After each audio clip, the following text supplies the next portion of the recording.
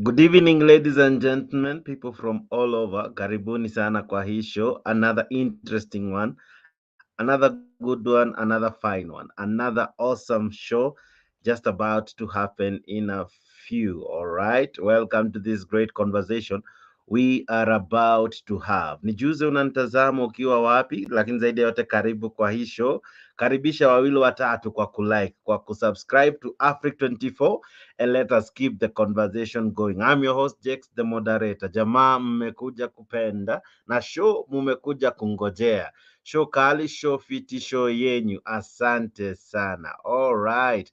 Naona tayari wengi wamejaja. Good year, I see you already. Wengi wamesha like hii video. Asante sana Patrick Lumumba kwa kulike hii video. Ruga Babu, asante kwa kulike hii video. Sami D, asante kwa kulike hii video. Wadau, welcome to this awesome conversation we are about to have. Wewe mmejaja na nawakaribisha tu sana.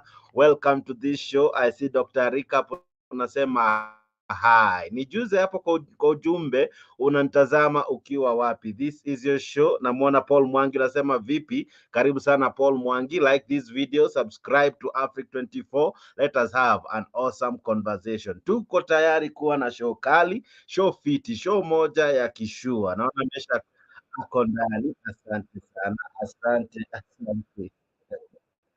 Wewe, I tell you, I am seeing you mmejaja. Ninawaona, asante sana. I see you. Let me see you hapo kwa comment section. Naona Joshua Dedi anasema maandamano lazima. Dominic Midi anasema hello guys, what's the topic? Topic ndio hiyo hapo kwa screen. Ina flow chini ya jina langu. Angalia hapo chini. David Obere unasema hi, how are you? Peter Omon Mutende unasema hi, niaje boss? Asante sana, how are you? Excited Camel, I see you. Aha, ninakuona. Ochieng Willis, ninakuona. Asante sana. Bamburi Channel unasema uko China, karibu sana. Morris Ojwang, I see you. Unasema uko ndani kabisa. Asante. Boven Okombe uko ndani, asante. Joel uko ndani. Joseph Njoroge uko ndani, unasema uko ndani maeneo ya London, karibu. Ruth unasema hi, unasema maandamano tuko mbele. All right. Samson Elim, I see you. Emmanuel Keruso, I see you. Unatazama ukiwa wapi? Let me know hapo kwa comment section. Wadau, comment ndio hizo zinaingia mbio. Like hii video, nitakuwa nasoma wale ambao wana like hii video na pia wale ambao wana subscribe to Afric 24. Naona Michael Tatira amelike hii video, asante sana. Ochieng Willis amelike hii video. Kush Morris amelike hii video. Alphonse Nzioka amelike hii video. Kenneth Gay, asante sana kwa kulike hii video. Messages ni mingi na zinaingia mbio. Izesh Mfinyi, I see you, asante sana. Mdumez B, I see you. Aha. Michael Mbuke, I see you. Unasema maandamano lazima. Jackson Kisilu unasema you are watching from where? From Som. I don't know Som ni wapi, lakini karibu sana. Asante sana. Michael Tatiro, I see you. Joseph Kisilu, asante. Izesh Mfinyi, I think nilikuwa nimesoma hizo. Emmanuel Kuresoi, I see you. Samson Ebenyo, I see you. Hey. Message ni kibao. Excited, I see you. Peter, I see you. David Ombwegera, I see you. Aha. Nijuze unanitazama ukiwa wapi? Namwona Emmanuel Kuresoi ananiambia kwa maeneo ya Kilifi. Watu wa Kilifi vipi? Karibuni sana. Ninayo show moja kali, show fiti. Hii mtapenda wadau. This one you must love. This one you must enjoy. Ladies and gentlemen, I have a great show lined up for you. So just sit down, relax, and enjoy. But above all, like, subscribe, and join the Afric 24 family. Here we are doing it in style and fashion. All right. I told you hii mwaka ni ile mwaka. I see Contas Anjiko akondani unasema Katambe. Mark Obado unasema tumechelewa sana. Maandamano lazima. What do you think? What do you make of the cause for maandamano? Watu wamezidi kuongezeka ambao wanaitisha maandamano. Wewe mahali huko, are you ready for maandamano? Is this what will solve the issues in our country? I don't know. I need to hear from you. Mwana Michael Tiro anasema niko ndani uko maeneo ya Kihancha maeneo ya Kuria. Karibu sana. Eddie Wafula unasema Ruto is going nowhere. Alright, namuona Michael Kihandi ako ndani. Joseph Njoroge unasema kama mbaya mbaya. Ruth unasema how can we enter the show? Alright, saa hizi tu ndio hii link inaingia, link ya kujoin show. Amtaki hata ni wajuze na video. Okay, alright. Aya, link ndio hiyo inaingia kwa studio. Sasa ukiwa hapo kwa comment section, hapo tu kwa comment, kama uko kwa YouTube, kama uko kwa Facebook, kuna comments zinaingia. Hiyo comment inaingia kupitia Africa 24, Leo TV, Kenya Digital, Kenya News, Mtembei TV na Mtembei Facebook.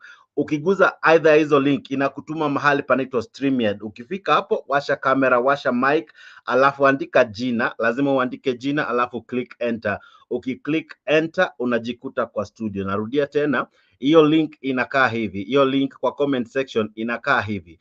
Hiyo link ndo unaguza, ukiiguza tu, ukitap on it, inakupeleka StreamYard. Hiyo tu jina unaona hapo kwa screen, jina StreamYard. Hapo lazima uwashe kamera, uandike jina na uwashe mic alafu click enter. Zote ziko hapo, lazima uziactivate ili uweze kuingia. Usipo activate hata ukiingia sitaweza kukuona. So lazima uactivate mic na uactivate camera alafu uclick enter. Wadau mko maeneo gani? Let me know where you are joining in from. Namuona Jama Side anasema all the best for my country Kenya. Wadau comments kibao. Emmanuel Kuresu anasema maandamano haiwezi ikaleta suluhisho guys. Maoni yako ni yapi? Maoni yako ni yapi? Je, maandamano italeta suluhisho? Watu ambao wameanza kuitisha maandamano wameongezeka. Ilikuwa tu ni Raila Odinga ambaye aliitisha juzi tuliporuka tu hivi mwaka, alikuwa wa kwanza kusema ni wakati, it's about time that tufikirie ni aje tutamshusha Zakayo, jinsi alivyomuita Rais William Ruto.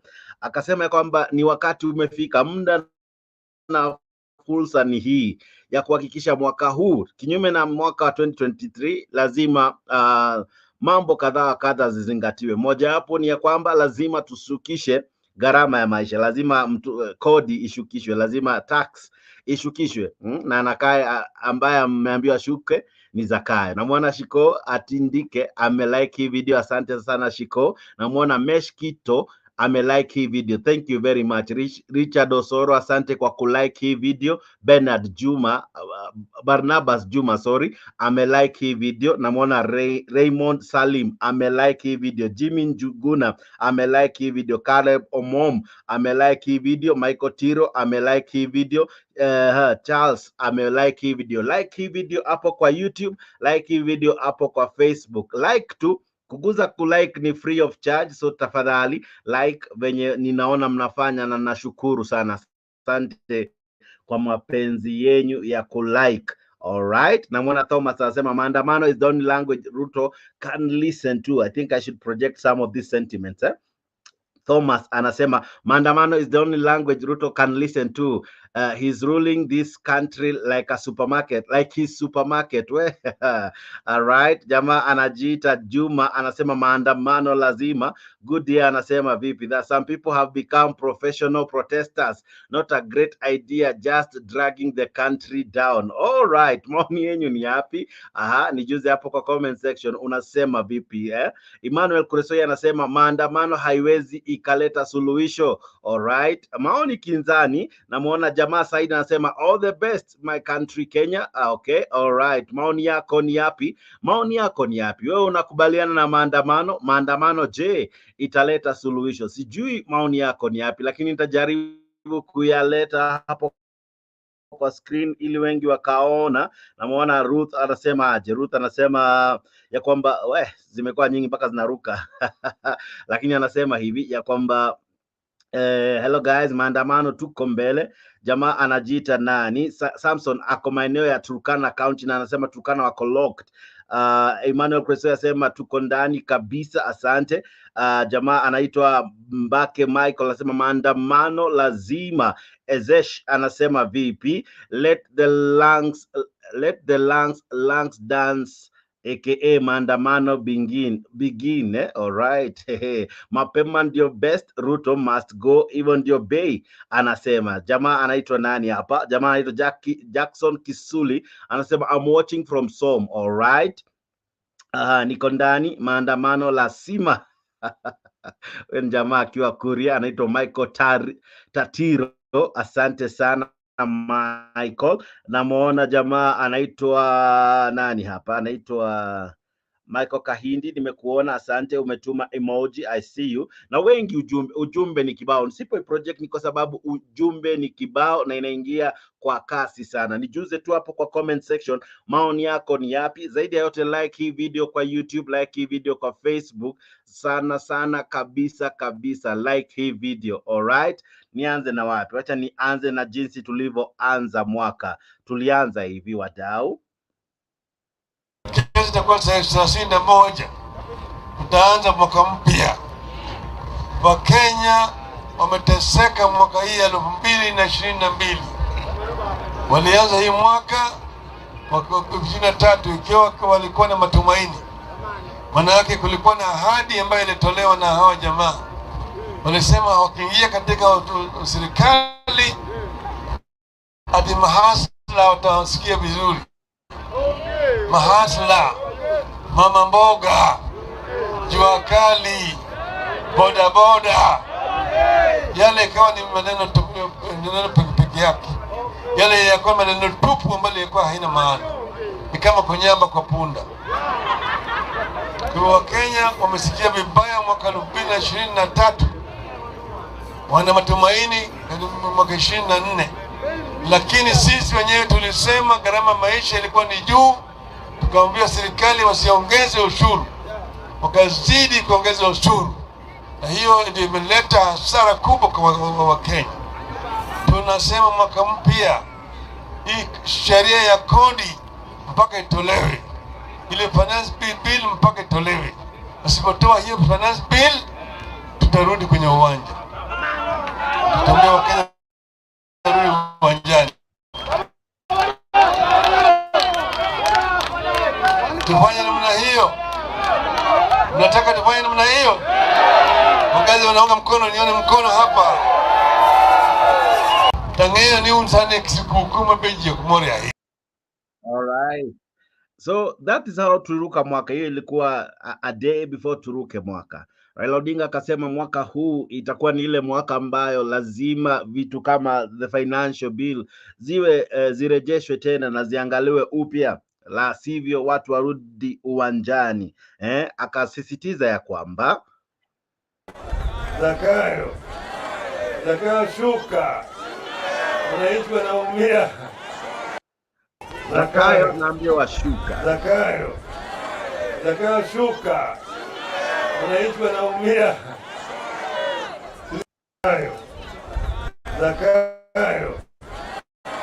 Zakayo shuka, wananchi wanaumia. Tulisema ati mwaka jana, tulisema punda imechoka. Tunasema punda imeanguka. Punda imeanguka sasa, hawezi kutembea. Sio? Anazidi tu kuweka mzigo. Kuweka mzigo. Wakenya wamechoka, sivyo? Watu hatawezi kula sikukuu sawa. Mwaka jana walikuwa nasema ati Uhuru aliwacha hazina ambayo ilikuwa tupu, kuna chochote. Tumerithi kitu ambayo kuna chochote, hata ukoko ilikuwa kuna ndani ya nyungu. Mwaka moja mzima sasa. Kitu gani mawazoea kupika ugali mpya? Ni kitu gani? Wale wanapandisha tu ushuru. Huu 2024 ikiwa mzuri kuliko ile ya 2023. Tunataka ushuru ishuke.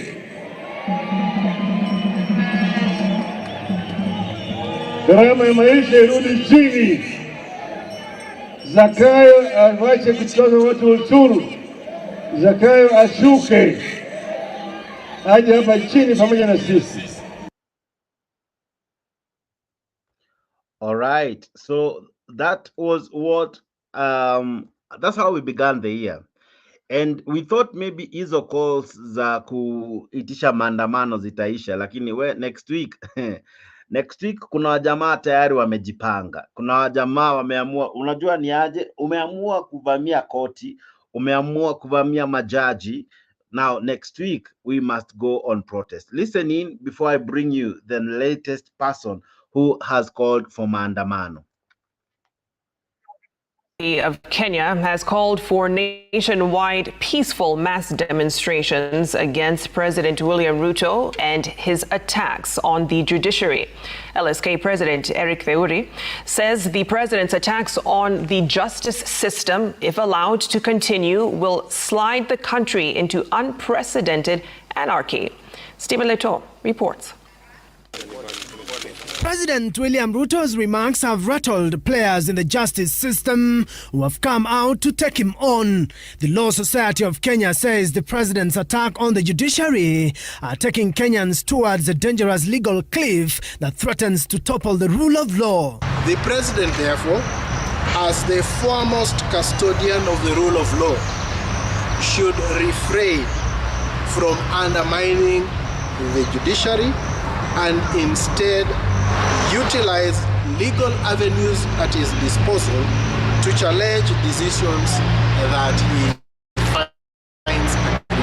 Lawyers and advocates' umbrella body lashed out at the president, accusing him of praising the courts when they favor him and condemning the same courts when they rule against his successors. That before an hyena feeds on its cub, it starts accusing them of smelling like goats. And that is what we are saying, that roadside declarations of allegations of corruptions against judges is not something that the head of state should engage in. LSK reminded the head of state that there exist legal mechanisms through the Judicial Service Commission to investigate and make proper recommendations on rogue judicial officers. LSK has called for nationwide mass demonstrations for the entire next week to condemn the president. The Law Society would be organizing a countrywide peaceful demonstrations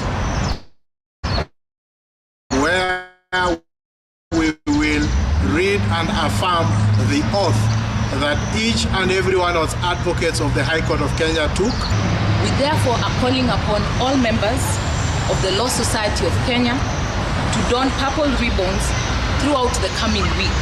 The Kenya Human Rights Commission has also voiced its displeasure against the president's remarks, observing that they were meant to intimidate the judicial officers and are a recipe for trouble. So really, if a president makes such statements, then probably the judiciary might end up getting intimidated by such statements. But we expect the judiciary to be independent.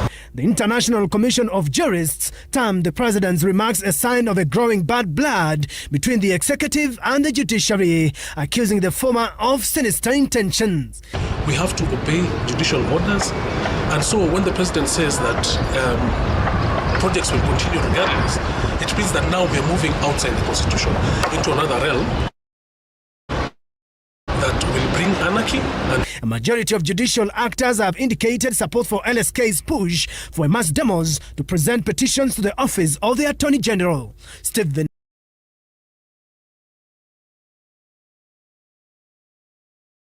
Oh, sorry for that. Now, next week, starting Monday, lawyers, of course, led by LSK, wamesema they're going for protest. And of course, Kalonzo Musyoka has echoed those sentiments, saying he will join them. Now, the person who spoke today, the person who has informed this show tonight, is none other than Jimmy Wanjigi. Jimmy Wanjigi today, in a statement, says that, you know what, Kenyans ni time. It's time tuende kwa maandamano kwa sababu hizi stories za taxes zimekuwa too much, you know. Just today farmers as well wamejoin list ya wale ambao watakuwa taxed. I'll be telling you more about why farmers, kama wewe ni mkulima, you have made the list. KRA will be coming for you. On Monday, when schools will be open, some heads of schools might increase school fees. On Monday, when our children will be going to school, Edu Afya will not be there. Edu Afya ilikuwa inasaidia watoto wakigonjeka wakiwa pale shuleni, walikuwa wanaenda hospitali wanatibiwa pasipo malipo. Lakini kuanzia Monday wanaporudi shuleni hakuna hakuna hiyo Edu Afya. Hence, wewe kama mzazi unapopeleka mtoto wako shule, you're not guaranteed that they will get proper medication or proper treatment, because in any case hawezi enda hospitali jinsi walivyokuwa wakienda wanatumia NIMS. Yeah, karo nayo ndio hiyo, gharama ya maisha ndio hiyo So Jimmy Wanjigi today has said something. Listen in, then I'll come back and explain all that. All right? Wa chama cha Safina Jimmy Wanjigi amemwonya Rais William Ruto kuwa Wakenya wanaweza kushawishika kuiasi serikali kutokana na ushuru wa juu wa bidhaa na huduma mbalimbali unaowakandamiza wengi. Wanjigi alizungumza kwenye mazishi ya katibu mkuu wa chama hicho John Dominic Mwangaza huko Kinoo katika eneo bunge la Kikuyu, kaunti ya Kiambu. Na muwezi kila siku mnaamuka mnatumiza mnaleta ushuru, mnaleta sijui nini, na kwanza ni watu wa hapa ambao wanaumia zaidi. Kweli ama si kweli? Ni watu wa hapa wanaumia zaidi, na watu wa hapa ndio waliweka nyinyi. Kweli ama si kweli? Kama si nyinyi wangekuwa hapo basi. Halafu wanakuja kumchezea. Hakuna kitu kama hiyo. Na mjue hii ni January 2024, mmepatiwa the truth. Muko na miezi 3 namna hii. Kama hamutabadilisha hii mwenendo, haya.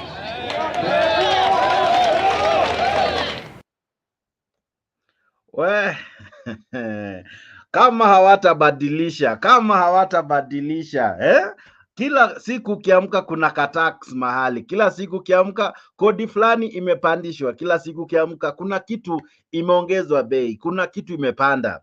Every single day hakuna kitu inashuka. Tangu Rais William Ruto aingie, alituahidi bottom up, na ni ukweli imekuwa bottom up. Chochote kilichokuwa chini sasa kiko up.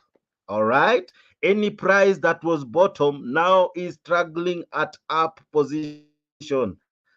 All right, karibu sana kwa hii show. Ninao wengi ambao wananijoin. Asante sana wewe ambaye unajiunga nasi kwa hii show. Jiunge nasi kupitia link ambao ninakutumia hapo kwa comment section. Hiyo link ambayo inaingia kwa comment section inakuleta moja kwa moja hadi kwa studio. Ukiingia kwa studio lazima uwashe kamera, uandike jina na uweke mic on. Ukifanya hivyo unajikuta umeingia kwa show. Hiyo link inaingia kupitia jina StreamYard. Tumia hiyo StreamYard, itakuleta hapa kwa studio. Je, maoni yako ni yapi? Wewe unakubaliana na Jimmy Wanjigi? Gharama ya maisha imekuwa too much. Raila Odinga anasema maisha imekuwa too much.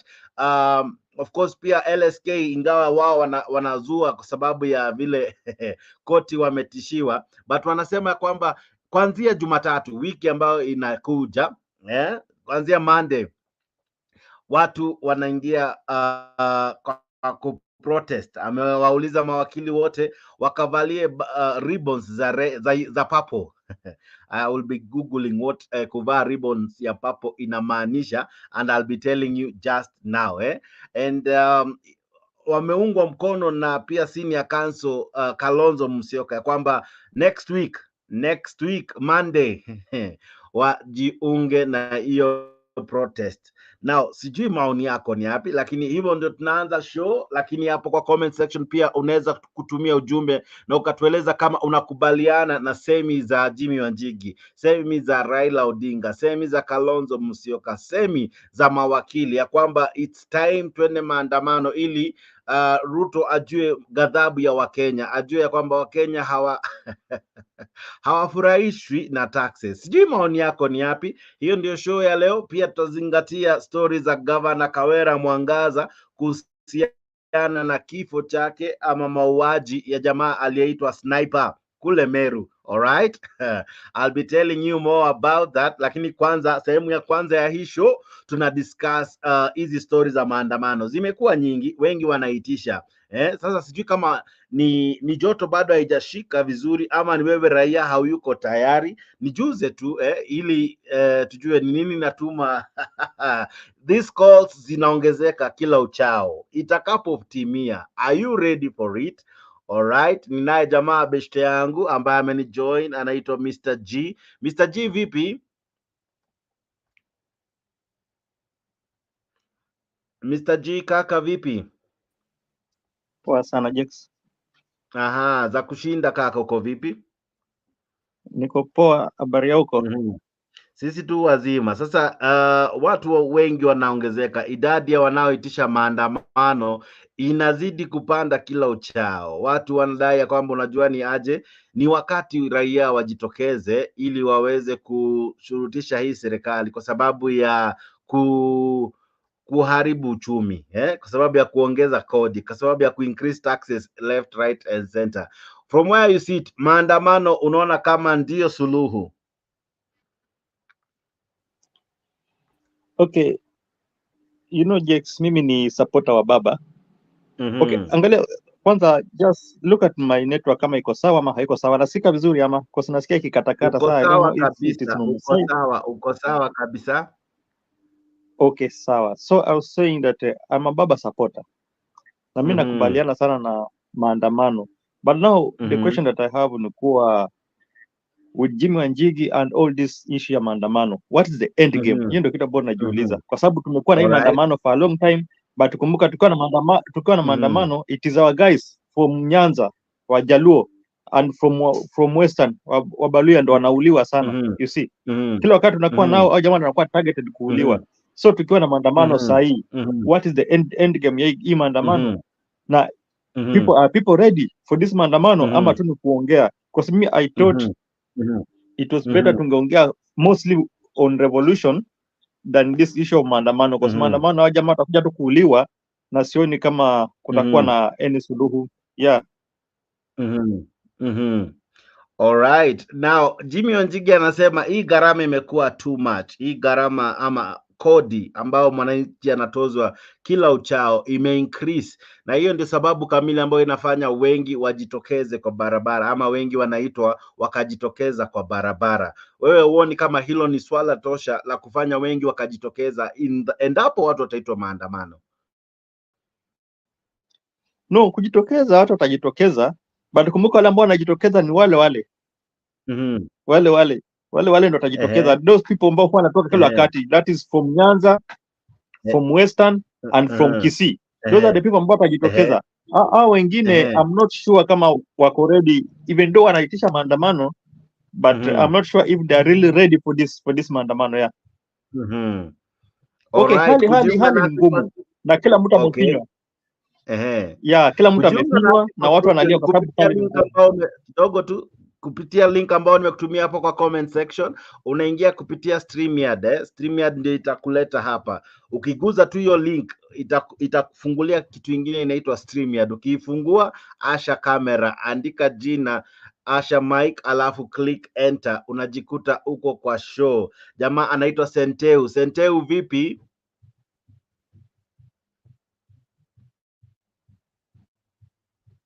Senteu, habari ya leo?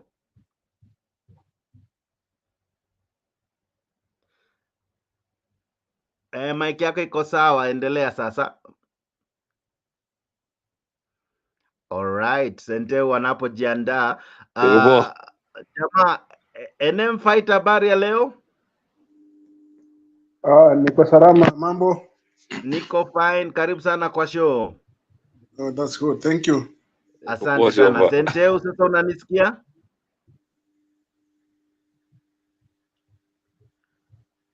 Sorry, are you talking to me? No, najaribu kumsalamia Senteu, lakini ni sawa. Ndakuja kwenyu nyote tu saa hizi. Alright, Senteu, asante sana. Naja kwenyu tu saa hizi tu. Naona Museu Jafet amesema tumechoka. Maoni yake Museu. Elvis anasema kulingana na uchumi ni kugumu, lazima watu watoke nje wakaandamane. Alright, hiyo ni maoni yake Elvis mkulima Alright, asante sana kwa maoni yako. Jamaa anasema ni upuzi, anaitwa Peter Lekelu Sarabu. Anasema maandamano, wajipange na maandamano. Jamaa anaitwa Eric anasema ya kwamba lazima tulilie hali yetu. Alright. Anji naye anasema vipi? Mimi sijui ni Mungu mgani aliumba hii serikali yenye ni kichwa ngumu. We, maoni yenyu makali, maoni yanaingia thick and fast. Asante sana, zidi kutuma ujumbe wako. Naona Esi anasema siungi mkono Jimmy Wanjigi, hiyo ni kutumia a common mwananchi to protect their properties. Hii ni njia moja, hawataki kulipa taxes. Tax has been there since memorial time. Tax ni lazima, si tafadhali. We Esi, asante sana kwa maoni yako sugu. We nakwambia maoni ni kibao, siwezi weza kuzisoma zote, siwezi weza kuziguzia zote, lakini we zitume tu, tutaweza kuzingamua sasa hivi, na tunaendelea na hii show. Bwana NM Fighter, wacha nikuulize. Watu wanasema ya kwamba ni wakati wa kuenda maandamano, ni wakati wa kufanya hii serikali ikubali mwito ya kwamba lazima ishukishe gharama ya maisha, lazima ishukishe taxes. Wewe unaona kama hiyo itawezekana, kwanza kushukisha gharama ya maisha, ama maandamano kama itaweza kufanya gharama ya maisha ishuke? Ni kitu tumejaribu hapo mbeleni, tukijaribu tena. What do you think? Will we manage to lower the cost of living, to lower taxes if we go on protest at the moment? Jax, thanks for giving me that opportunity, and I want to be clear on this because my friend who has just left, he said something, and I think is very correct. After going to Maandamano, what is the end game? Are we going to manage what we are purporting to bring about? The issue here is not about the living standards. It's about what people have made to be the routine. They just want to undermine a life, and when there is nothing to claim. So it has become their routine. That's their lifestyle. And at the end of the day, you know, people forget that the president is a human being. He can make remarks just like another human being, and some of them might be okay, some of them might be wrong. So LSK coming up and saying the president is saying there was corruption involved, and he did not point to anyone that this was corrupt. Why are they so angry? Why are they so much concerned to a point whereby they want to say they are going into the streets? Because the president asked a very simple question. Someone goes to court to challenge housing, which is out there to help so many Kenyans. Someone goes to court to challenge universal health care, which is for all Kenyans. But just one person goes there, and because he has a capacity, or he has a way of getting to court and put an injunction, he stops what is good for the people.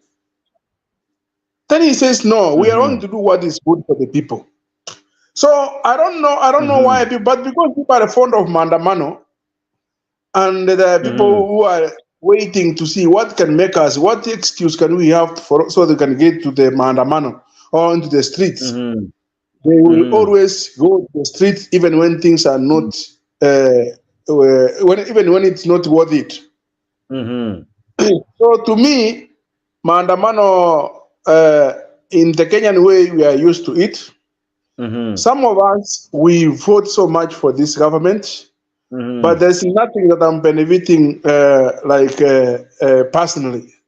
That life that you are getting, the hard life that you are going through, my people, myself, we are also in the same boat. So what I'm saying is this. We cannot continue blaming everything that is done by this government. Like now I have heard you say there will be no some services for school kids at school, like going to the hospital for free. But you are not condemning those people who are stopping the funds which are supposed to fund that initiative. So how do you expect these kids to get treatments at school if there is no funds to do that? So sometimes as Kenyans, we got used so much to free things and being lied on. Like I said last time, is like the president has stopped like using the reserve of the country to make people look like we are okay, just to make them artificially for it to look like we are okay. It's about time we have to swallow our pride and pay the taxes, no matter how heavy they will be. It is painful, yes, because we are not used to this. But at the end of the day, if we can manage to have what belongs to us, not living in debt, it would be a good start. But it will not. It's not going to be easy. I know, because many people used to get free things. So when all the loopholes have been closed, they will not be happy. So the president must be, and I know he's so much aware that he's going to fight. So it's not going to be easy for him. But I am telling you, as I finish, this Maandamano is not anything to do with anything that is tangible. It's all about the routine that people have taken to do it. Whenever they must say Maandamano, so they might be hard. All right. Just like your friend Mutata, who goes to court for anything. Yes. Mr. G, do you agree that Okiya Mtata goes to court for anything? And what do you make of what Eminem fighter is saying? Mr. Jakes, I don't agree with what the guy is saying, the fighter, Eminem fighter. I don't agree with what he's saying. Because even he's talking about Nini, he's talking about paying taxes. I have a question to him. Atuambie tu one project ambao hiyo paying of tax imesaidia. Wakati ametunyang'anya tax all those months, atuambie faida ya hiyo tax ambayo imetusaidia. Eminem is talking how he's talking about life being hard, economy being hard, hajafaidika na government, yet alifightia this government, but he doesn't see that this government may fail in governance. We gave them more than 1 year. And we don't see even the sign kuonyesha jamaa wanakuja kusaidia hii Kenya. So we are more than 1 year na hatuoni any sign kuwa these people can deliver this country. So he's talking about continue paying taxes. Jamaa wanataka kutax mpaka kuku, wanataka kutax mpaka ng'ombe, and yet we don't see faida. So maybe atuambie ni faida gani? Okay, mimi nimesema I'm not for ile routine ya maandamano kwa sababu tunafaa tujue end game ni gani. But if this time round hii maandamano inaenda kutupatia solution, then I'm for it. But I cannot support this government kwa sababu government imefail in everything. Haitusaidii. In fact inaenda kutuangamiza. That's why Wanjigi amesimama akatuambia kwa amepatia this government 3 months. Ikiwa inaendelea hivyo, then we need to go back to maandamano. You know, maandamano is the only solution. Kwa sababu hiyo kitu tumepewa na katiba. It's not crime kufanya maandamano. Maandamano it is a tool, na nilitupatia hata hii nini freedom hapo tunaongea sahi. Sisi kuongea tu sahi kuongea free, it is because of maandamano. You see? So I was talking about end game kwa sababu most of the time kwa watu wetu wanauliwa, tunaenda maandamano lakini watu wetu ndio wanauliwa. So this time round nilikuwa nauliza Kenya yote itatoka? That's the question ambayo nilikuwa nauliza, nikisema the end game. Are we ready as Kenyan all kutoka na kusema kwa tumechoka na hii maisha kwa sababu this government is not giving us solution? But I don't agree with what the guy is saying, the fighter is saying. Kwa sababu anaongea kama bado anabembeleza hii government ambayo imefail. So wewe unasema ni wakati aache kubembeleza kidonda, ang'oe bandage eh? Hakuna haja kubembeleza kidonda. These people may fail. Angalia jamaa may capture parliament. May capture all institutions. Sasa anaenda kucapture nini? Kucapture judiciary. Even though I don't agree with these judges because they are corrupt. But the guy, because he's a corrupt man, and he's a person who is a dictator in making, anataka kucapture every corner so that ndio ikifika 2027 aweze kunyamalisha kila mtu, aibe kama nukiba anataka kuiba, afanye kila kitu ambacho afanye. This is a person ambaye hataki kusikiza anyone. He doesn't listen to any advice. So why should we wait? Tunangoja nini akiendelea kuangamiza watu wetu? I heard something before the guy, mbona kina mkono, sijataka kuuliza swali, but I heard something kwanza out of the topic. You know, Mr. Jex, this government, even though they were in the government, just 1 minute, I'm coming to you, sir. I give the time on uliza swali. This government before ingia kwa kiti, they were in the former government, but walikuwa wanaonekana kama saint. Walikuwa wanatuambia wakija kwanza hawata demolish nyumba za watu. Hii mambo ya former government ya Uhuru, jamaa walikuwa wanashikwa wanapotezwa, mostly in Mombasa, watu walikuwa wanashikwa wanapotezwa. So jamaa walikuwa wanasema hao hatafanya hivyo, watakuwa watu wanakuja kusaidia watu, kuangalia maslahi ya watu. Do you know in Mombasa juzi on third kuna jamaa anaitwa Amini Mohamed ameshikwa, sijui ameshikwa na mapolisi, amefichwa wapi, amepotezwa. Unaona? Things about kwa nasema kwa wanaenda kudefend ndio inaendelea sasa hii. So mbona ni mkono sijaenda kumuuliza swali? I mean, fighter. Jax, I want to remind this gentleman, my friend, one thing. The framers of our constitution were not so stupid to say that every person or every president should take 5 years, and that after 5 years, that's when his report from or whatever he has performed will be looked at. If he's not worthy, we will remove him. The reason as to why I said I voted for this government, and I expect it to do what it promised the people. But I do not want to say it can all be done in 1 year or in 2 years. Number two, yes, when the engineers are building constructing a road, for instance, in their initial stages of starting that road, you might not see anything as a lay person. You might see they are dropping trees all over the place. You think, these people, they don't know what they are doing. But as time goes by, the structure of the road starts coming into shape. That's when you will now, as a lay person who doesn't know about engineering, that's when you will start seeing now what they were thinking, what they were having in their mind. So today, where Kenya is, it's being restructured. It's under construction. We are demolishing all the things which can obstruct us, like you can hear the president is talking about. Don't you think the Mumias Sugar Company, if the president did not come out with the 3 things, could it be running today? But he came and said, Mambo ni matatu. Today, Mumias, is it running or not running? How long has it taken Mumias to run? Kenya needs people who speak and do it. So if the president has seen, because the president is getting all sorts of the information from the government and the outside about what's happening.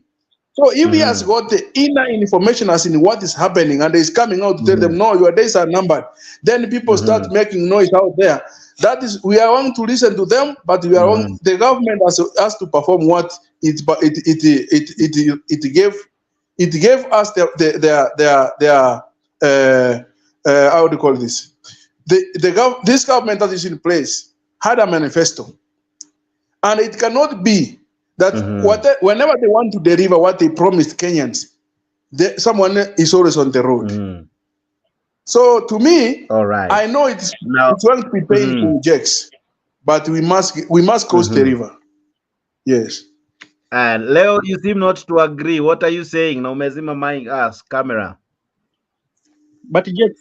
Leo. Jex, good Leo, evening. you had a rebuttal. Yes, Leo. How are you? Hope you're well. Okay, I'm fine, thank you. Actually, I'm just listening at the background, but I just want as much as actually, I'm coming on that. I just want as we are having this discussion, let us just be truthful And let us just avoid talking of things we don't know. People are speculating. People don't even know why the housing levy was taken to court. Allow me to thank Ida Barak for clarifying that. Housing levy wasn't taken into court because Okia Mutata doesn't want people to have houses. The fact is, sauti bwana. Sisikii nini? Unanisikiza? Can you be able to hear me? Yeah.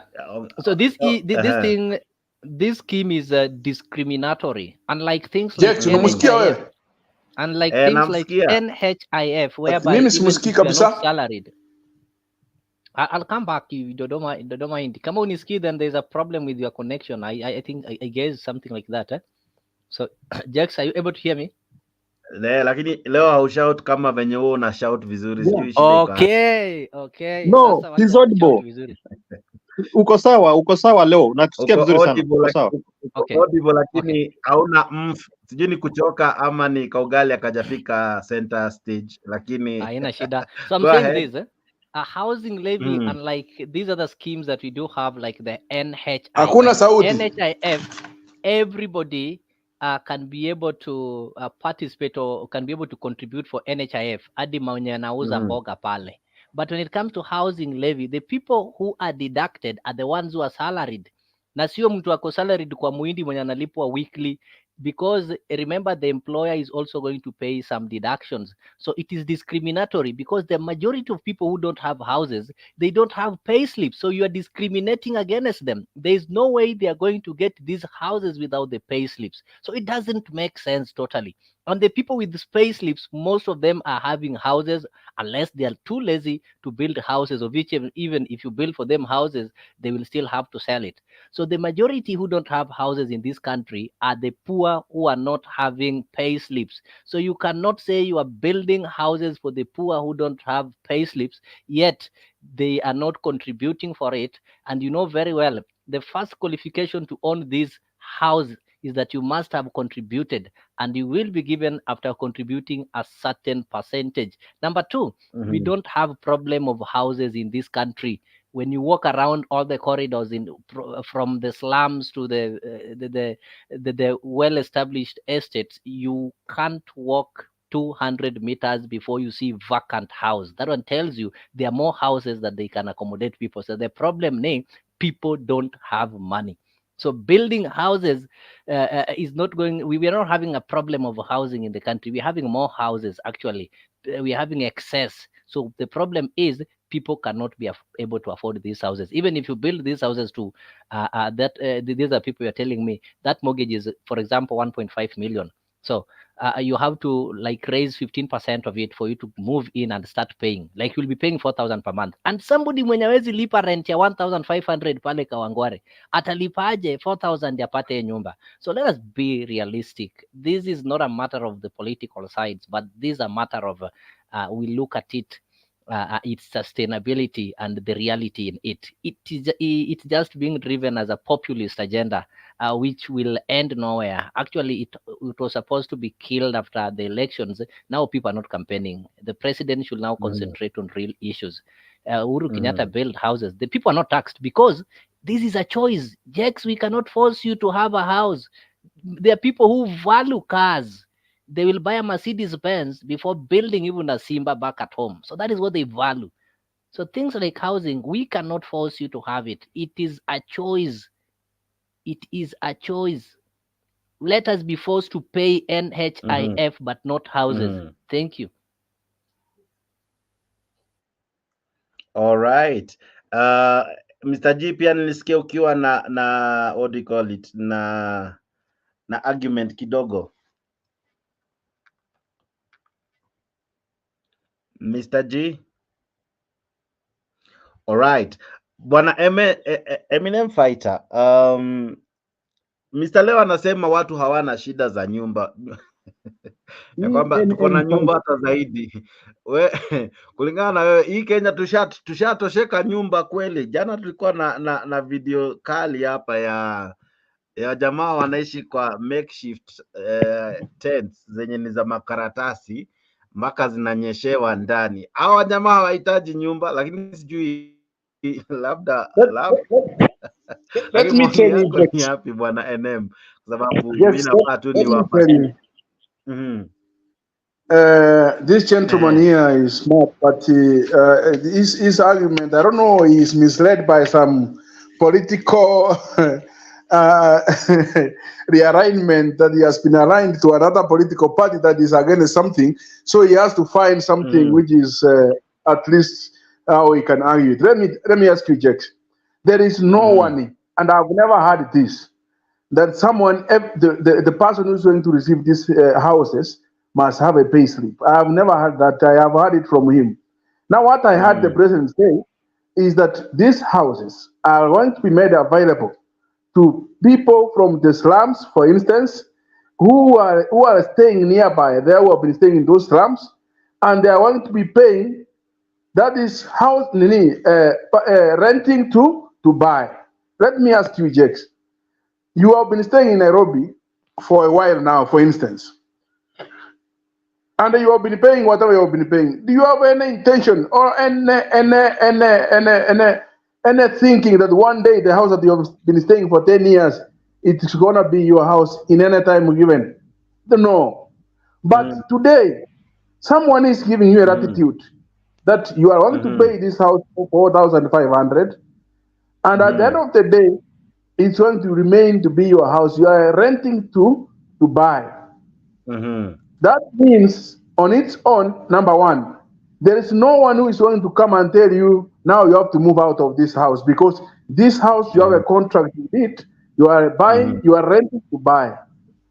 Even if it's 40 years, it doesn't matter. We have lived in Nairobi for some time in people's houses. They never became ours. And in as much as you are paying so much. But you have now an attitude, correct? You are staying in this house, and as much as you are paying 4,000 or 5,000, even or 20,000, at the end of the day, it will be yours. That's a good deal. How many people can afford to buy houses in Nairobi? Jax. So, if we are given that opportunity, and now housing does not stop at only people having a house to stay. Housing is another avenue of creating employment. Just starting from the cement production, going to the architects, people are drawing the house, the plans, going to the engineers, going to the people who are working on sites, electricians. Like, these things have been spoken so much in a way that the people, because in Kenya we are fond of politics, even when there's no need for politics. Now we want to make everything political. And that's why this thing is becoming a problem. People have problems with houses. You cannot say we don't have problems with houses. Seeing houses vacant does not mean everyone has a house to stay.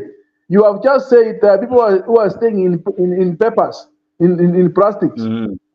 So you want to say those people don't have problems? If we don't have a problem, my brother, yourself, there are people who have serious problems with shelter. All right. NM, naona unainuliwa mkono. Jax, Yes, I Leo just want Nyabaya. to say this before it go. NM, I agree with you. Owning a house is a dream of every Kenyan. Those people who are employed in Nairobi, they are not employed there forever. If you're employed by a government, there's something called transfer. For example, if you're a teacher, you'll be stationed in Tom Mboya Primary School in Dandora today. After 3 years, they'll take you to Kisii, they'll take you to Mombasa. So will they be transferring this house so that you pay rent while in Kisii and pay rent while in Nairobi and pay rent while in Mombasa? It is the same house. Okay, I've paid for this house. I've reached that 15%. They've given me a unit at Mukuru Kwanjenga or a unit at Kibra. I've only worked there for 3 years. I'm transferred to Mombasa. What happens? What happens? So this idea is a good idea, but the way it has been presented, it was rushed. People are not consulted. If they would be able to say that you are going to own this house, maybe in your permanent residence. For example, if I come from Kisii and they give me an opportunity, they're building these homes in Kisii. So those people who are in Kisii, because if I own this house in Kisii, actually, let me ask you, what will benefit you to own a single bed sitter in Nairobi? What is the benefit of owning a single bed sitter in Nairobi? You are not a permanent resident of Nairobi. You are there because those people are employed, they get transferred each and every time. So it is not a matter of politics. If you are telling us that these things are going to create job opportunities, how many building and construction activities are going on in this country? This one of government is going to be only 10%. And this 10%, are they going to build them forever?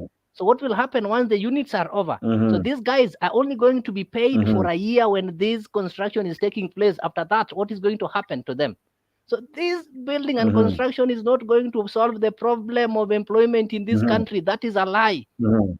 That is a great lie. Mr. Leo, did kazi kwa vijana solve the situation in our country? And as well, it wasn't also a permanent thing, just like this house in I'll answer you. Nobody marketed kazi kwa vijana as a solution to Kenyan employment problem. Kazi kwa vijana was to cushion vijana during the tough situation, specifically during the COVID. So it was to cushion them. Yani like somebody's hungry and they give you some food, at least ikushikilie as they look for something mbadala.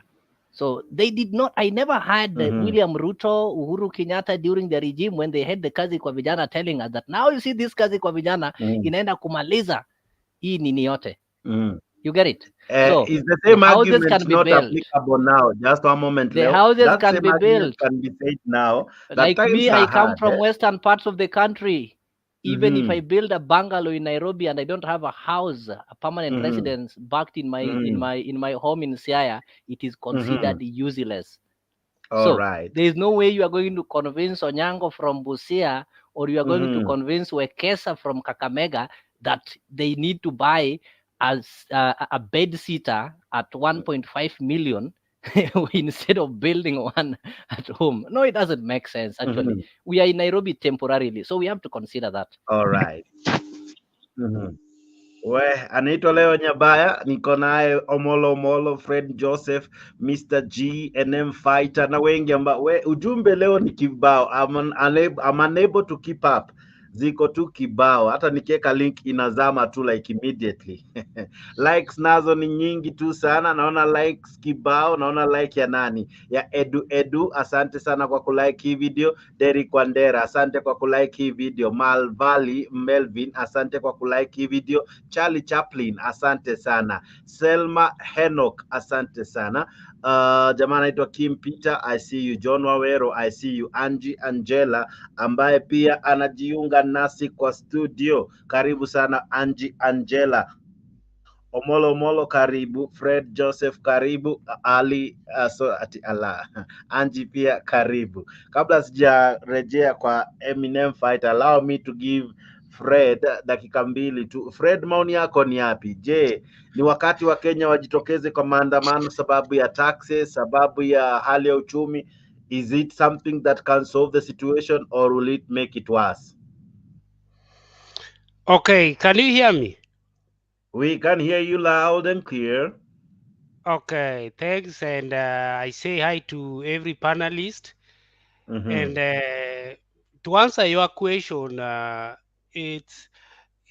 it can bring something, but as Kenyans, I had one of the panelists before saying, it's Maandamano we have always gone, but it ends up that these people are just killing people. They are thirsty for blood. They just kill people, and it goes like that after burying, and things go on.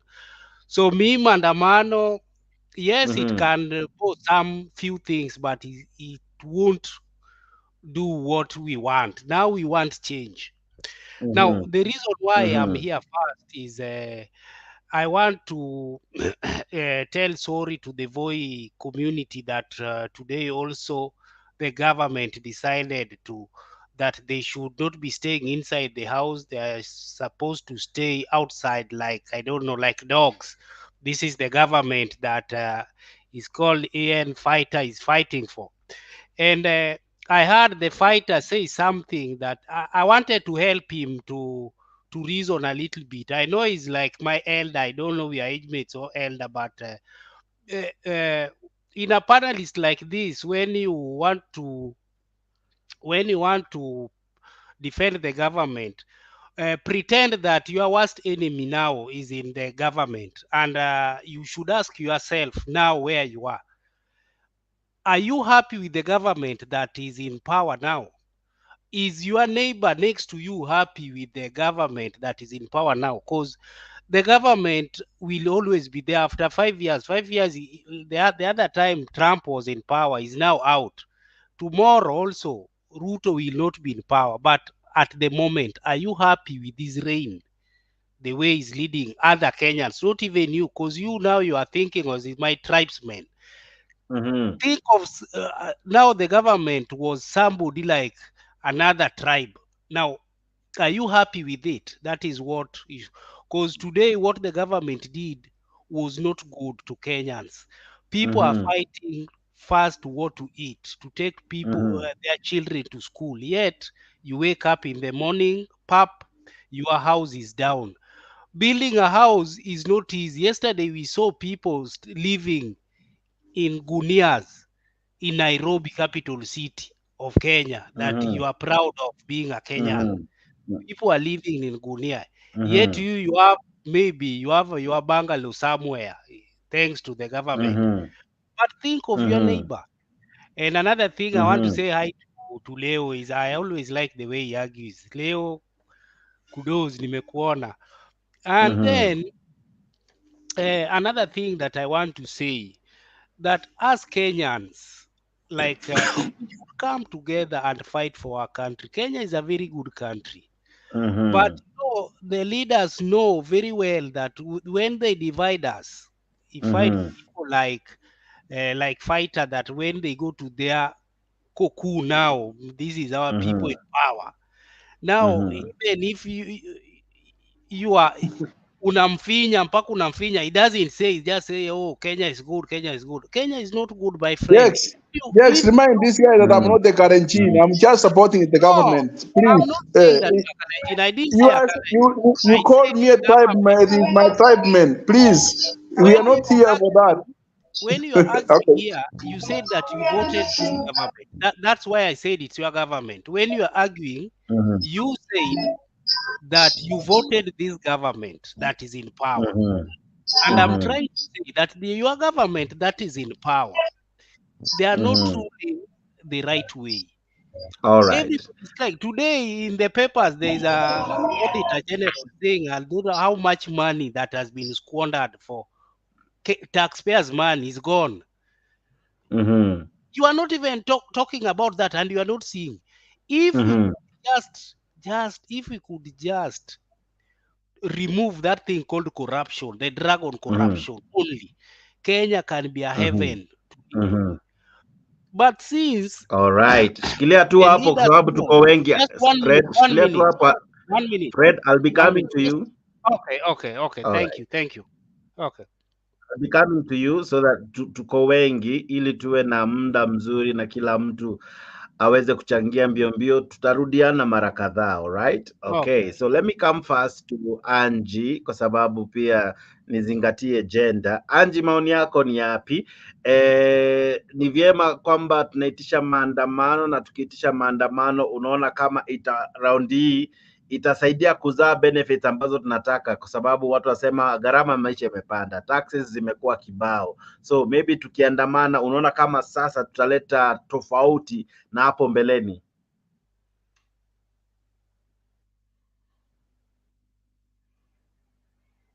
Angela?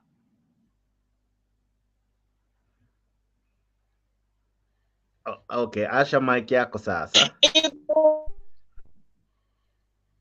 Aya, endelea, uko sawa, endelea.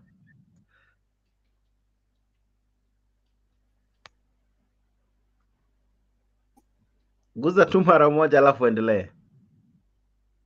Iko sawa sasa, endelea. Angela, endelea. Mic iko sawa. Alright, ndarudi kwako tu saa hizi. Omolo Molo, maoni yako ni yapi?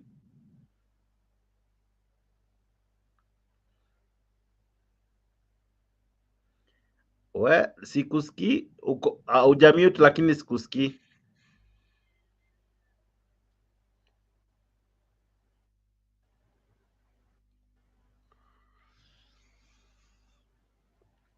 Guys, can you hear him? Misimski? No, he's not audible. He said atoke alafu arudi tena. Ameingisha jackpin. Hebu ngoa jackpin. Ngoa jackpin kwa hiyo device. Unatumia I think Bluetooth or something, eh? Ngoa ubaki bila hiyo, ibaki tu simu directly. Naona uko na com kama mimi lakini inazuia wewe kutosikika. Hatukusikii Omolo. Kabla Omolo awe sawa, Just tell him to log out alafu log in. Because hatumsikii kabisa. Sidhani ni kulog, ni vile ameingisha jackpin kwa device yake. I'm sure akitengeneza hiyo device itakuwa sawa. Balongo Frederick, habari ya leo?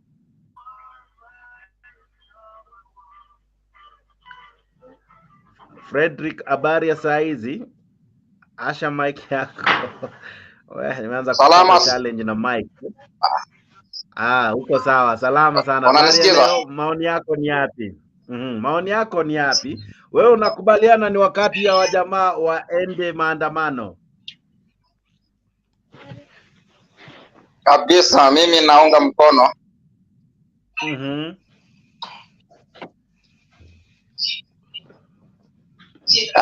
Sababu ni kwamba unajua,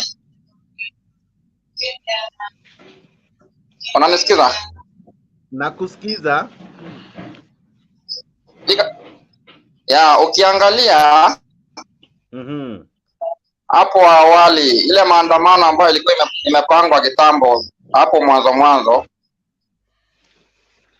ilikuwa ni maandamano ambayo ilikuwa imepangwa specific places kama Kisumu, some parts of Nairobi, ndio ilikuwa inapanga sana maandamano. Lakini ukiangalia kwa sasa ni kama the whole country wako kwa ile on ya mark, kusikia tu ya kwamba maandamano itatangazwa kesho, na utaona watu karibu dunia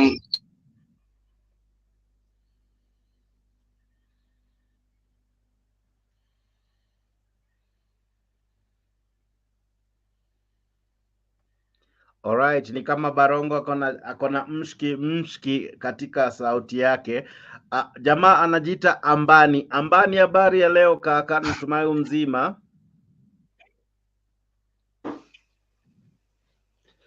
Ndugu zangu, habari za jioni. Mimi niko mzima. Kwa maana hii maisha imechosha kila Mkenya. Mnanipata? Mnanipata? Kabisa, endelea. Mimi nasema namna hii ndugu yangu. Naunga maandamano mkono. Kama mambo yetu inaweza kusikika kwa maandamano, naunga maandamano mkono, na serikali wakati tunafanya maandamano watusindikize vile wale walifanya maandamano ya amani, ni wale walifanya maandamano ya manyumba. So shida na kuanga tu polisi kuzuia tu sisi kufanya maandamano. Lakini kama wazuii sisi kufanya maandamano ni sawa. Mambo itaenda mzuri. Lakini wakizuia sisi kwenda maandamano, nafikiria tutapambana tu nao kwa sababu maisha ni ngumu. Maisha imetufikisha kwa ukuta. Tumefikia kwa ukuta, alafu kuna wengine wanaongea na kiburi na majivuno. Unajua wakati unaongea na kiburi na majivuno umechukia wa Kenya. Unaona wewe ndio alfa na omega, wa kwanza na wa mwisho. So maandamano ikifika, tunataka kuona huyo alfa na omega atafika namna gani. Mimi naunga maandamano mkono. Na ile vile serikali ilifanya, ile maandamano ilipita na ikaweka raia kuua watu, wakaweka watu wa si polisi, kama ni polisi walivaa nguo ya raia, ni sawa. Hiyo wakati ikifika pia tunaona ndugu zangu kama polisi walikuwa na uniform. Na kuna wengine walikuwa hawana uniform lakini walikuwa na bunduki, walikuwa na gari private. Sasa kama hii maandamano serikali tunaita maandamano, then pia serikali ijitayarishe, kwa sababu pia sisi ni raia na ndugu zangu wananchi bado wangali na silaha kwa nyumba. Kuna bunduki, kuna kila kitu. Lakini serikali ndio ilianza kufanya hiyo mambo yao. Unaona ndugu yangu? So tunasema namna hii, wache tufanye maandamano ya amani. Wacha maandamano ikuwe ya amani, ili serikali wasikuje fanya namna gani kusumbua maandamano yetu. Lakini wakati watasumbua maandamano yetu, tutapambana na tuone yule alfa na omega, ule tunasikianga wa kwanza na wa mwisho, wale wa kujipiga kifua. Asanteni.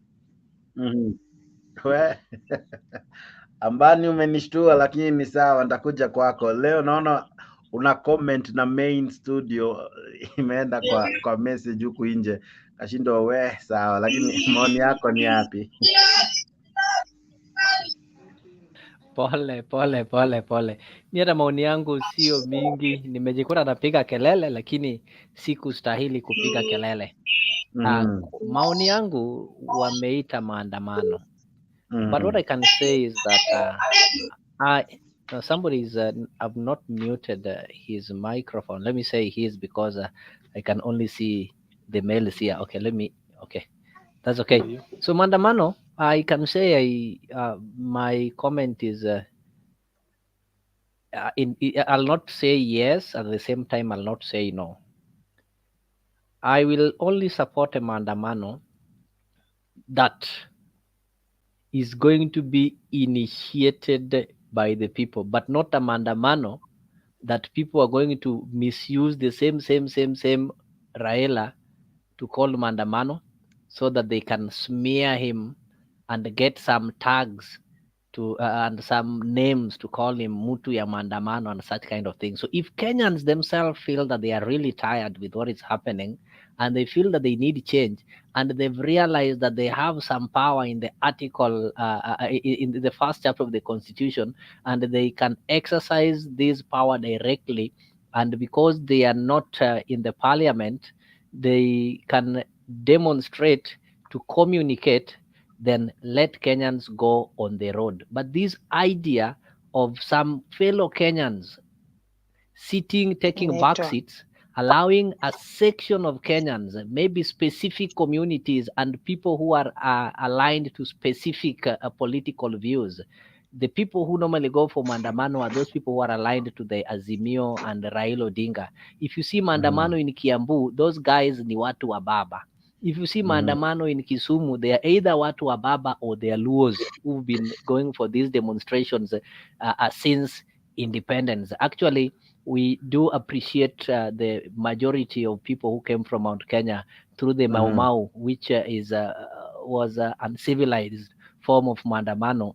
We managed to hoist our flag when we finally got independence. Then after that independence, the people who led us to get this independent decided now to colonize us. They now turned and decided to do the same things that we were complaining that the white men were doing, like taking back our land and favoring people in terms of employment. So remember, after the independence, the last 60 years, we've been undergoing through this, but we have specific communities like the Luos who've now been fighting for our freedom post-independence. So we also need to appreciate them. So it's time that I will just request that they take a backseat. I don't think those people who come from that community, I don't think majority of them hawana unga. Majority of them wanasiaga unga. So hii unga ya packet haiwahusu. So I'll support a maandamano, but I'll not support a maandamano that is going to be led by the Luo community, by the lawyers, the Kisi, and the people who are aligned to Raila Amolo Odinga. So I want to see the Nairobi business men and women on the street. I want to see the Kiambu tea farmers on the street. I want to see the Kericho tea pluckers on the street. I want to see the Coast Sisal whatever on the street, and I will join them. But this issue whereby people are waiting, Kisumu, Kondele, kunaendeleaje, so that they go, that is kind of something that we should stop. That one tells you Kenyans are not yet ready. But the day Kenyans will be ready, nitaona wale Kiambu tea farmers wako kwa barabara. I'm telling you, I'll be number one person to advocate for maandamano and rally calls for Kenyans to go on the streets.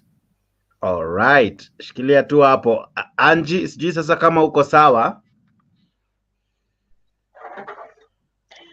Hello, mnanisikia sasa? Hello. Kabisa, endelea. Habari ya jioni, asubuhi, saa 7, wherever you are.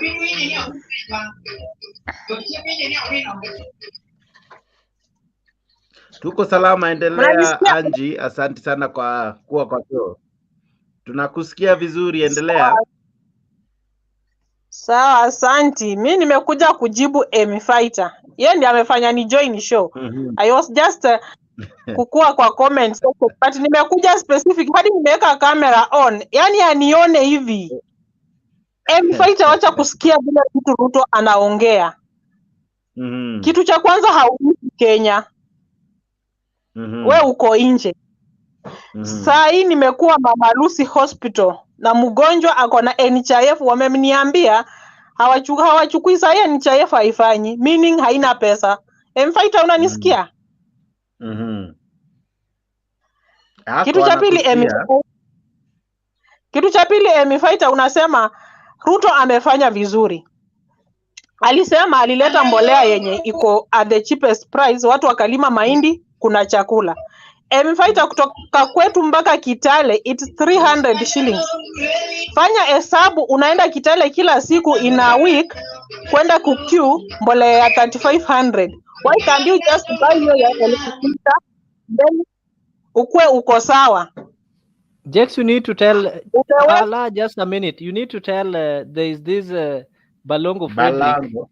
Yeah. Azime hiyo ngoma yake, manake Emma Jalamo na akiweka hapa, this thing will be claimed because you know it is live and it will destroy the entire feed. So azime hiyo Emma kwanza. Balango, zima mziki ya umemwita aje huyo mwimbaji? Frederick, zima sauti ya redio sababu hatujalipia mziki ya umemwita nani huyo mziki mwanamziki? The King. Leo umemwita aje huyo mwanamziki? Yeah? The King of Ohangala. Frederick Balango. Nimezima. Zima mziki. Aya, sawa. Yes. Nakuja kwako tu saa hivi. Na naona una hata shati bana we. Ajaribu kuvaa shati ili huku nje watu wasishtuke na watu hawana nguo pekee. Aya, nimekuweka kwa stage nyuma kidogo, uvae shati alafu nikurudishe. Aya, endelea Anji. So Amy Fighter aache kudanganya watu, aache kusimama hapo akisupport vitu zenye haziko. Right now in Kenya, like in next week, I think form ones will be going to school. Si maajabu upate watoto wenye hawajaenda shule watakuwa wengi kushinda wenye wamejoin shuleni. Just because maisha venye iko inapeleka mtu hajiwezei kusomesha huyo mtoto. Ni sababu gani? Ushuru mingi. Ulikuwa unafanyia mtu kazi Parkland, anakulipa pesa fulani. Ukifika kwa nyumba hiyo pesa ni kama hata hauna kitu. Uwezi save pesa ukafanya nini? Ukafanyia kitu kingine. Now that hata mimi huwa naona like sometimes maandamano si suluhisho ya Kenya juu tunapatanga sisi wale Waluya na Wajalondo tunatumiwanga sana kufanya maandamano na tunakuja tunauliwa zaidi. But ila siku nitaona tu watu wa Central pia wameingia kwa laini wanafanya maandamano, hata mimi nitajoin hiyo line up ya nini ya maandamano juu hatutatumiwa sasa ni sisi wote tunafanya nini, tunaumia. But the other side is that maandamano ndio inaweza weza Kenya, but Sakayo ni mgumu kama sijui kama chuma. Hata wakienda maandamano hatishiki, ashughuliki na chochote, yeye hako tu bora amesema ifanyike venye amefanya nini amefanya. Like yesterday nilikuwa nasikiza huyu anaitwanga Samson Jeregei. Mimi huona ni yeye ni msomi mzuri sana. Sometimes nikiwatch Senate proceedings. Lakini jana niliona ni kama hata masomo yake haina maana. Juu ukiona vitu anaongelelea ni vitu zenye hazina mwelekeo. Wacha tuache kukua brainwashed. Wakenya wanaumia. Hiyo tu ni ukweli. Like mtu sasa nikuulize Jex, mimi nilikuja Nairobi kutafuta pesa nijenge nyumbani. Sikukuja Nairobi nijenge bedsitter nyumbani Nairobi nikae Nairobi. Mimi nataka place penye nikijenga hiyo bedsitter hapo nje niko na kuku, naweza lima mboga, naweza lima ndizi. Lakini how serious are we like ununue bedsitter Nairobi, utaishi Nairobi permanent? Ukikufa utazikwa kwa hiyo bedsitter. Unataka mahali ukikufa unazikwa hapo eh? Nikikufa nazikwa hapo. Nairobi nikikufa ndazikwa kwa hiyo bedsitter. Ama watarudi kusema wachangishe pesa tena wapeleke Lang'at.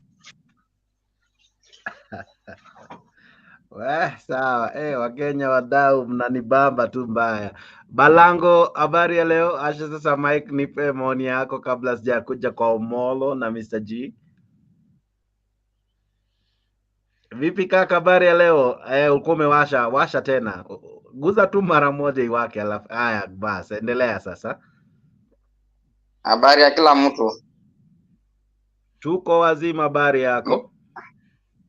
Mimi pia niko salama kabisa. Nimebambika na maoni ya mwanadada. Ya, huyo mwanadada amesema kitu ambao pia na mimi naweza kuongezea kwa kusema ukweli. Hii mambo ya ukiona venye huyo mwanadada anasema we are working because we need to build our community, our homes and our families. Sasa ikiwa itakuwa kama itakuwa serikali itakuwa ina kuforce ati siji ina ulipe house levy enye hizo nyumba zitajengwa, hata hakuna moja itajengwa kwa your home county labda. Unaona? Itajengwa tu labda some places.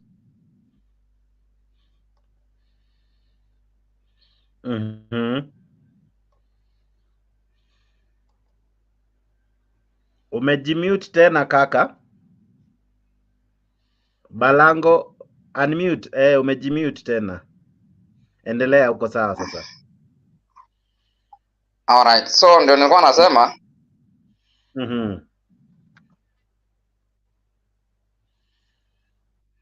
Umemute tena. Usiguze screen, ukisha unmute usiguze screen tena. Endelea, lakini asha mic. Balango, umezima tena sauti. Alright, kabla Balango hajajikusanya tena. Omolo vipi? Sijui kama sasa takusikia. Na sikuoni Omolo, sasa siko sure if you are there.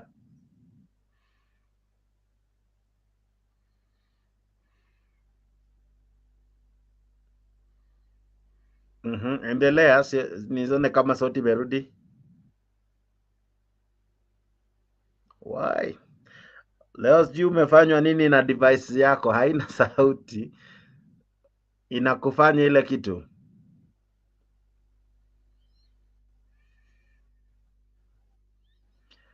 Hebu jaribu kutoka tena urudi, tuone kama sijui shida iko wapi leo. You normally have a very good sound. Asitumie nini? Asitumie that device. Asitumie that ka nini? Kale ka headphone. Alright, Balango, endelea sababu unosiguze. Okay, sasa iko wazi. Endelea bila kuizima. Frederick.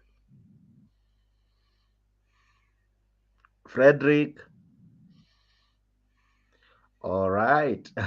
Mr. G. Serikali inasema inataka kujenga nyumba. Hizi shamba kwanza ama mahali wanajenga, je, wananunua ama wanachukua kwa watu tu hivyo bila kulipa mwenye, because hakuna ardhi ambayo ni ya bure Kenya, ama tu ardhi iko tu mahali na ngoja itumike visivyo ama itumike kwa kujenga wenyewe, kama ni ya county ama ni ya mtu binafsi ama ni ya umati. Serikali imepanga vipi kucompensate wale wenye hizo shamba, kwa sababu ni njia moja ndio kusema unajenga, na ni moja pia kuhakikisha mahali unajenga umelipa yule mwenye shamba. You know, Jex, just the housing is just a scam. Is a scam. Nimeona most of people ambao wame pale places ambao wameamua kujenga evict people. Hata watu wakiwa hawajaambiwa, hawajapewa notice, wamebomolewa nyumba zao.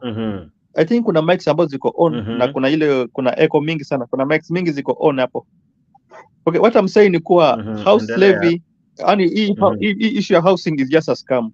These guys, they are just and they are mistreating our guys. The hustlers ambao kwa nadanganya kwa nakuja kupewa nyumba, ndio wanakuwa mistreated, wengine wanafukuzwa. Alafu another thing we need to ask ourselves, you know, Mr. Jex, on this issue of housing. As the lady said, alisema kuwa tunafaa tufanye kazi tujenge nyumba manyumbani. It's very true. We need to build our own houses at our own at our own land. For example, these guys are saying that wanatujengea nyumba. Hii nyumba kuna time itafika, hiyo nyumba itabomoka.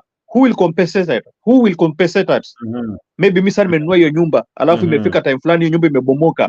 Nani atani compensate? You see? So this thing is just a scam. Itusaidii. Mtu anakujengea kanyumba ka 1 bedroom ama 2 bedroom huko juu pale kwa gorofa, hiyo gorofa ikibomoka haujui utakimbilia nani akusaidie. This thing wanafaa wachane nao, mtu ajenge nyumba nyumbani. They're just forcing people for things ambao haitatusaidia mbeleni. Even in the Bible tukisoma Biblia tunaambiwa kuwa tunapewa wealth, na tukipata wealth, hiyo wealth inafaa iwe beneficial to our children and the sons of our sons, our daughters, wale ambao wanakuja baadaye. But this thing ni kitu ambacho itatusaidia for maybe less than 50 years, 1 year imeshabomoka, ndio hivyo umepoteza pesa yako. Another thing, au hustlers ambao tunadanganya kwa watanunua hiyo nyumba. Wana kazi gani ambao watalipa hiyo nyumba? Tunaambiwa kwa sisi tunalipa nyumba 5,000. No, but those houses went to for more than 100 years. Hiyo pesa hakuna. Mimi ni hustler Nairobi. Nikipata 10 bob naeka ushago. Si ati naeka Nairobi. Nilisikia hiyo bed sitter ya 2 million unalipia deposit ya I think ni 10%. 10% unatoa wapi na kazi hauna? Saa zingine unaenda kazi unarudi hauna hata 50 bob umeingia kwa nyumba hauna hata 50 bob. So utasanya lini ndio upate hiyo 10% ndio ulipie hiyo nyumba? And then at the same time I cannot be happy paying a house and yet that place kuna mtu alikuwa amejenga pale amebomolewa analia na mimi nafurahia kukaa mahali kama pale. Hiyo ni laana. Hiyo ni laana. How happy is the president? Watoto wanalia, wanalala nje kwa baridi, alafu yeye ako ana build housing. Anajenga ama anabomoa. Yeye angetuambia he's reviving companies like Pan Paper, West Kenya, building other companies in Nairobi, not building houses. Because when you build a company, ipate good management, hiyo company itakaa hapo hata miaka 100. Lakini unajenga nyumba yenye kesho hii utasikia kesi kokotini, mwenye hiyo shamba ana claim hiyo shamba ni yake. Hiyo nyumba tena imebomolewa.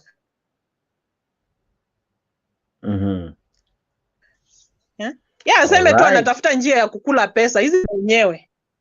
Hakuna mtu anajijengea yeye mwenyewe hizi nyumba. Anatafuta tenants, utasikia tu hiyo pesa itosikia na kuuliza, wewe uko na akili kweli? Wewe muungwana, wewe una akili kweli? Kuna nyumba ya milioni 2 kweli hii Nairobi venyenye wangwana mnasema. Hivyo tu ndio atabadilika kama kamili. Alright. Omolo, unaona hizi nyumba kama ni njia mzuri ya njia mwafaka ili Wakenya wakubali itakuwa gani? Kwa sababu ni kama kuna wale wanakubali, kuna wale hawakubali, but mwisho wa siku tutafanya aje ili Anji akubali hizi nyumba, Mr. G aridhike na hizi nyumba, because by the end of the day, mwisho wa siku hizi nyumba zinaweza kuwa zitatufaidi. Wacha nisiseme hazitatufaidi, na kama hazitatufaidi pia, mbona basi tuwezeke pesa nyingi kwa hii mradi? So I don't know what you think bwana Omolo, na sijui kama sauti yako sasa imekuwa sawa, but endelea nione kama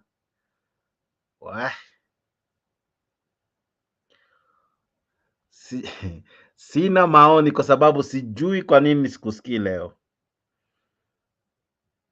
Iko shida mahali. Shida iko wapi? Sijui ni nini. Leo wacha atoke tena alafu arudi. Acha atoke alafu arudi. Na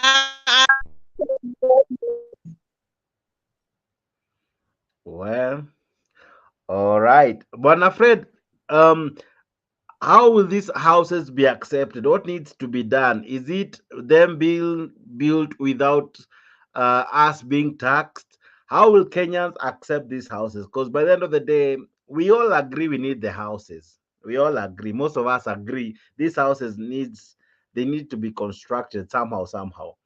So how do we go about it? How can the government get it right? Okay. The way the lady has just said, there is a right way of acquiring land. The first thing, the government should identify the land where they want to build these houses. Then the government should buy the land from the owners, willing buyer, willing seller. After that, they construct the houses and then they sell to the citizens. Very simple and very, but this thing has been even going on with these private sellers. They even in Nairobi now, there are people who are selling full furnished house, land, and all this. But you know, this of the system of the UDA government, this is pure conning, and I tell you, it will backfire on them. I saw in Voi people are claiming they had those lands since 1963. The people were on that land. Now there is a company has come now that they have been owning that land since time immemorial. It's the same thing that will happen with this government thing, because tomorrow the UDA government won't be in government, and the real owners of the land that people they are evicting now, they will come. Now, buying these houses will even be a thorn to the buyers, because tomorrow the court will rule that these lands were acquired unlawfully, and people will have a right to be evicted again into these houses. The government will have pocketed the money, because you have to remember, the land they are acquiring, they are not buying them. They are forcefully acquiring them. The houses that are being built is not the government building. They are giving private sector to build, meaning them they are just in the middle somewhere waiting to tap the money. After you buying it, they make their commission. You know, so it is Kenyans who are being duped live in the day. The few majorities, most of us, I hear even the lady, even the Mr. G said here very well. Us, when we want to build our houses, I don't build a house in Nairobi, in Kisumu. I go build it in my ushago nyumbani kabisa. That's where I build my house. Where I work, I rent a house, and if renting is very good, because I can decide today I want to rent the first floor. Tomorrow I want to fifth floor. I like that. So this thing is just pure conning that Kenyans should not even be tempted that you are going to buy these houses. It will be tears. I think for now I rest my case there. Omolo, I think I can hear you. Go ahead. Okay, thank you so much. I hope I am clear now. Yes, I don't know what was your problem. Shida ilikuwa wapi bana we? Sawa lakini. Endelea, maoni yako ni yapi? Kwanza, thank you everyone, our panelists and those that are following us in the comment section. Some have left. Nilikuwa na mtu ambaye alikuwa pia nataka kumjibu. Kwanza nataka kuambia any Kenyan of his right senses ambao atakaa na kuwe comfortable afikirie kwamba Ruto atajenga nyumba na kupatie, I'm telling you, you are doomed, because we should understand the kind of leader that we have. I keep on repeating that we have a madman in the name of the president who is a narcissistic and is just there to swindle the country and plunge the country into economical serious crisis. Number one, we had today the controller of the budget, who he knows more than we know. He have the records, he have the books, and he put it clear that the money that are deducted by, from the civil servants towards medical care and the NSSF has not been remitted for them. Pesa imekatwa na haijawekwa kula ambayo inastahili.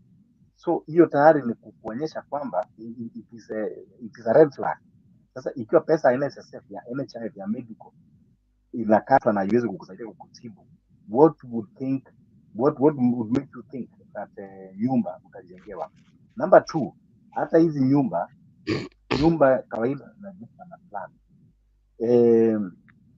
The government is not putting in black and white. Ituambie kwamba so far pesa ngapi wamekusanya za hizo houses levy, na hizo pesa zinakuwa appropriate namna gani, zijenge nyumba ngapi, na hao watu ambao wataingia kwa criteria gani? We don't know the budget, we don't know the amount that have been collected. Sasa if they were to collect 3 trillion and only build, let's say 250 houses, tutajuaje kwamba zimeingia napo? I'm telling you, this is the biggest scandal ambao inaenda kutokea this country, and this regime we want to turn this country into a zoo. Ile kitu nataka pia kuongezea ni kuwa tumeangalia vizuri kwamba we have a person who is not consistent in his words. Wewe unakaa kama president ambao you have all the intelligence. Wewe uko na taasisi zote za kiusalama za intelligence, alafu unakuja unatuambia they are corrupt judges. They are corrupt judges. Why are you not telling us who are they? Because you have all the information. Wewe uko na NIS, uko na DCI, uko na investigative channel zote. Sasa wewe president huwezi kuja kwa media tena na kuongea kama mimi Omolomola hapa kutuambia ati kwamba the corrupt judges.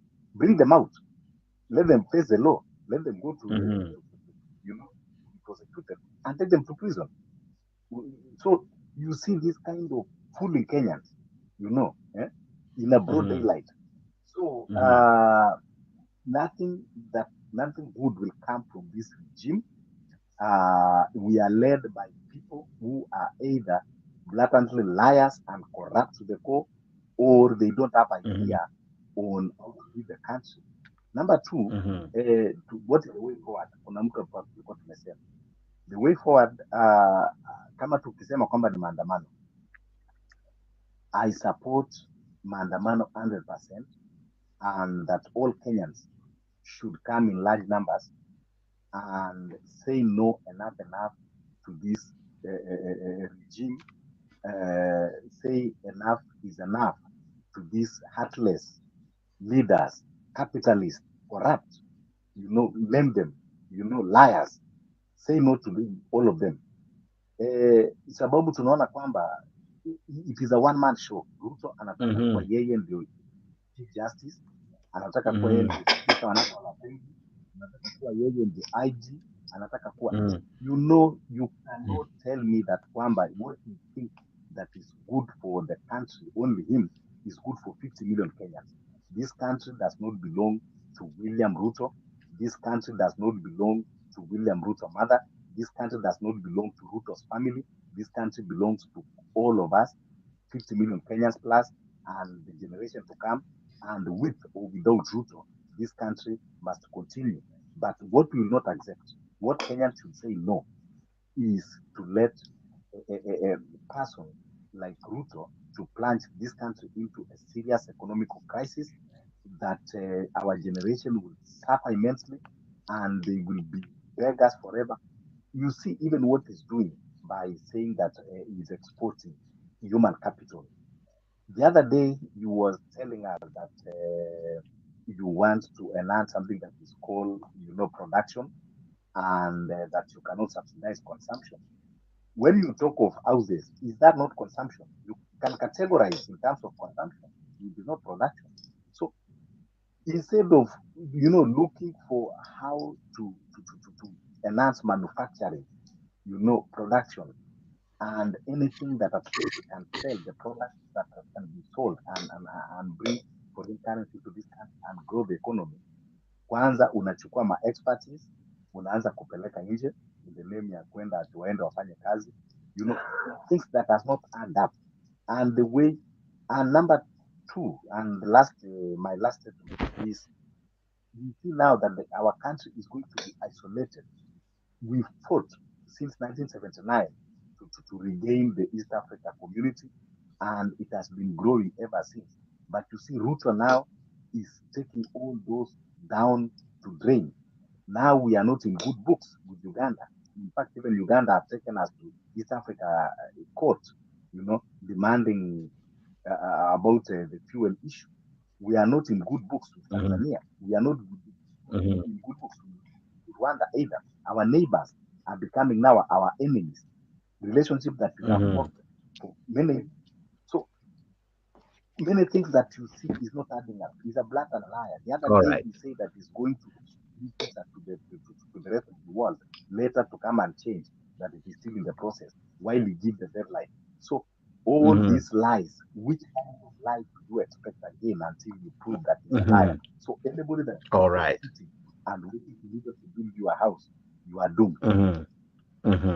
Wow, anyone who is expecting to be built a house, you are doomed. Maoni yake Omolo. Namwona kakangu SG Kamau amejaja. VP, my brother, hope you're well. I'm fantastic. How are you? Actually, you become lucky because I am coming to you directly. Let me ask you, is Mwananchi ready for protest? Because everyone is calling for this. The Law Society of Kenya are calling for it. Jimmy Wanjigi is calling for it. Raila Odinga, in the first day of the year, began by saying it's time we go for it. Kalonzo Musyoka has called for it. But Mwananchi, from where you sit, is Mwananchi ready for it? Because someone was saying the problem is, as much as they're calling for it, not everyone will participate. Some regions will be isolated, and hence will only have it in particular regions, and yet everyone is suffering in this regime. What do you think? Let me tell you, lady. In fact, we are ready now.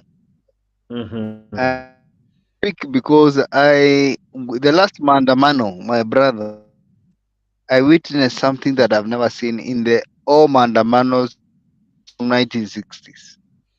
I've never seen Kambas protest in Wote. I've never. That was a new one. I've never in protest. I have never. Took the president to call ATPU, those people who kill Al-Shabaab and terrorists, to go and kill protesters. It took that, my brother. I don't know whether you think about stories of Jaba. It took of ATPU who are in Upper Hill who go and kill protesters for it to stop. Because in my own understanding, it was getting out. But the problem with this government, it is dealing with a very new constitution. That is the biggest, where people are independent. I can tell you 40,000 people in judiciary are in Azimio. They cannot tolerate this Ujinga. Do this. Nobody who voted for Raila Odinga has to Kenya Kwanza. Because what are you shifting to? In fact, the people who are in UDA are the people who are coming to the opposition. So we are ready. We want to topple this government. This is the most useless government in the planet as we speak right now. It is so insensitive, very arrogant, and stupid. That's what I can tell you, my brother. Because how do you propose things like sijui kucharge kuku, mahindi, and on top of that NSSF tunasikia pia hujapeleka umekura, wewe umeweka belt ya 450 million, na hapo unatupatia stories sijui Uhuru alifanya, Raila alifanya, I mean tulipata dilapidated sijui what, stories za jaba za ujinga. We cannot tolerate this government anymore. Wametupatia sukari iko na mercury, tumekura. Watu wako na kansa saa hii. Tumekura mafuta edible oil ambayo imekataliwa na nini. Saa hii tunakunywa mafuta ya gari ambayo ni mbaya. Alafu natukuja kuniambia hapa tuko na rais Mkalenjin. sijui amefanya amefanya nini, sijui alikuwa anauza kuku, sijui alikuwa anakuuza na ujinga ingine hapo mara tunasikia anapiga bibi things. They are making us feel so ashamed as a people of sisi tunajiuliza huu ni rais aina gani, ni ghasia gani? Is pure ghasia hii. Ati sasa anatafuta bloggers but message ati ni nyamaze, ni ama ni wawe ama ni who the fuck does this thing guy think is? So basically people of Kenya, we don't want this government. No, it leaves us the better. Suffering Alright. out there, my brother.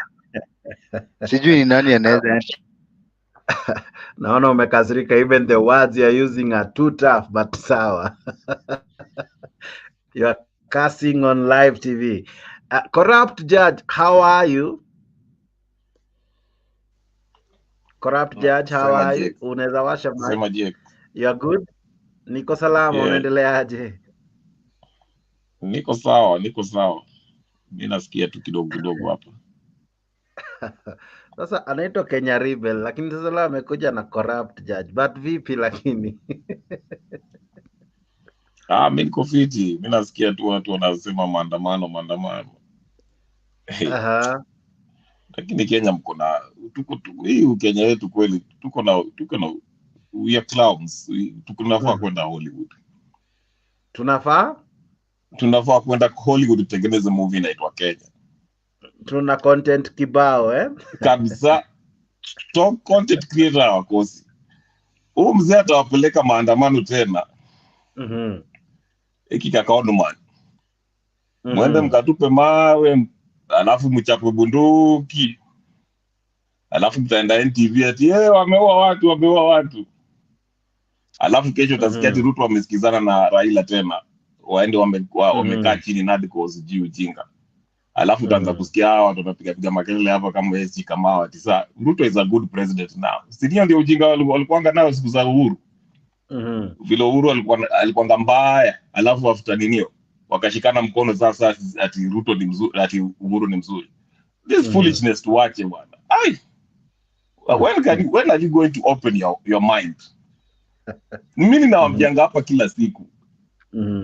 Raila, Ruto, Uhuru, they are the same rotten basket. All of them. I'm giving you the solution. But first of all, before you get to the solution, you have to recognize the problem. Instead, the problem is you don't recognize that all of them are playing you. That is the first thing you have to admit and know. Junyi bado mnakaa hapo mnadanganywa, mnachezwa na mnakufa na mnanio. The solution is number 1, rid yourself of these colonial puppets. Okay? Reject their funny calls that maandamano. Ukienda maandamano, first of all, wacha niwaulize hata in your rebuttal, not now, but nitawauliza, what is the main reason of going to maandamano? Okay, ukinijibu niambie tunaenda kwa sababu it is a constitutional requirement, bro. I don't know why you're asking. That is not the question. You failed already. I asked. No, I can't fail, but I'm telling you. Okay, sinunyamaza usikie basi. Mimi nimeuliza, what are you going for maandamano for? Sijauliza ati sijasema ati maandamano is not your right. It is your right. You can go maandamano. But what are you going to protest against? Everything. Is it the Gas, cost of living? sugar. We don't even know. We are protesting for everything. For example, school, there is capitation. We have gas to promise you free Wi-Fi, to promise you free state. So we are actually we are spoiled for choice, bro. We are very spoiled for choice. We don't know what to protest. Hata sasa tunaweza decide to protest kwa sababu ya Mariacho wanapigwa for no reason. Kwa sababu we are spoiled for choice, bro. We are fucking choice. hawezi fura hivyo. We don't want a first lady ana macho aoni. We can't do that. We can't allow our first lady to be beaten by a human being. Okay. Haya, umeshamaliza na your rant. All right. Haya. Wacha niwaulize. Wacha sijamaliza Jake. Ngoja kidogo Omolo. Omolo kidogo. Ngoja nikuongezee. No, wait. Relax. Last time Ngoja nyinyi mnapigania kwa giza hata siwaoni nyote. Ngoja Jix. Jibu is wacha tutawauliza. Last time mlienda mkatuambia sijui electoral justice, sijui cost of living, sijui nini. Cost of living ilienda chini after hiyo maandamano yenu. Vile mlikuwa mnatuambia the mother of maandamano. Did it go down? Yeah? Kusikiza ni kwa You see, this is the kind of stupidity that you need to get out of. All right. The guys who are ready to answer you. Devi, maoni yako ni yapi? Devi, hebu nipe, unakubaliana watu waende maandamano? Hata nitoe maoni yangu hapa. Mimi napiga simu kutoka Nakuru. Hata nikuambie, iko jamaa hapo nasikia anaongea kama mafi ya kuku huyo jamaa huyo. Huyo jamaa achana na Raila, achana na Uhuru. It's not about them. This is about our life. Huyo jamaa kwa majuu na juu vile wakaja hapo wanateseka na ati maandamano is the right of the people all over the world. Watu wakifikia wamefinyika dunia mzima huo wanaenda maandamano. Hata nikwambie kitu ya maana hapa. Hii si mambo ya Raila. Na kama ingekuwa Raila gharama ya maisha imeenda chini vile mlienda maandamano. Wewe ni mafia kubwa sio takataka. Wewe kama ungekuwa karibu na mimi wewe kuchapa risasi ama bunduki. Jibu swali. Ona kama juko nakuja kwa wa Kenya. Sinupande ndege uende majuu basi. Kwani ndege si Kenya Airways walisema tiko nini? Aenda kapande ndege kuje majuu hata wewe. Yes. Hata nikwambie kenye kinafanyika sasa hizi. Hii mambo number 1. Jibu swali. Gharama ya maisha imeenda chini vile mlienda maandamano. Kuiba mashamba ya watu. Hii ni mpango ya kusanya pesa, mtu ajisikia kwa na pesa mingi, lakini hakuna kitu akonayo kwa akili ya kufanyia wa Kenya. Kwa sababu wote nikwambie nikuulize Jex. Wewe unabomolea mtu nyumba, alafu ujenge nyumba unipatie nyumba. Yaani niishi nyumba ya penye mahali penye mtu alibomolewa nyumba. Sisi wa Kenya tunakuwa na kitu Uhuru vile anabomoa nyumba ulisema kitu. Hatupendi kuona watu wa Kenya wengine wakiteseka. Uhuru alikuwa anabomoa manyumba ulisema kitu. Wewe hebu Gasia nyamaza niongee. Perhaps judge.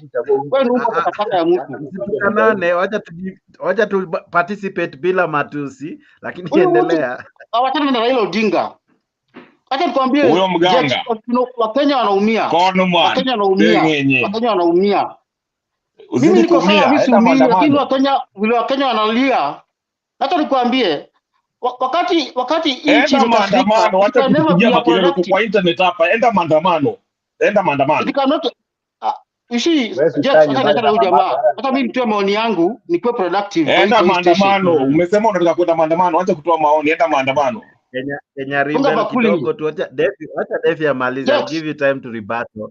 Yes Defi. Jex, nchi ambayo imekasirika haiwezi kuwa productive. Wakati hata imekasirika nchi mzima, hata ujaribu namna gani, hiyo nchi haiwezi kuwa productive. That's the truth of the matter.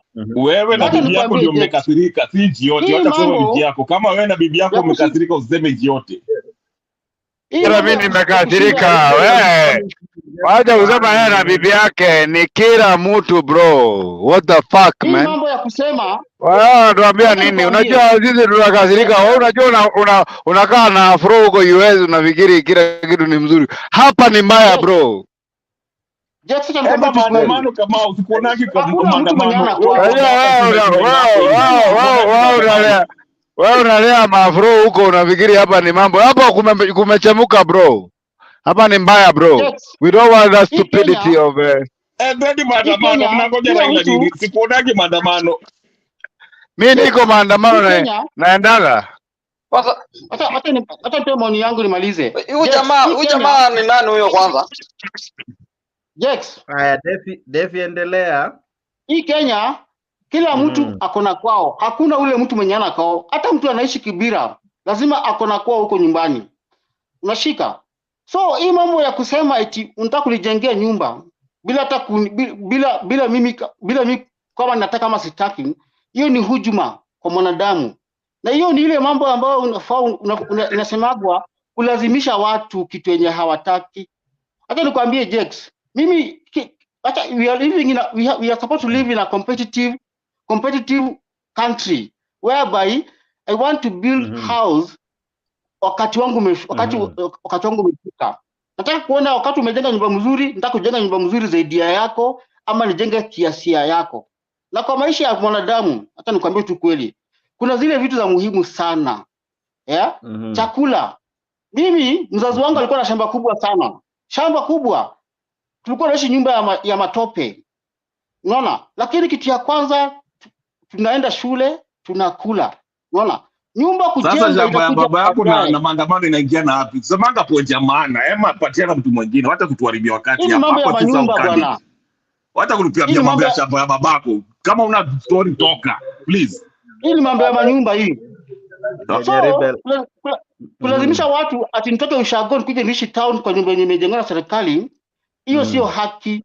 Mimi ikifika wakati wangu nitajijengea nyumba yenye mimi mwenyewe nataka, si eti ninajengewa na mtu. Unaona? Okay. Jambo la mwisho. Kwa katiba rudi kwa Bernard. Kidogo tu Kenya Rebel kulazimisha mtu kitu. Aufai kulazimisha mtu kitu. We are living in a free world. Hata nikitaka kuishi nyumba ya nyasi, wacha mimi nikupenda kwangu. Nikitaka kuishi nyumba ya mabati nikupenda kwangu. Lakini usikuja hapo unataka kujengea nyumba na unanyang'anya mwingine. Kama unataka kujenga nyumba ni vizuri yes, lakini hii ushuru yenye tunatoa, ushuru yenye Wakenya wanatoa imetosha kufanya project hata yako ya kujenga nyumba. Usiekelee Wakenya ushuru mwingine. Hata afadhali ungenyamaza, hujatoa point. Tafadhali next. Kenya Rebel, Kenya Rebel. All right. Yes, Omolo. Kwanza, Jack, I want to ask you to put house in order. And I want to tell Kenya Rebel that everybody is entitled to his opinion. Wacha kuambia watu waende kwa Bernard. Kila mmoja ana haki ya kuzungumza mahali popote. So please, kama kuna kitu umekunywa, try to drink milk, diffuse it fast. Ukija hapo ukiwa sober. What I want to tell Kenya Rebel is that wacha kutuambia mambo ya Uhuru. Hatukuchagua Uhuru, mwenye tumechagua ni mtu anaitwa William Ruto and is answerable to us. So wacha kutuambia ati Uhuru alifanya hivi. We pass there. I'm glad you confessed that Ruto won. I'm glad. Listen. Learn to listen. Sasa ile kitu iko ni kuwa tulichagua mtu ambao anaitwa William Ruto, a madman in the name of the president, a narcissistic, a person that does not know left from his right, a blatant liar, all those names. Sasa kitu ile tunasema ni kuwa Ruto, he forced himself into power. Everybody knows that. And we wanted to give him a lean way, at least a chance for 5 years. Do you have the evidence? Where's the evidence for himself? Kenya Rebel, relax. Namaza. Kama kuna kitu umekunywa, wewe jaribu kunywa maziwa irudi chini na usikize. Listen when wisdom is talking. Omolo, now, go on, Omolo. Yes. So what we are saying is this narcissist, capitalist, corrupt that is in that power, we have to hold him responsible. Pesa ya NSSF amekula, pesa ya NHIF amekula, na si mambo yangu, ni mambo ya controller of budget. Yeye ndiye anajua kuliko kila mtu, manake hiyo ndio ofisi yake. Sasa wewe umekula pesa ya kustaafu, umekula pesa ya matibabu, wewe unataka mtu agonjeke, awache hiyo pesa ya nyumba. Utasemaje unajenga mtu nyumba na uwezi kumtibu akiwa amegonjeka na ni pesa zake ametoa? So tunasema hii mambo ya kudanganywa mchana peupe imetosha. Na tukiongea kwamba mambo ya maandamano is that understand that this Kenya belongs to us, which million does not belong to William Ruto. So kama kitu Ruto anataka kufanya si kulazimisha in our throat, mambo ya kutishia judiciary na kulazimishia vitu. We are not here to be controlled. God brought us in Kenya for everybody. Kwa hivyo hakuna mwenye akona right over mwingine. So hawezi kutulazimisha. Tukisema kwamba waachana kwanza mambo ya nyumba, tupatie kwanza matibabu, tupatie watoto wetu elimu, tujenge kwanza mabarabara, tuko na right, maanake ni pesa zetu tunatumia na ni haki yetu kuzungumza na ni yetu tunafanya. Kama anataka kujenga, amejenga nyumba za kutosha, hizo amejenga, amejaza masugoi, hizo malanda amegrab, aenda azijenge huko. Sisi priority yetu kwanza ni kuhakikisha kwamba tunataka tupate afya njema, tunataka tupate chakula, tunataka tupate maisha ile ambayo iko affordable. Alright. That is what Kenyans are saying. Kenya Rebel, you can now rebut. Okay. Okay, sawa. Number one, Omolo amekubali leo Ruto alichaguliwa na Wakenya, amesema ati tulimchagua. Okay, hata ukishake kichwa ukisema ati Ruto hajashinda, where is your evidence at the election was rigged? Usikuje utuambie hapa ati sava.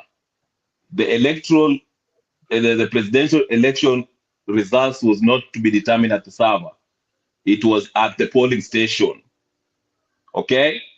So msikuja hapa na stories za ujinga. Okay. Maandamano. I ask you, mulienda maandamano, mliambiwa na Raila mulienda maandamano sijui mara ngapi? Ati mara moja, the first time mlikuwa mnasema ati sijui you want the Kofi Annan code. The second time mkaanza kutuambia ati sijui ni sijui electoral justice. The third time mkadandia hiyo story ya cost of living. Okay? And I ask you, gharama ya maisha ilienda chini tangu mwende maandamano? Haijaenda chini. So nothing was solved. Wakaenda nadi kwa hapo wakasign vitu, and they only agreed to agree on expanding the government, to change constitution, katiba, as if the constitution is the problem. The problem is not the constitution. So that's number two. And you're not seeing that you're being conned. Bado nyinyi mnakaa hapo ati mnataka kwenda maandamano tena. Okay? So this is what I'm saying.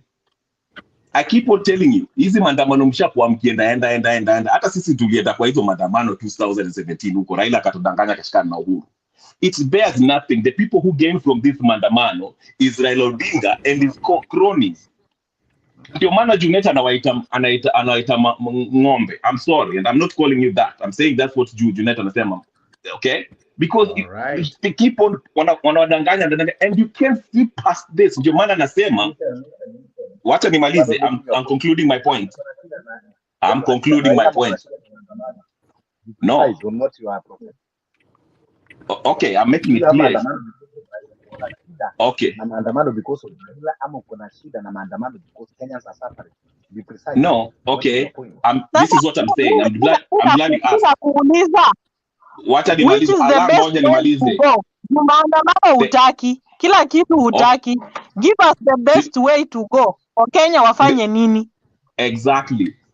Angalia Ukiomtata anafanya nini? Mtu mmoja amesimamisha rais, hata rais ameanza kukasirika naye anaanza kusema majaji. Nyinyi mkienda maandamano, look at what maandamano does. Mtaenda, watu wachapwe bunduki, biashara ziharibike, sijui nini zifanyike, alafu Omolo sikia, wacha nimalize.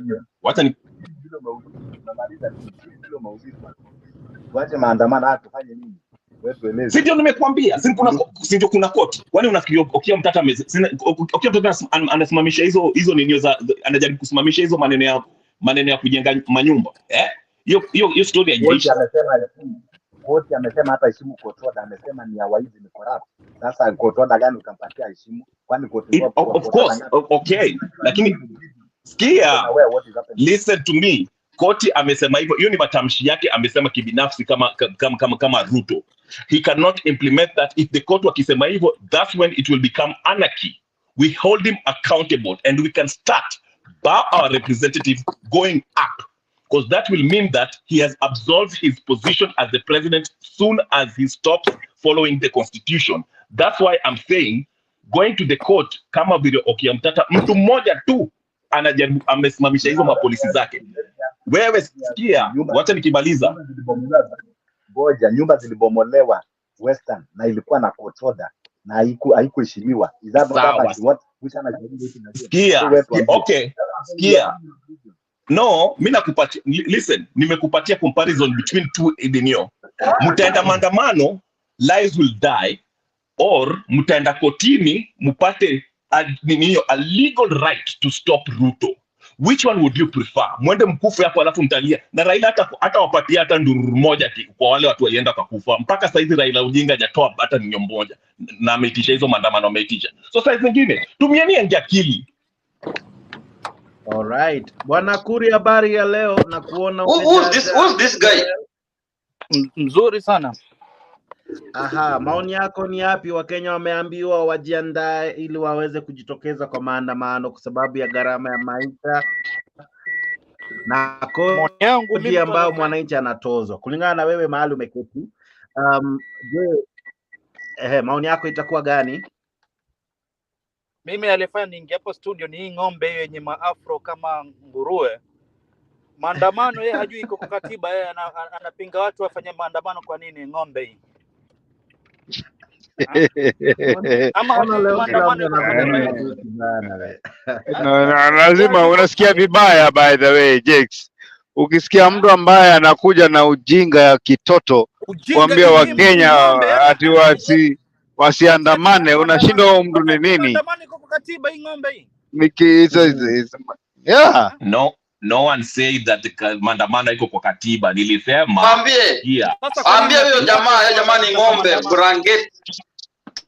Wewe kama wewe jamaa ni puzi sana.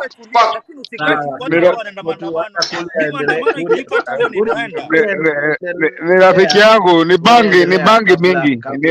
Ni rafiki yangu.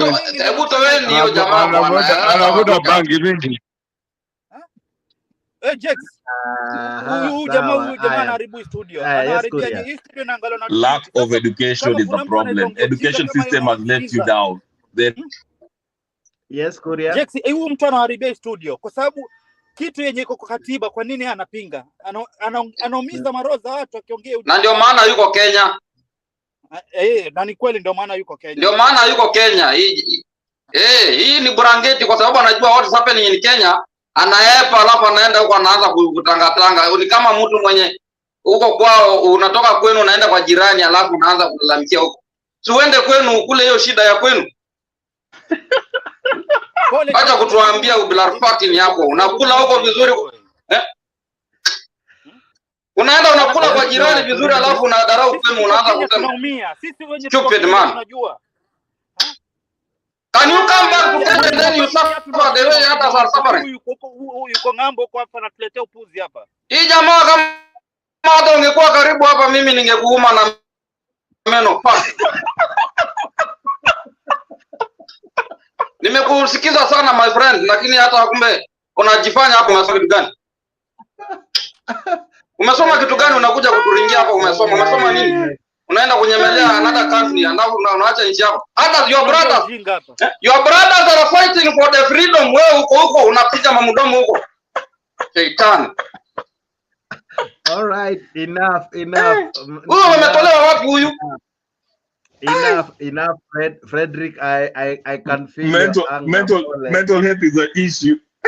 Pole. Mental health is real. Kuria, it was your turn. Go ahead. Jakes, basi mimi nilikuwa nataka hiyo ng'ombe tu yajua kwa Kenya anaumia, asiongee ujinga. Hizo ujinga anatumiza sisi. Yeye yuko huko nje alfa anaongea upuzi. Sisi tunaumia sana. Kwa hivyo huyo mtu ataharibu studio kwa sababu hizo upuzi anaongea. Haukusikia kitu nilisema na hukuelewa comprehension. Mimi nimeingia kwa sababu wewe punda wewe. Mimi nimeingia studio kwa sababu wewe punda. Okay, enough. Unasema sikusikia. Enough. Sema yote kwa roho. Sema yote kwa roho. Toa yote kwa roho tafadhali. It's good. We, sawa. Fred, ulikuwa unainua mkono.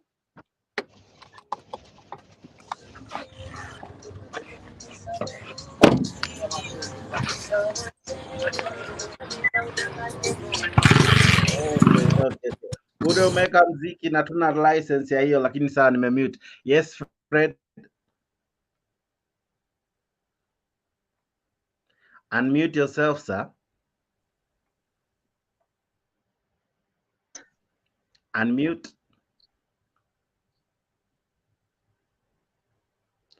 All right. Melchizedek, kabla Fred haja washa sauti. Okay.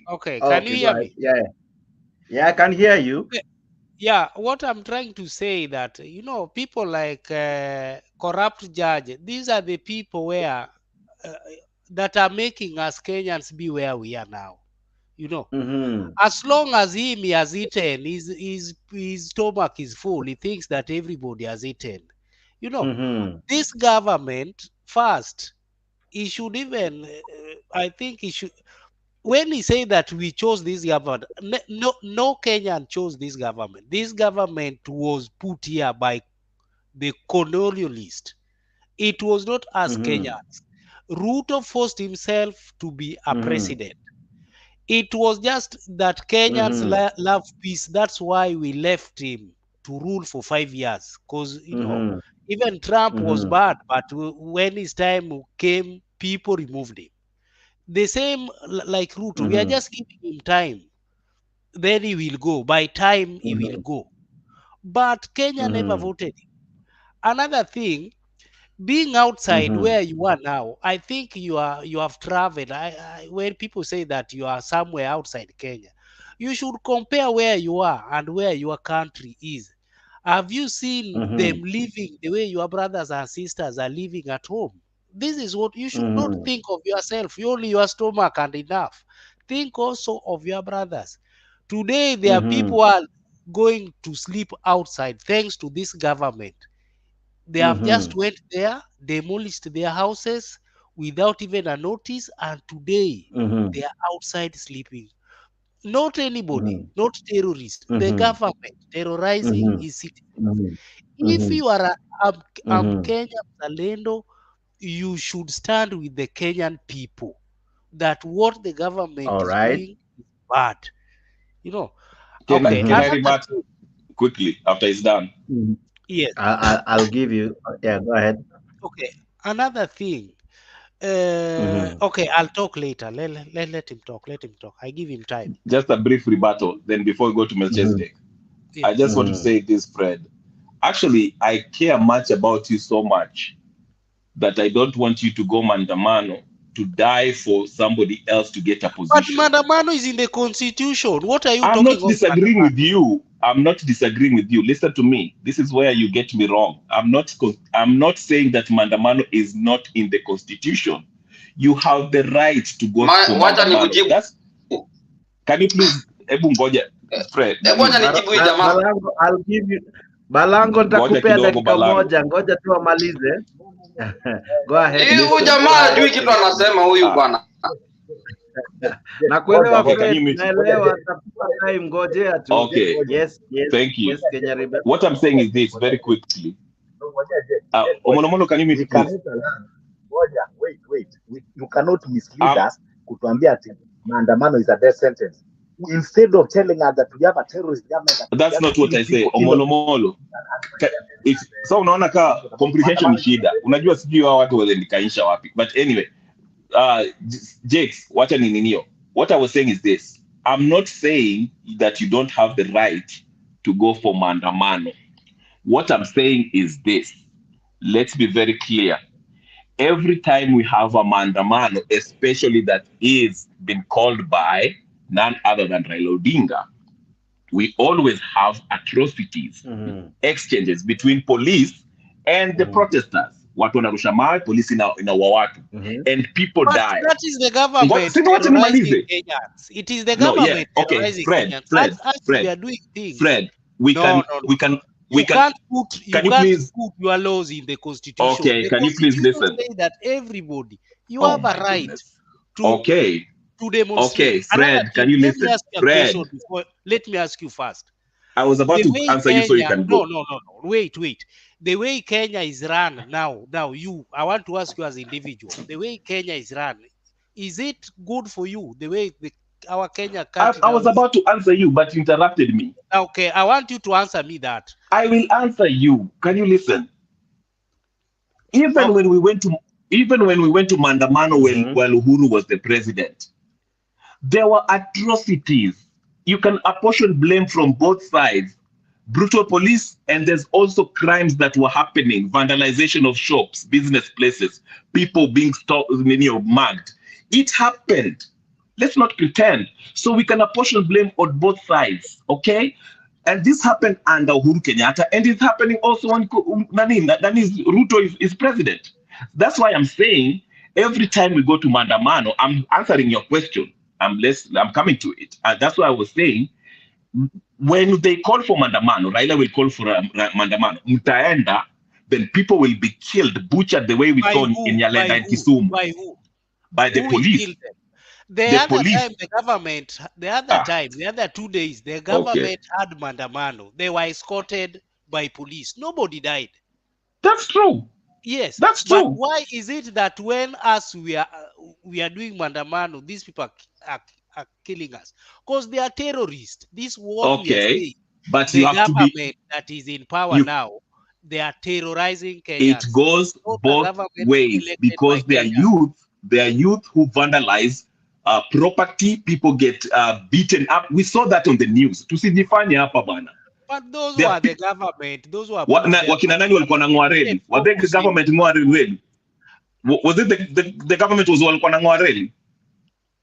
Listen. The problem with you is so like what? You are fixed. You don't want to No, broaden listen, your mind. I'm not your fixed. mind is somewhere and is there. Discussing with you is a chaotic. I ask you a very simple question that you didn't answer. I asked you What? the way now our Kenyan economy is and the situation in Kenya. As a Kenyan, do you like what is going now on in Kenya? Do you like it? No, I'm not. And I'm giving you a more. What can you do That's about it? That's why I gave you an example of Okiomtata. If a one man can go to court. But if your president is oh my God! So are you going to let me answer or not, or do you want to talk? Is it your president that is complaining when Okia Mutata is doing the right way, going to court is complaining? First of all, he's not my president. He's the Kenyan president of the Republic of Kenya. He's everyone's president. I'm a Kenyan. Whether you like it or not. Okay, he's the ruler of the Republic of Kenya. Whether you live there or as long as you're Kenyan, he's your president. Okay, he was voted to by Kenyans. You are admitting that the situation in Kenya now is not right, even for you. Even you are admitting. So, yes, I'm saying there's better ways. There's better ways, less bloody ways of dealing with it. What is your problem? I'm saying there's a lesser bloody way of dealing with it because, as I mentioned, when Raila Odinga calls for Maandamano, it always ends up being bloody. From your mouth. We are not talking of Raila Odinga. We are talking of us Kenyans. I'm answering you. You don't want to listen. If you don't want to listen, then you're not going to get it. You'll keep on arguing with me while I'm trying to answer you. If you listen, you might get something. I'm saying this. Every time there's a Maandamano, especially when it's called by Raila Odinga, there's always a bloody exchange between the police and his supporters, and people die. And I'm saying there's a better way of actually clipping Ruto's influence in government or taking care of these problems that we want to confronting Ruto in a more peaceful way. Which AKA, way is what we're asking you? Which that's way? why I was using Okiomtata. See, you're not listening. You've been making noise.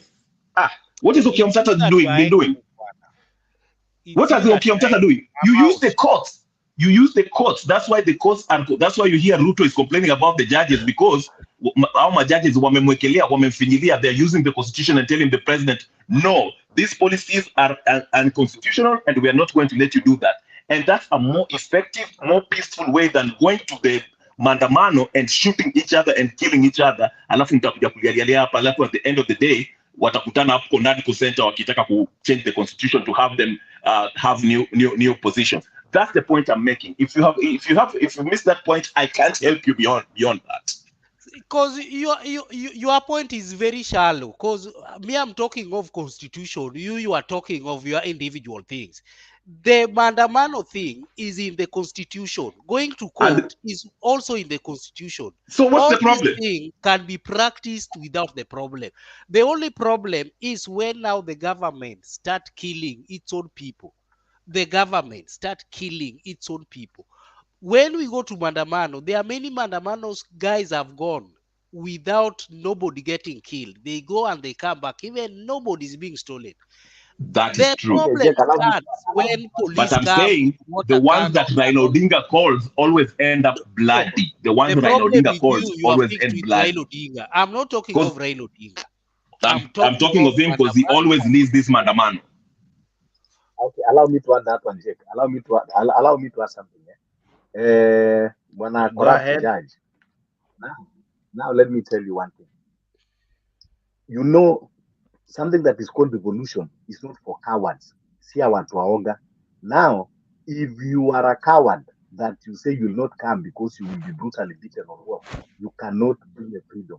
When Mau Mau resurgence were fighting for the freedom of this country, the colonialist government, they were not that peaceful. They were not pleased. They were brutal, but they persisted until they attained the freedom.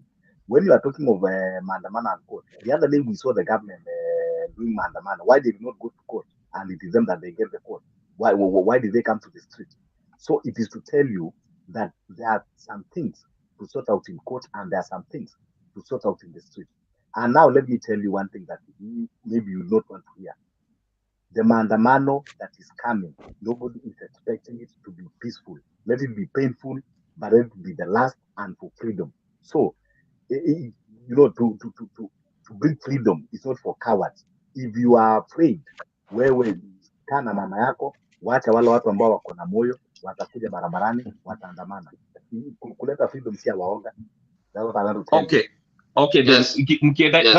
Yes. Next time people get people slaughtered like they did in Nio Kondele, msianze kusema ati they are targeting one community, because the last time Maandamano, the people who went was a couple of community. It wasn't the whole country. So that's why I'm saying to protect people like the Luos who are being misused to go out there that are called by Raila Odinga. Hold on, I'm finishing. I'm saying, okay, to protect them from being targeted, because Raila Odinga will call for Maandamano. Where sinusikie, protect them from going to Maandamano. We can use a less confrontational way through the courts to beat what Ruto is trying to do. Omolo, you're saying there were people who are protected. I agree they were protected. That's why I was careful to say that any Maandamano that has been called by Raila Odinga is always bloody clashes between the government and Raila Odinga supporters. Go ahead. I think you have a problem with Raila Odinga. Yeah, nobody's talking about Raila Odinga. We are my friend. Of our rights, us Kenyans, our rights, not Raila Odinga. Try to remove. And nobody's talking even about him. Yeah? Try to remove. I'd like to see you go for a Maandamano without Raila Odinga calling it and see how many people will go. So what you are trying now, to do, my friend. That's why we were outside the country. Let me jam with brain. All right, now let's listen in to Melchizedek. Melchizedek, how are you? Sorry you're finding these guys fighting. But how are you? Hope you're well. Kwani we corrupt judge Raila alioa mamako nini? Alioa mamako akamwacha tunasema na Raila nini? Korea, be kind. Korea, be kind. But anyway, let's go on. Yes, Melchizedek. Yeah, but I hope everyone is okay. I don't like talking too much when two bulls are fighting. Maybe the nyasi itaweza umia sana. Hata sisi masikio imechoka. What I want to say is that we are even seeing, you put the video there, and the wananchi wanaendelea kuenjoy the maandamano. There is nothing. Once it will reach where a point police will attack the wananchi, is when all this will happen. Even the person who is arguing, I think he has the eyes. He's seeing what is happening. So I don't think we are not supposed to fight with those who doesn't have eyes to see and have ears to hear. We need to see a way of helping our country and how we should go about it, because a friend of mine there asked a very simple question. If not Maandamano, what is the solution? The guy did not answer. He's talking about Okia Mtata, and at the same time, the person that is against the judiciary that is supposed to protect us. We are seeing very well that even the parliament itself cannot aweze kutetea wananchi now, because it's being captured by one person. The judges themselves also, they are there, because what we are seeing, we are not blind, neither we are not hatuko binzi ambayo hatuelewi ama hatusikii. What is happening in our country is very worse than before. So If we cannot work as a team and bring what is happening in a good way, then we are doing nothing, because everything that is taking place here, we came here to find a solution. And the solution that we are looking for is, if not maandamano, what are the solutions that we are supposed to bring on board? The person that is arguing about maandamano should come out clearly and tell us that if the judiciary is captured, the parliament is also captured, where can we go if we cannot use force to bring peace or to bring the liberation in Kenya? Because we are feeling very bad right now. Even if you are out of country, you find that right now when you go to exchange your money is useless compared with the way it was before. And that's the fact. Whether you are getting millions or trillions of money, once you change it in Kenya shillings, you cannot even buy something out of it because of what is taking place. But people doesn't like the truth because the truth is bitter. That's why you see some people are fighting, people are arguing for no good reason. So I'm highly disappointed with one person that is arguing with something that even himself is seeing what is happening. So I don't want to talk much because we say that actions speak louder than words. If he has a solution, he should give us, and we shall zingatia hiyo nini yake na tuendelee tusaidie Kenya yetu ili next time. Let me give you a solution. First of all, Melchizedek, let me ask you, what has Maandamano helped? How has Maandamano helped besides people dying for no reason? Ask me how Maandamano that Raila Odinga started helped since 2010. Nani nini bwana? Ujibu tu swali. Wewe unauliza swali aje? Hakuna huyo jamaa amestate those are the land. Huyu jamaa anaitwa corrupt siji judge or what. Huyu jamaa mwenye ameongea sasa hii ndio msomi kukuliko hata wewe. Amestate exactly. In fact hata ameongea kama watu 10. Lakini wewe umepiga mdomo, there is nothing unasaidia.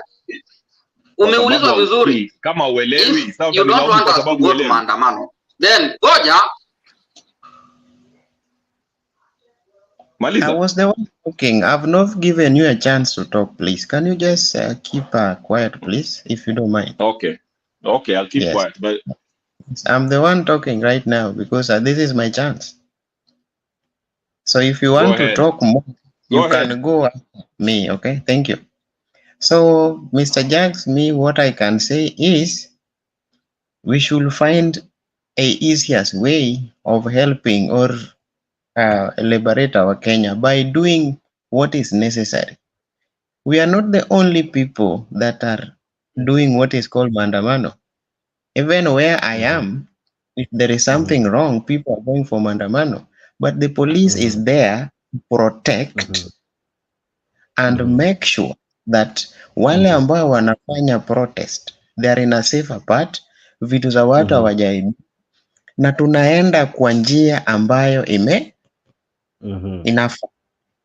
So in Kenya, we have problem whereby people are panicking because we are seeing what is happening. We are not blind. From where we started and from where we are going, there is some issue that is taking place there. If you play the clips whereby Raila and the protester was there, you will find very well that once police started is when wananchi will start, because you cannot wait and mtu anakupiga na unangoja. Hata huyu mwenye anaongea, you cannot keep it when someone is attacking you. Hata kama wewe ni mjinga kiasi gani, ama wewe ni mpole kiasi gani, you have to defend yourself. Yes. So on my side, I don't have much, but we have to think before we speak. Thank you. All right. Shikilia hapo tu, naja kwako. Nambe, how are you? I had seen you kapotea kidogo, but hope you're well, my brother. Habari zenu? Salama sana, good to see you. Hope you're well. I'm well. Mi yangu ni kidogo. Ningetaka tu kuambia corrupt judge aka revolutionary, tukatuku kumuuliza swali moja. Is it possible that Raila alifanya kitu mbaya kwa familia yako? Like, was it something personal? Because mi naona ni kama kuna uchungu mingi sana towards Raila. Like, maybe was there anything that will happen kwa maandamano ya last time 2017 yenye ili cause maybe ukalose mtu wa familia yako or something, you know? Because every show, every debate unaongea na machungu tu mob, yani mazee, yani ni kama yani mazee Raila sijui alikufanyia nini personally yani. So kwa kuna hiyo kitu unaweza sema tu asio hapa wache kumisunderstand, unajua? Yeah, so hiyo ndio maoni yangu mazee. Mimi nimeingia hapa tu kuona tu ni comment. But to be honest, hiyo ni vile Kenya Revolutionary ana debate. Ni sawa ku debate, but yana debate na uchungu mwingine mpaka ana pia kama psychiatric patient mazee. Mpaka unaanza kumwona huruma instead of kumkasirikia. Unajua? So please, kama kuna kitu unaweza open up tu tusikie, unajua, useme tu kenye nakuuma. That's it. Hiyo tu nitasema. Kenya Rebel, leo utafungua roho? Utafungua roho? Anyway. Wacha niseme hivi. Okay, to change the point, let me start with that one. I started by saying the reason why mimi sisemi ati unajua if anything nyinyi ndio mko na uchungu. Mimi nawaambia hapa, maandamano is not the solution. Sisemi ati you don't have the right to go to maandamano. That's number one. Number two, I said this.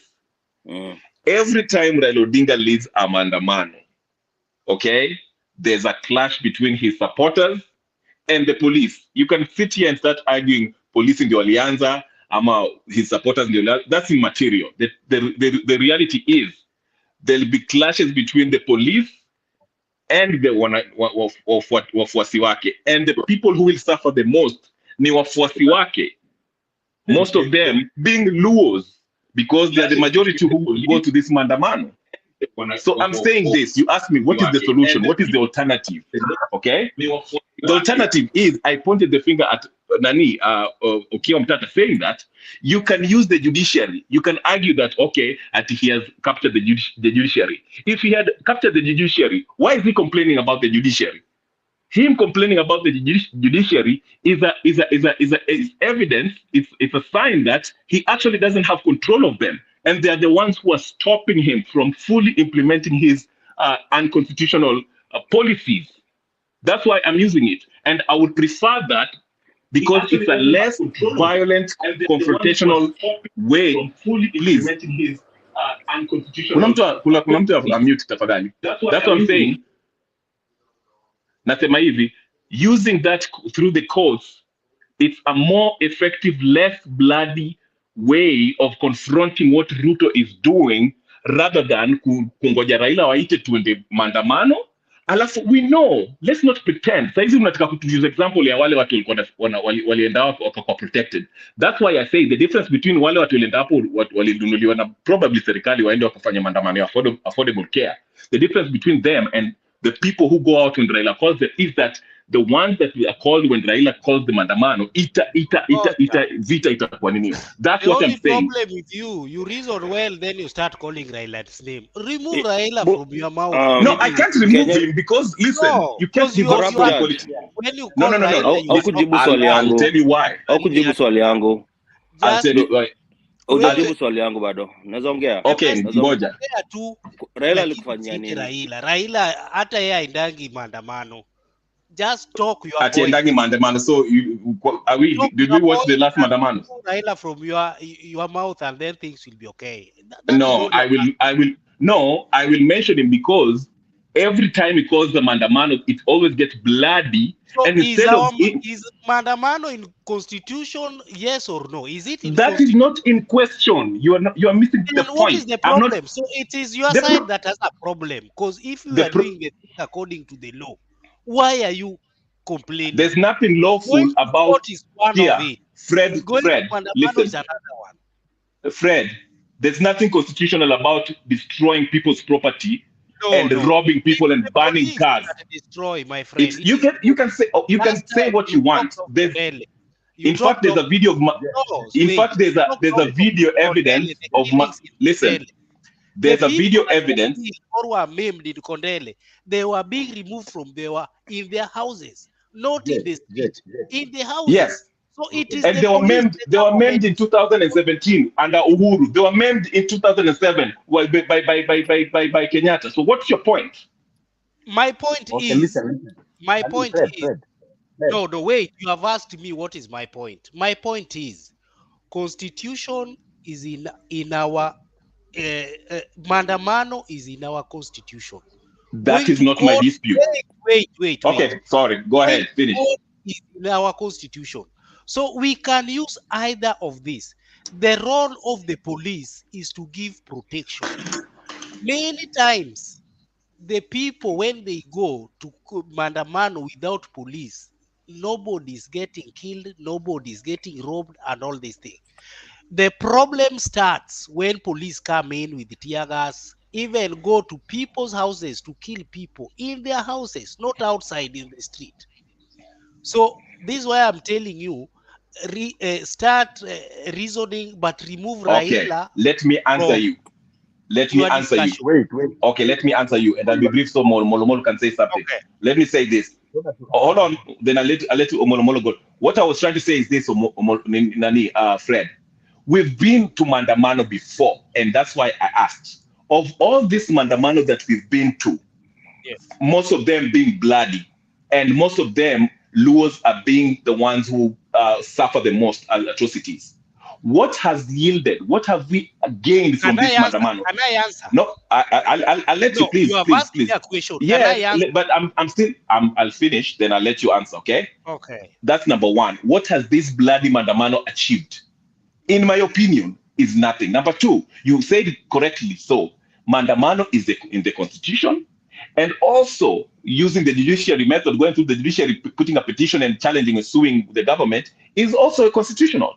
And I'm looking at it like this. Why should I risk Are you answering millions your of question? You asked me for a no. question. Why Listen, give me time to answer? I'm making my argument now. I'm not answering my question. I'm making my argument that you can answer me, and I'm finishing. So you can answer. Then Omolomolo comes in. I'm saying this: instead of waiting on Raila Odinga to call people to go to the street, and we know whether you want to argue that the police are the ones who are starting the skirmishes or the Wananchi, we can argue about that tomorrow. But the fact is, there's high probability that people will be killed. Okay. So why should I use that method while I can simply go to the judiciary, which there's huge evidence that Ruto has no total control of judiciary. That's why he's complaining about them. Why can't you use that route like Okia Mtata to stifle what this man wants to do? That's what all I'm saying. Go ahead.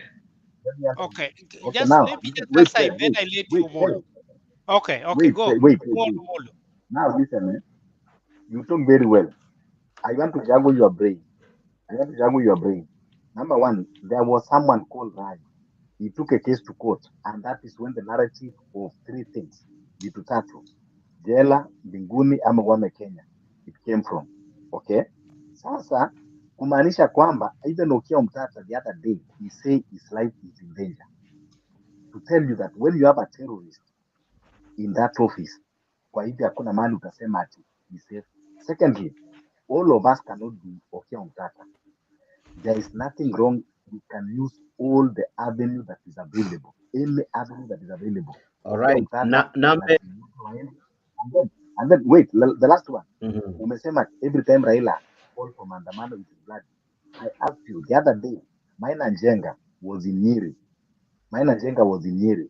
And the police were there to do brutal. I want to ask you whether Raila was in Nyeri. or Maina Njenga stand to Raila? You know the history of Maina Njenga? Do you know the history of Maina Njenga? Now you are talking Stop. of history. Don't insult us with. Don't insult our intelligence. No. You are talking of Raila before. Now I'm giving you a good example, and I even give you 5 more. So forget saying that Raila, anybody can call Maandamano, and anybody can call Maandamano. So when you have a terrorist as a government that reason like you with their bottoms, that is when we have all this problem. All right. Let me ask. Nambe, Nambe, I don't know if you are answered, because Nambe asked a very gentleman. Nambe asked a question, and I don't think Kenya Rebel has answered. He asked the pain that Nambe says is almost palpable that comes from you, Kenya Rebel. Is it personal? Do you have a personal vendetta against Raila Odinga? Is it Thank you, something that Jakes. happened Thank you, to Jakes. you? Is it trauma? What is it? That was the question. It has not been answered. Thank you. But why can't I answer him first? Can I? No. Let Revolutionary answer, please. The question was for Kenya Rebel. Kenya Rebel respond, then I'll come to all of you guys. Yes, Kenya Rebel.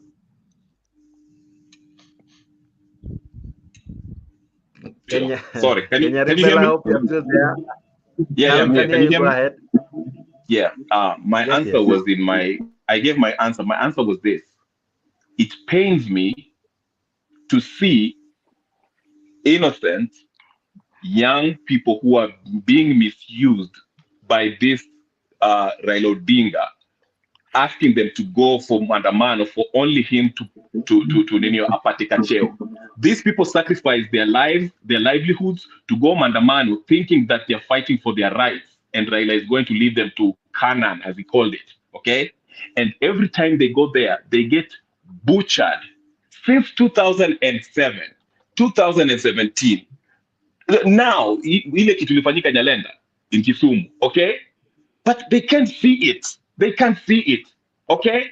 So, and at the end of the day, that's why I kept on asking these people, of all the nonsense that Azimio were telling us that, oh, with electoral justice, you need gharama ya maisha. What did it achieve? Gharama ya maisha ilienda chini after those Maandamano. The only thing I saw was atrocities, and most of them being Luo young men and women who were butchered. And it did not start with only Ruto, even in Kenyatta's administration. Then you have people coming here like Fred telling us, don't do Maandamano. And Fred will not go to Maandamano. Omolomolo will not go to Maandamano. You'll see him in Mutembei here talking like as if he's making a great point. And these people will not go to Maandamano. While people who are dying, and they're dying for nothing. If they went to Maandamano and the gharama maisha ingeenda chini, then I would say Maandamano is effective. But I haven't seen evidence of Maandamano being effective. If anything, it is negative because people die and no one to this date have been compensated for the death that this Raila Odinga is leading people to their death just for him to have a seat with Ruto. Okay, Picture okay. that. Now let me answer you. You asked me some questions. Okay. The corrupt judge asks me a Just one very moment, Penyagaka and Fred. Just one moment, everybody. One moment. Just one moment, Fred. John Zui, I want to help you join the studio. Uko kwa studio, yes, but you have to activate either your mic or your camera for you to be seen on the podium or on the dashboard. John Zui, I can see you. I know you can hear me, but the reason as to why you are unable to be added to a group is because you haven't activated either your mic or your camera. So your device is not connected. You have to connect either the mic or the camera once you log in. That has to happen so as to be able to join the conversation live on stage. All right. Now I see my good friend Zalendo is in, and many are raising their hands. You guys mnaasha moto kabisa, but sawa. I don't know if Nambe has been answered because I didn't hear the answer, but I hope tutaipata tu as we move on. Kwa comment section, I see many wanna participate. I see RK Akondani, Godfrey Ruto Akondani, Goody Akondani, Esh Mfinyi Akondani, Political Channel Akondani, Kevin Manyota na Amudavi Wycliffe na wengi ambao wana comment. Asante sana kwa comment, asante pia kwa wale wana like. Naona wengi pia wame like sana, kama jinsi ambavyo Paul Jesse amefanya, Bernard Musyoka amefanya hivyo, Mesh Mungwana amefanya hivyo, Mato Orosh amefanya hivyo, Ime Silas amefanya vile vile, Olive Peter Njo amefanya hivyo, asante kwa kulike, na Mboni Waihu amelike, asante sana. As well, don't forget to subscribe to Afrique 24. Kimbia hapo YouTube, tafuta Afrique 24, ina nembo imeandikwa tu Afrique 24, alafu subscribe subscribe ili uhondo huu isiwahi kosa kwako. Alright. Okay, sasa sijui nirudi kwa wale wameongea kwanza. Hapana, wacha nifanye hivyo, wacha nisikize wale bado hawajaongea. Acha nianze na Penyagaka. Penyagaka, hi, how are you? Habari yako JX, habari yako mheshimiwa. Ile swali mnauliza nani Kenya Revolutionary, tumeulizwa hiyo swali na my ideas unajua JX ni ya UDA and that is it, lakini hiyo swali tumeulizwa wengine. Mimi I grew up in Rwanda. Sasa wananiuliza kwa nini una hate Raila hivi. I grew up with mzee Oginga Odinga ambao tulikuwa tunapenda sana, lakini Raila is just fake vile revolutionary anasema, na wengi ambayo wana support Azimio through Raila, wengi wao wanafikiria Raila ni semi god. Is not a politician, is not a human being. Kama ni politician, ni human being, angetoka hiyo kiti aende mahali aende kulima huko nyumbani. So yangu ni kusema tu, wengi ambao tunakataa maneno ya hii Azimio na maneno ya Kenyatta na huyu Raila Odinga, ni vile wanatudanganya, ni vile wanatuchukua sisi kama Wakenya, na wengi wetu tumesoma, tunajua yale yanaendelea, tumeangalia everywhere in the world political systems, how they function, how they fail, how they succeed. Na revolutionary Kenyatta nani Oginga Odinga na Ruto, they're all puppets of the West, but which one is the best of the three? As of right now, it is Dr. Professor Ruto. Thank you, Jakes. Thank you. All right. Ninaye pia jamaa anaitwa Mzalendo. Mzalendo vipi? Poa sana Jakes. Mambo? Niambie. Fine, thank you.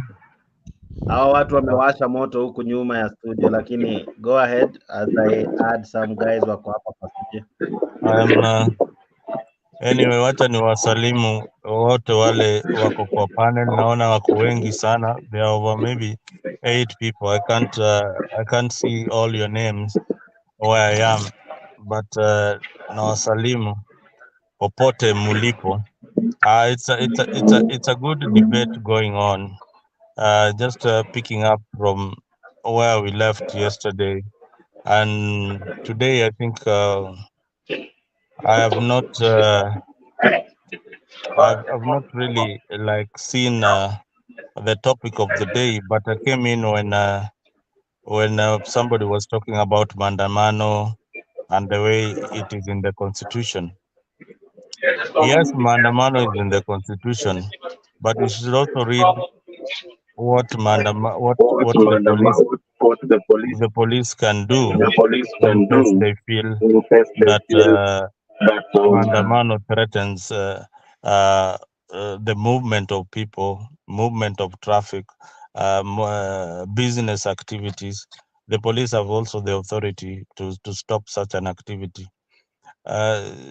Kenya Revolutionary brought in. Zalendo, just a second. Sorry guys, I'm having many of you kwa studio, but I can't add. Tumejaa, so mko kwa backstage, so understand when kumejaa. Pole, I'm unable to add more. I'm already at the thresh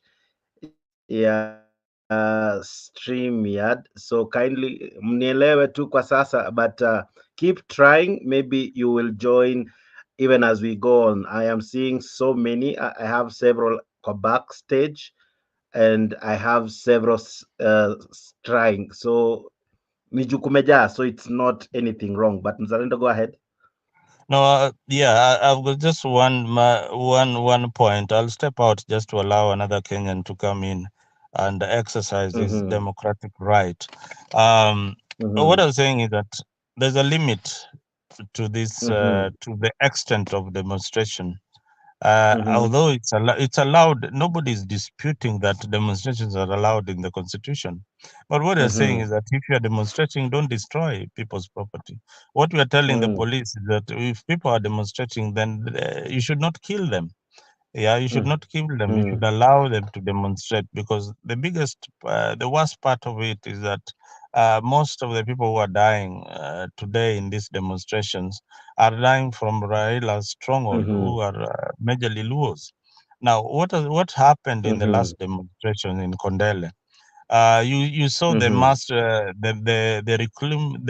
burial of these innocent young Kenyans who today have left widows and their homes, courtesy of the government. What I would ask Azimio supporters who are on this panel is, what has Azimio political party done? What have they done for these families? Have they gone to court? And if they have gone to court, just let me finish. I know you will say they have gone to court, but will not have any evidence. If they have gone to ICC, let them produce the evidence that they have gone to ICC. Because Baba said that they are going to the court in ICC. Some of these talks are just political.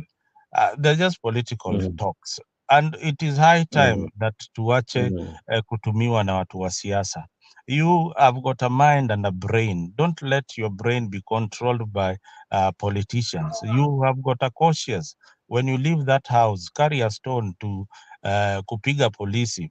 Jakes, I wish you could have played a video whereby supporters are saying bila tear gas hakuna maandamano. Yeah, bila mawe hakuna maandamano. You should have seen the confrontation. You should have played a video of a demonstrator carrying a gun. Those things were there. We saw them. It's not a lie. So when we come here, even if you love Raila, some of us have been in that place where you are today.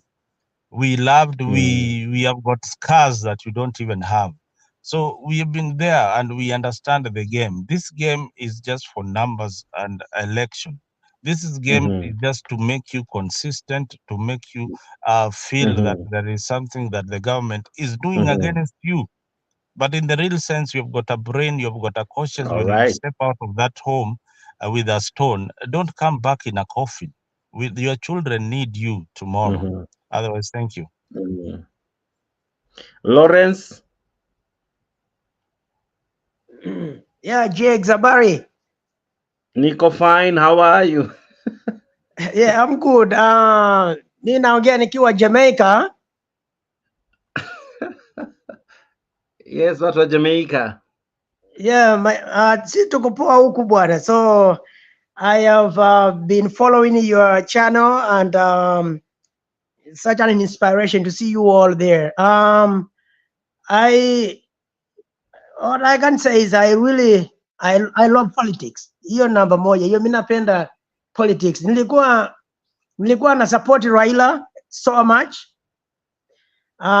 Ikafika wakati nikatoka nikaingia hii ya Ruto, but what I'm saying is up to now mimi sionagi mahali tunaenda. So the problems are there. The problems are there. The Williams Ruto administration, they have really played out well. Why? Because they have given reasons why the economy is so bad in Kenya. Unaona? Go ahead, I can hear you. Right, yeah. So we can see, just let's be practical. You can see over the past 2 years we had drought in Kenya, and that drought really affected our country. That's true. I don't live in Kenya, but I live in Jamaica. I have been watching the politics. I have been going through. I have been top there. But now the problem we have is the problem where the government is failing is prioritizing some of the agendas, things to be done. And those things, looking at them, they are not really helping the country right now, like housing. We don't need to have the housing project right now. That's where the problem is. We have many Kenyans who are suffering, so we got some rains last year and this year, but so the people want to demonstrate. That's all right. I have no problem with that. But now the thing is, how are they going to do it? Because it's all about politically based. That's why this thing working up in town and mashing up people's things, mashing up businesses, is just pulling us back again. So the point is, how are we going to do the demonstration? Because it's all about politics. No, let me say something. I love corrupt judge. That gentleman right there, he pointed out clearly. We are angry. Everybody's angry. Everybody want to come out in the street. Everybody want to run up and down. But that's not the point. How are we going to do it? Because men of the young people, men of the young men, right today, I watch all these guys like jamaa anatoka Luya, hao jamaa wa Luya wawili wanapigana kwa nini? So you find what is going on is all about fighting each other, and it's not taking us anywhere. We need to move from there. That's too down for us as Kenyans. We need to be educated. We need to get to know the politics. We need to know what can bring growth in our country. The politics are there now. The opposition is there. The government is there. But Raila anaongea, it makes sense. I'm not refuting that. Raila makes sense what he's saying. But no, getting out to the streets. How are we going to change the country? The two presidents, they don't want to talk to each other. When Uhuru was there, Uhuru, he had problem with Raila. And it reached to a point, those guys, at the end of the day, they shook each other's hands. Good. Uhuru left. Uhuru and Raila and Ruto, all of them, they are friends. Those guys, they have been in politics for years. Let me tell you something. One of the things we need to understand is Ruto is such a brilliant fellow. He is a brilliant fellow. No? He knows the politics well. The problem of Ruto is to get to know what are the things to be done in the time we are in. That's what the problem is. So many people, many young people, wanafuata Raila, tutoe Ruto. At the end of the day, unakimbia streets from morning till evening, unaenda nyumbani bila pesa. Hiyo huwezi kusaidia.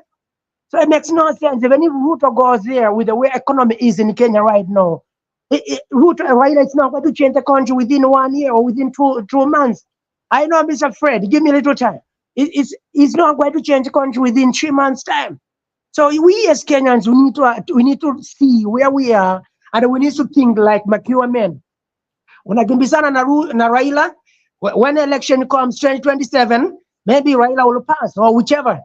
If Raila gets in, he's not going to take 1 year to stabilize the economy. So we need to think and find other strategic ways on how we can change the countries. And kupigana vita na tuende, that is not helping. Back to you, Jex. Thank you. Greetings from Jamaica, guys. God bless you. I'm coming to Kenya soon. All right, what was Jamaica? By the way, there is a question I needed to ask you before you leave. Yeah. Now that we had a candidate who wanted to legalize cannabis sativa, and there is a legalized herb or plant or crop. You live there. How has it affected the country in terms of its economic value, in terms of how is it used? Has it influenced the youth wrongly or positively? Is it something you can advocate for your country to practice? Well, basically in Jamaica, they plant ganja, or let's call it ganja. And I have seen one of the politicians who say that he was in Kenya, he was in Jamaica some years ago. Ujama au mzee anatembeanga na Raila. So so the cannabis or the ganja is in the process. They have not regularized it fully in Jamaica. So there are some conditions. It's most of the Jamaicans smoke. I don't want to lie. Most of the Jamaican men smoke, but it's not fully legalized that everybody can sell it and do that. It's in the process. It's still in the process, but it's part of the culture in Jamaica. So really, I really want to thank you, Jex, for you guys having this project. of this program. All I'm saying to you, we as Kenyans, we need to open up our minds. Should not be fooled by the politics. The politics will always be there. Politicians come and go. But most of our young men, they are just mix up, just running up and down with the Raila and Ruto. It not help. We need to find how can you build the country? How can we get good leaders in the country? Well, let's be positive, man, and support each other. All right. Yeah, Thank man. you. All right. Yeah, man. All One right. love. One love. One love. All right. Interesting what Later. the internet can do. ENM fighter. What do you make of the sentiments? I'm sure you're back because there are things you disagree on, especially what had raised some fireworks here in the show. Jax, thanks again for giving me this opportunity. Actually, I just went out because I had something to do. Then I said, let me just come back at least to say one or two things, then I go back to rest. Jax, you know, there is one thing that is killing many countries, mostly in Africa. It's called selfishness and the politics of deceit. You know why am I saying this? Up to this day, some people still out there think that there's a way that they can remove the president who is in power, let us say President Ruto, from power or from office. This is just a nightmare. This is just a dream. Let us just be cautious. Let us just be ourselves and find the way of working things out right. Number one, the economy of our economy. Let me talk about the economy in Kenya. Our economy is really not doing well. But we should ask ourselves, is the president doing anything tangible, at least to save the situation? According to his explanations, he has been on these journals, and or even the other day I saw him online with the fourth estate and all those.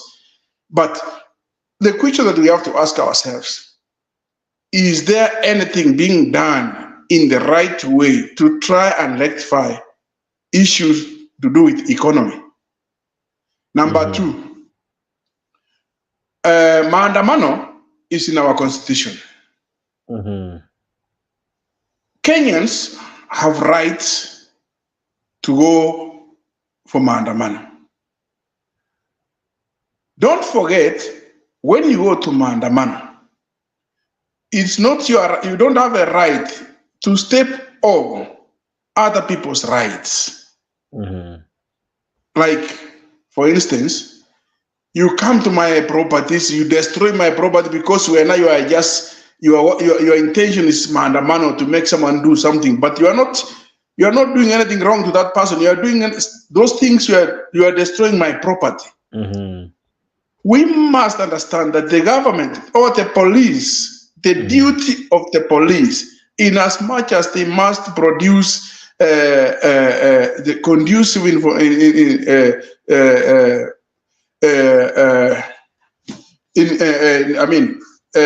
environment for those who are undermanaging, they also have to protect the properties of all Kenyans. So when you find that the people who are undermanaging, they are destroying properties, they are robbing others on the street, they are breaking things, like the other day they were breaking down the expressway. So do you want to say that the police must sit back and say they have a right in the constitution, let them undermine? They have a right in the constitution, let them break into people's properties? No.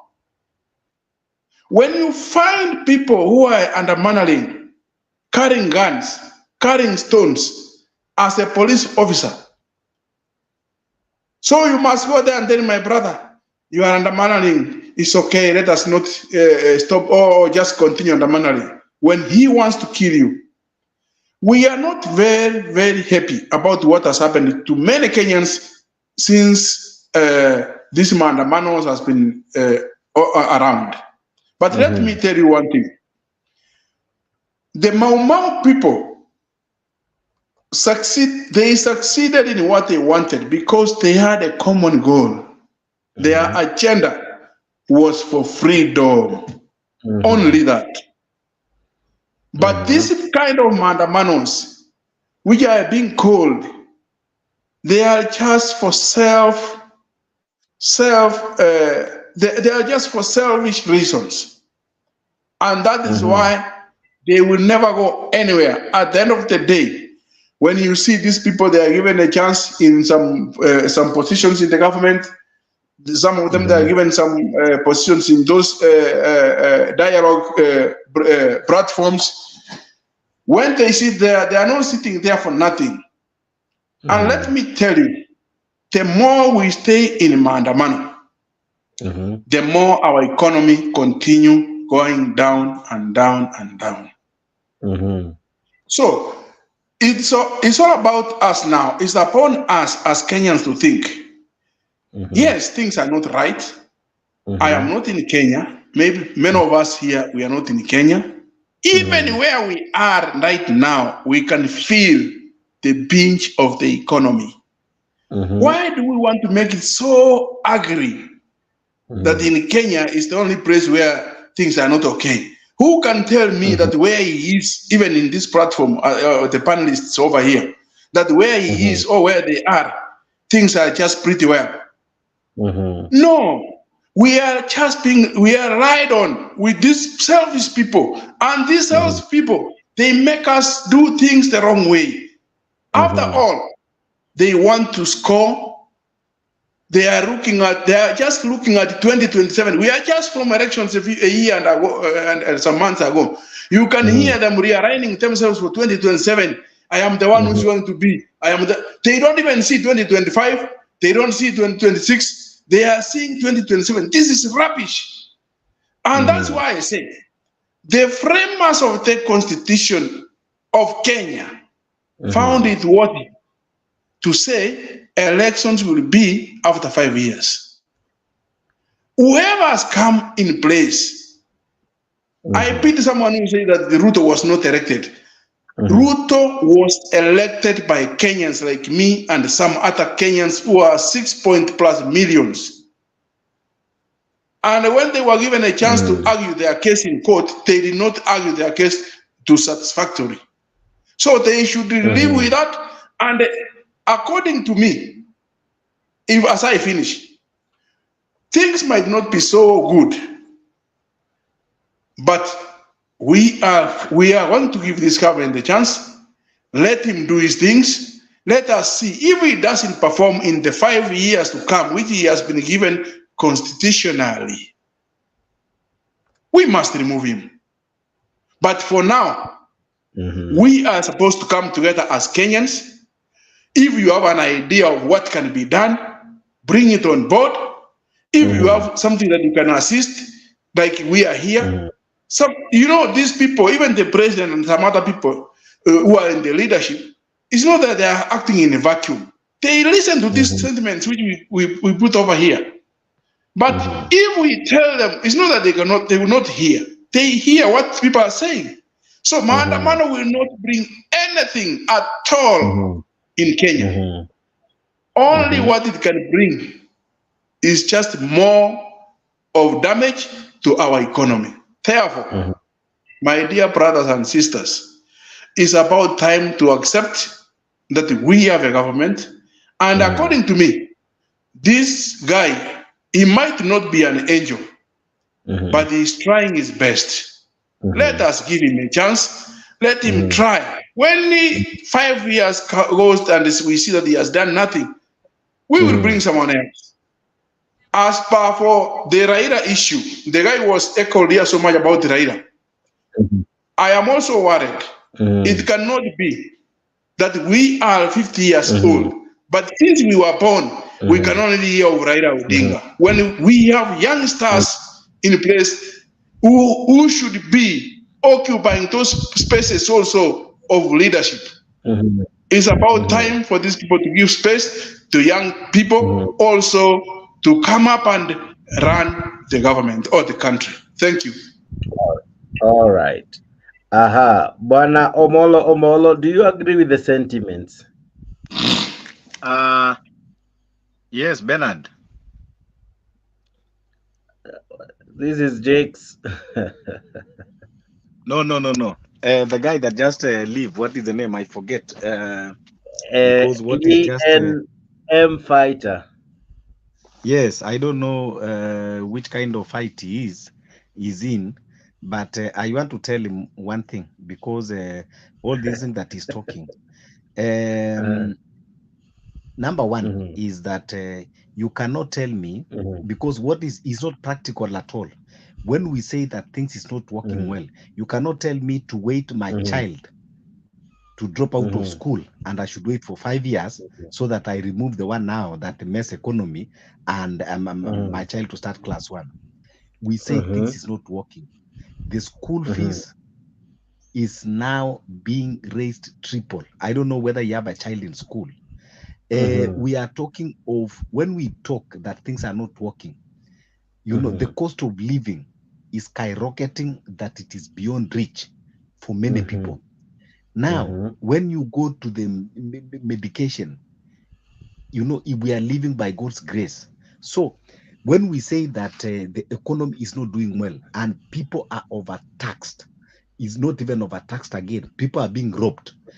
And I want to tell him that some of us, and Jake, I think I've been in this platform saying that even I changed the name because I was a stone supporter of this regime.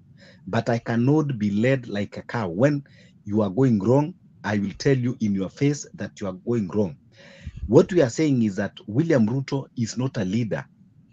He's a madman, he's a narcissist, because his words, his actions are not coherent. The other time, he was praising Judiciary because of giving him that victory. But now, he's talking opposite of the Judiciary. I just give him a question, and they have not yet to answer. When William Ruto, as the president, who have the tools of power, come to the media and tell Kenyans that the judiciary are corrupt, what is he expecting Kenyans to do? Should we go and arrest the judges? He have the tools of power.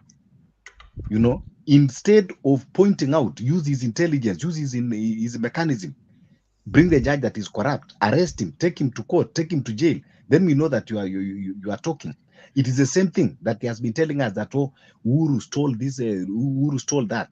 Why are you not arresting him if you have a proof? Because you are government, you have all mechanism. So when you talk of political deceit, this is exactly what it means by the political deceits. Forget this other narrative that you are taking from his mouth, that Raila is a political. This is what you call political deceit when you con Kenyans. Forget about the kind of friendship that they have been having and deceiving themselves. That is none of our business. When you talk of Raila, that since you are young, Raila is entitled, is a Kenyan, he can fight for whatever he wants in this country until he die or he reach 100 years. There is nothing problem about it, and he's not breaking any law.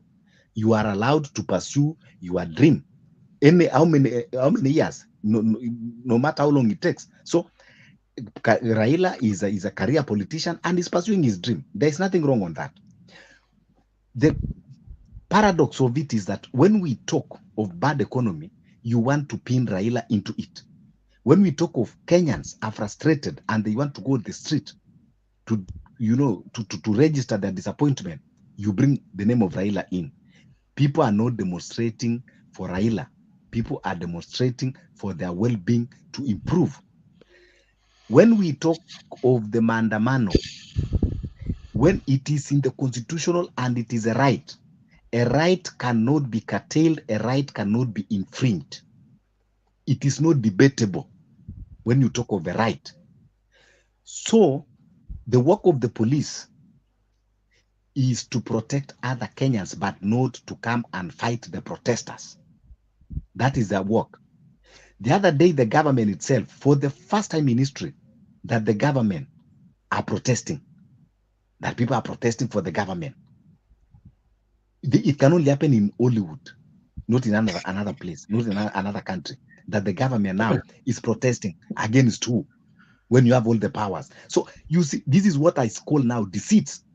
It is a deceit when you say that the government is protesting against who.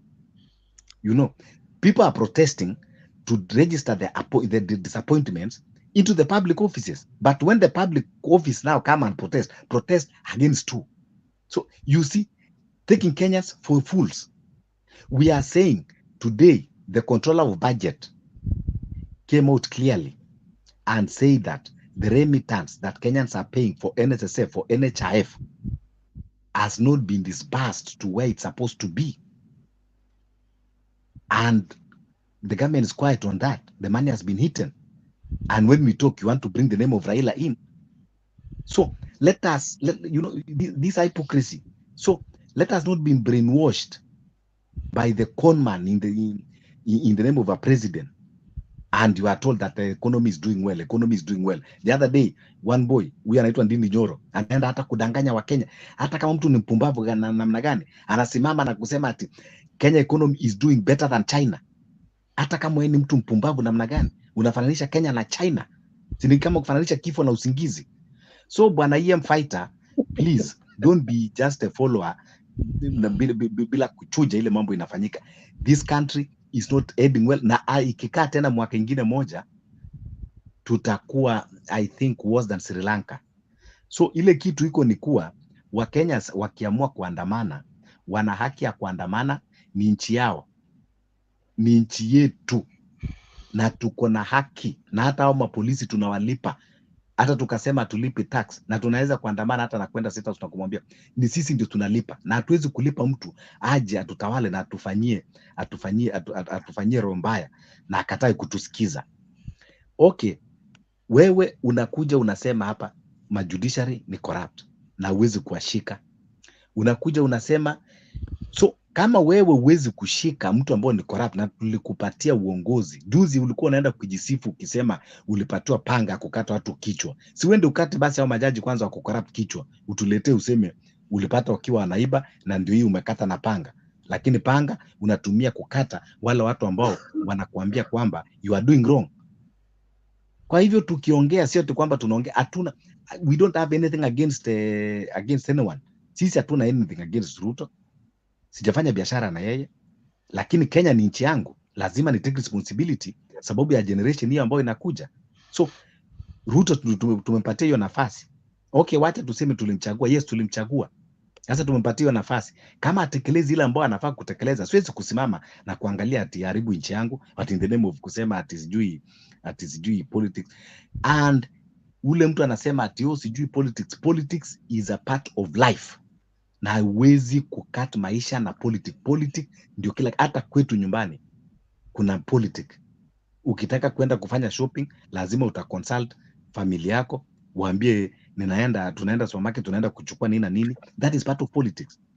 So in a larger part, when we talk of a country, politics lazima ikuweko, ear in, ear out. Lazima watu wazungumze na lazima watu watathmini ile mamlaka ambayo iko, tuone kama inafanya kazi.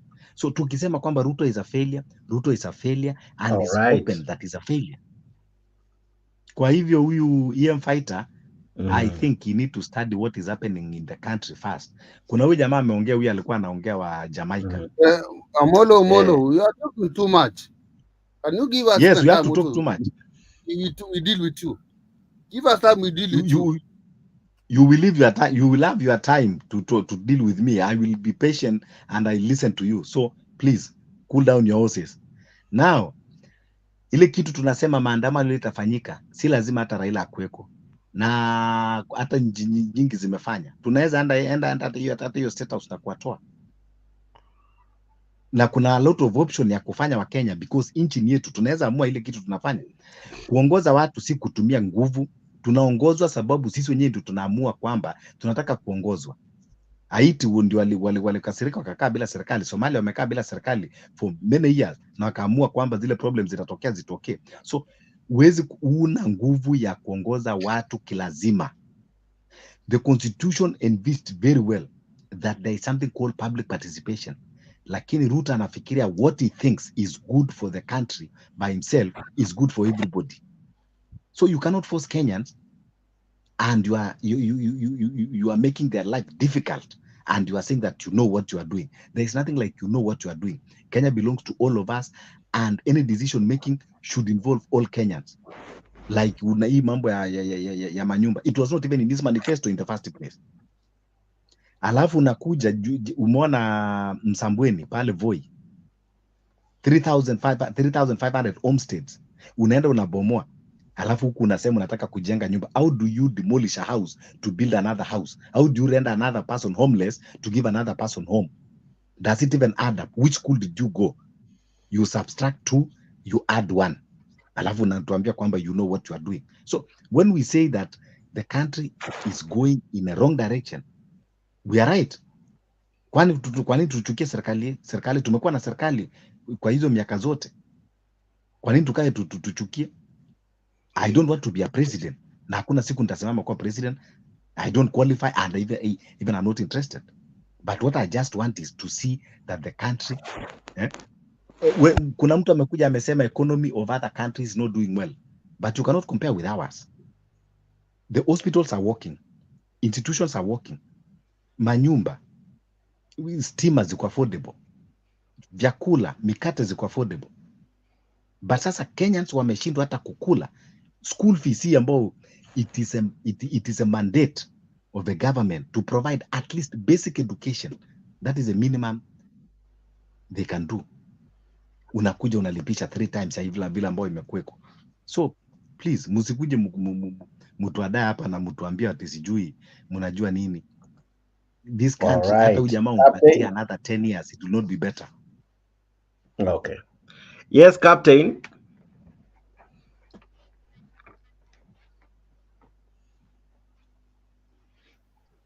James, how are you?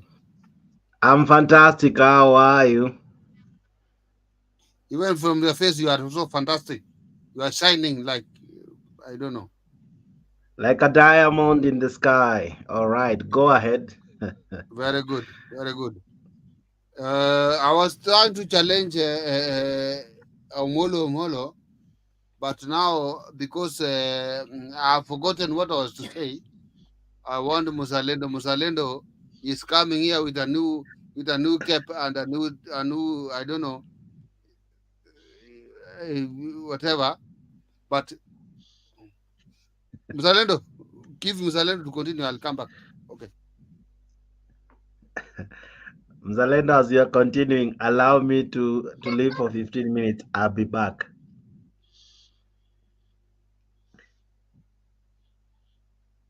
Mzalendo, are you there? No. I'm just, I don't even know the topic. I mean, you continue for a while. Clear too. I'm coming. I'm just taking a health break. Na si uliparticipate part ya kwanza. I thought ulikuwa No, I only came in. I'm just following on the show. Maybe you do a 2 minutes, then allow Fred to continue with the conversation. Now, what we are discussing is Jimmy Wanjigi has called for maandamano. LSK actually them yao inaanza on Monday. Raila Odinga tulianza tu mwaka na X7 twende maandamano. So you are asking ourselves, are we ripe for the same? And then we are equally talking about Governor. I'm yet to do that. That's why I'm coming back to discuss that. Kawira Mwangaza, the governor, has been linked to the death, or rather to the murder of Snipper, the guy, I think Daniel, of Meru, the blogger, who was assassinated and actually buried today. So that's the next bit we are coming to talk about. But so far, what has made most of this conversation over the last couple of hours was the maandamano, and that's what people have been debating this far. All right, I think now you have to you're abreast, but naona Kenya Rebel ako ndani, namuona Zabron Muluma ako ndani, political channel la kuona Thug Kinda Kopa, I see you, asante sana. Eli Omondi, I see you. Nzula Mtisia, sorry, I see you. John Thomas, I see you. Many joining us, including those in Jamaica and those in the US, those in the UK, and every other place you're finding this. Asante sana. Okay, what do I do? Let me come to you, Fred. Then Mzalendo will pick up from here. Let's talk about Kawira Mwangaza. Do you think truly she is being targeted in this witch hunt that is happening now? Someone was killed, the sniper, the blogger, and now they're blaming her.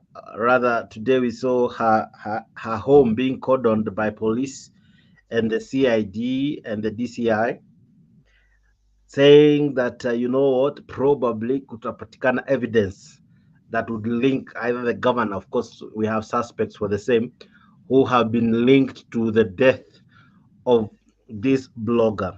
From where you see it, do you think the governor is being targeted? Because it's interesting when the governor just the other day survived 2 impeachments. Now here is a murder case. I don't know what will happen to her. But before even you come in, allow us to listen to this short video that will inform our debate moving forward. His home in Milimani Estate, Meru, has been sealed off and is now being treated by detectives from the Directorate of Criminal Investigations as a possible crime scene, as investigations into the murder of vocal blogger Daniel Muthiani, alias Snipper, gains momentum.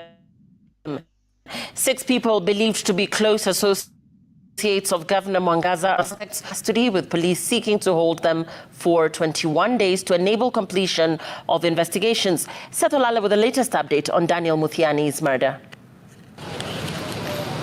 Detectives spent the better part of Saturday at Meru Governor Kawira Mwangaza's Milimani Estate residence.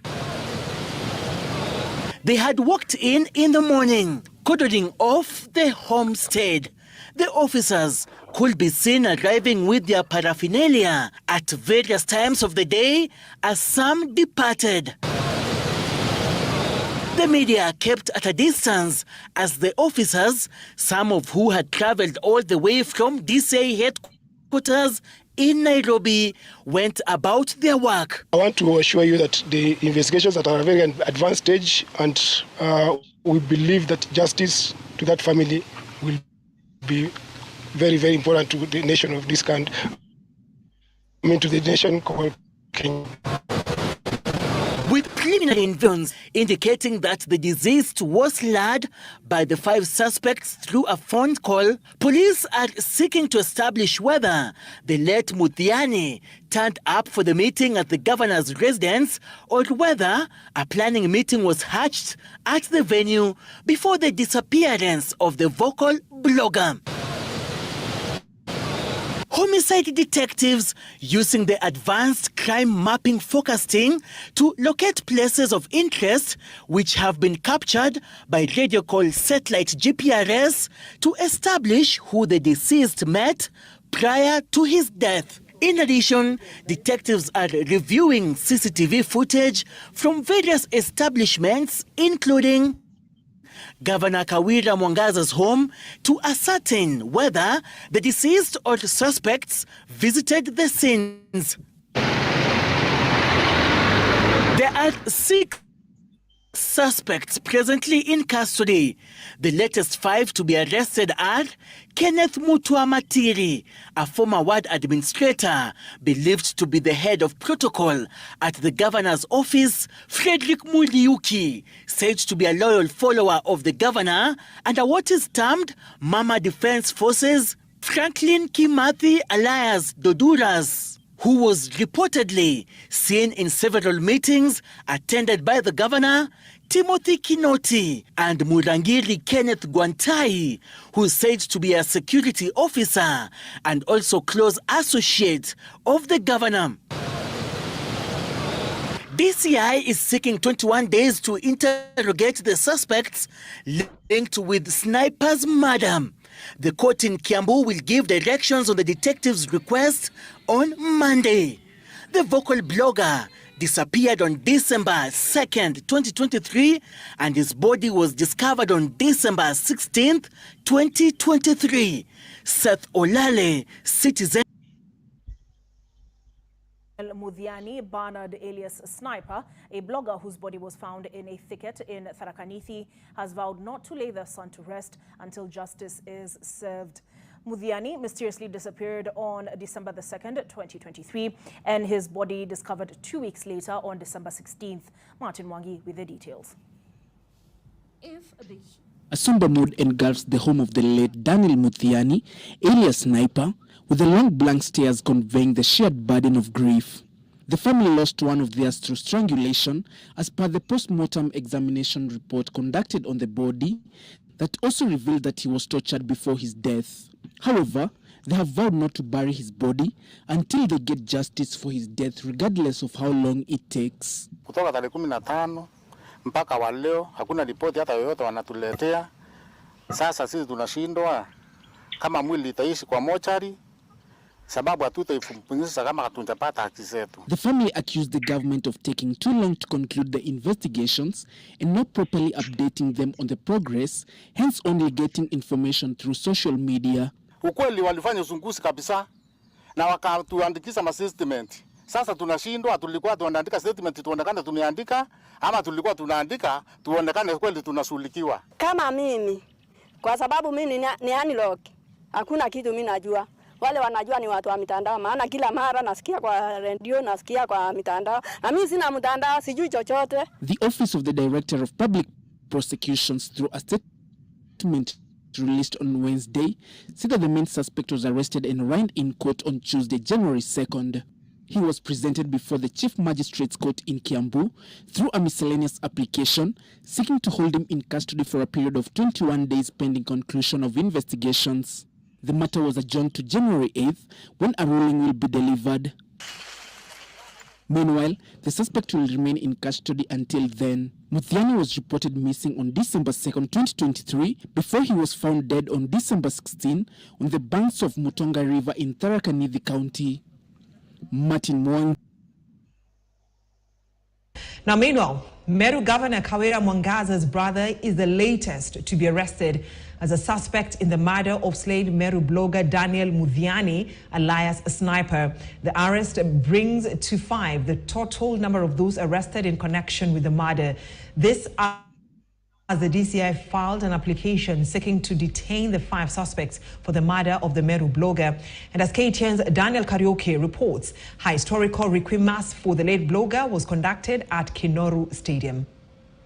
In an application filed at Kiambu Magistrate Court, the DCI wants the suspects detained for 21 days at Muthaiga Police Station to enable the DCI to conclude investigations into the murder of the slain blogger. DCI officers have been camping in Meru County over the last few weeks. And in the latest investigations, 2 more people have been arrested. The 2 are said to be relatives of Meru Governor Kawira Mwangaza, with the 5th suspect arrested being the governor's brother, who is also her bodyguard. According to the application, the 5 suspects lured the Meru blogger through a phone call that Meru Governor Mwangaza, whom he was criticizing politically, wanted to meet him to discuss a truce. The deceased traveled from his home to meet the 5 suspects and thereafter went missing. The 5, Kenneth Mutua, Frederick Murioki, Franklin Kimathi, Timothy Kinoti, and Muragiri Kenneth, are being held in various police stations in Kiambu and Nairobi County. Activists across Meru County led demonstrations as they sought justice for Snipper. Zarikwe Mass was conducted at Kinoru Stadium, with family and leaders present calling for the arrest of the mastermind of the death of Snipper. We are crying today, and we are making this passionate appeal: fast track and get everybody that was behind the death of that young person. Lakini DCI wamefanya uchunguzi na wamepata wale wamehusika. Tuko pamoja. So tunataka kushukuru serikali kwa hayo na tunasema asante. Lakini tunaomba na tuko na imani waweze kukamilisha, na mwenye hicho kitendo ambayo ndiye actor aweze kupatikana. Kama nimeongea kitu imekusinya, we enda unishtaki, tukutane kotini. Msituwe kwa sababu mtatumaliza sisi wote. Uchunguzi imefanywa, postmortem ilifanywa, DNA imefanywa na imedhihirisha ya kwamba kijana wetu aliuawa. So tuna mambo mengi, tunaomba DCI, tunaomba wa CS waharakishe hii maneno, sio kesho. Meru blogger was reported missing on 2nd December and his body was found dumped in Mutonga River in Tharaka Nithi County on 16th December last year. A post-mortem examination conducted revealed that he had died after being strangled on the neck. Daniel Karaoke. Ending was that the Red Bernard was actually strangled. There was some mark on the neck, which was caused by a rope. He had evidence of someone who had lacked air, and which led to his death. We also saw some injuries on the chest. There were rib fractures on the right side, from the 7th, 8th, and 9th rib on the right side. So the main thing was that he was actually strangled to death and probably thrown to the river. The other organs were normal. So what happened, he was decomposed. And when a body decomposes, there are some changes which might be misconstrued as injuries. So when you look at the eyes, they look collapsed just because of decomposition. But the other injuries that you saw was the head, because we saw a lot of bruising also on the scalp, on the left side. Yeah. Usually we assign sign of struggle when you see what's called defense injuries. These are injuries along the arms, but we didn't see any of it. So our question is whether he was subdued to a level that he was unable to fight back yet. Actually, what we've done, we've taken samples for toxicology, because being that we saw that he didn't resist so much, we want to see whether there was something he was given prior to the murder. So the samples we've taken, we also taken samples for DNA, which will help us also have a scientific way of identifying him. Because you see, when you're decomposed, though we can say that he's the one, we need also confirmation. That's why we take a sample for DNA. Sasa tungeomba saizi, sababu sasa maneno ni kama DCI, wale wa uzunguzi wamemaliza maneno yao, tusikie tu hata kesho watu wako ndani. Tusikie tu hata watu wanaenda, justice inaendelea kufanya kazi yake, ndio tuone haki yetu, hata kabla tujampumzisha Bernard, tuwe tumepata haki yake. All right. So you have listened to Johansen Odol, the government pathologist. You have listened to several reports. They have already arrested Kawira Mwangaza's personal security. It's interesting, eh? It's an interesting conversation about to ensue. This is a matter that I'm sure will not just end how people are thinking. Probably we might see another impeachment loading. But from where you sit, Bwana Fred, what do you make of all this? Okay, let me see. Can you hear me? Yeah, I can hear you. Okay. First, I want to say, may his soul rest in peace. And he was a very young person to die. You know, being that age, dying because you are killed or dragged or anything is not a good thing. So to the family, may his soul rest in peace, and Paul Kabesa. Secondly, you know, there are many murders that has been done in Kenya, starting from Ouko. We have Musa Joma, we have Chris Msando, and we have many more that were just like, oh, we'll get to the bottom of it, and nothing was done. So what I can say that Mwangaza has been having problem with the government, and the government that we're having is very tricky. So I can't say that maybe if they really did it, that they have arrested those people and they really did it, let them face the law. Because me, I don't, even if you are my worst enemy, I don't pray that you die or you are killed. Let you live and see me prosper. That's my my motto. And the other thing, what I wanted to say before, I was asked about a question here before about Maandamano. I don't know whether to answer it or you have just left it like that. I was asked, somebody asked me about Maandamano. What has Maandamano brought to our country? The freedom that we have now, that we can even talk on this live show, is through Maandamano. The constitution that we are talking of that has given Ruto 5 years to stay in power is through Maandamano, because before it was a one state and nobody, KANU ilikuwa baba na mama, thanks to Maandamano. Another thing,